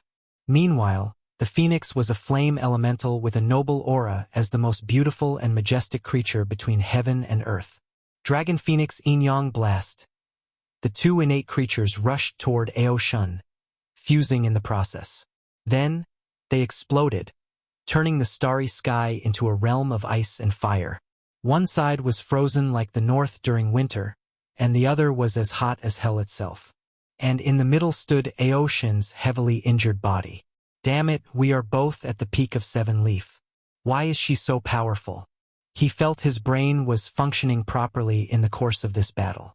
Suddenly, he heard a sound that sent shivers down his spine. Rho Alpha D Alpha, Ennu Om felt an instinctive spear recorded deep in his bloodline. Ao Shin gazed at the source and saw a dark gold creature with a wingspan of 90,000 kilometers. Primordial Rock, an innate demon who preyed on dragons back in the primordial era, he muttered.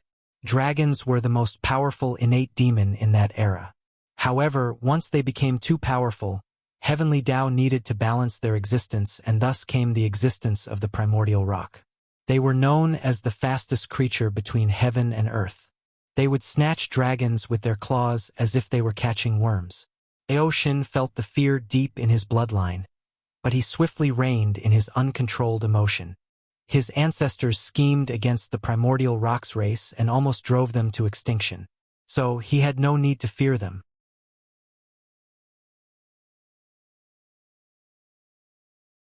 What he cared about was how Huafenghuang could create such a technique that targeted the weakness of his bloodline. He did not sense any of Rock's bloodline from her, so he was momentarily confused. Then his eyes lit up. According to my memories, in the primordial era, dragons ruled the sea, Qilin ruled the earth, tigers ruled the mountain, and phoenixes ruled the sky. They were known as the rulers of all birds. Did she use that concept to create the primordial rock? His mind worked extremely fast, analyzing the situation in the little time he had. A subtle aura emanated from Aoshin's body, displaying the fear he had tried to control. The primordial rock seemed very spiritual and took this opportunity to rush toward him with unmatched speed. Before Aoshin could blink his eyes, the creature was already above him, ready to tear him apart. Unfortunately, only a smirk greeted the noble creature. Aoshin was faking his fear to lure the creature closer to him. He did so knowing how fast the rock would be, and he would most likely be unable to avoid it directly. Numerous tree roots came out of Aoshin's body and captured the primordial rock. Then, he acted swiftly by activating one of his bloodlines that focused on curses. He used the primordial rock as a medium to cast a powerful and nasty curse. Bluff! Aoshin vomited another significant mouthful of blood. He suffered the backlash from his curse's failure. Rookie mistake, thought Aoshin with gritted teeth. He forgot the 5 sacred beasts were one of the noblest creatures. As such, heavens blessed them so they would not be evaded by evil, and curses were considered one of the evils of heaven and earth. Swish! Huafenghuang suddenly appeared before him, her white sword containing a terrifying red aura. Without hesitation, she stabbed him in the heart. She calmly looked at the body before her before slowly removing her sword. Eggless novel COM the shell escape technique from the white cicada bloodline, thought Huafenghuang, who was similar to this technique as this demon tribe was famous for their escape technique. When in danger, they can shed their skin and escape. Aoshin watched her as fear flashed in his eyes. He knew how scary that last attack was, because she wanted to use her killing innate law to kill his chaos bloodline. Something is wrong, thought Aoshin. Unfortunately, Huafenghuang did not want to give him time to figure it out. She rushed toward him, not hiding her desire to kill him as soon as possible. Aoshin decided to use a stalling tactic. He used another divine ability to create countless clones of himself. Then, he used his extreme innate treasure he used to hide his identity to turn invisible. Huafenghuang acted swiftly and burned all the clones in her path. However, they were not afraid of death and exploded themselves before death. Many rushed at her with the intention of dying. Then, before Huafenghuang could find a countermeasure, she heard a cracking sound, making her sigh deeply. "Did you find it?" she asked with a smile.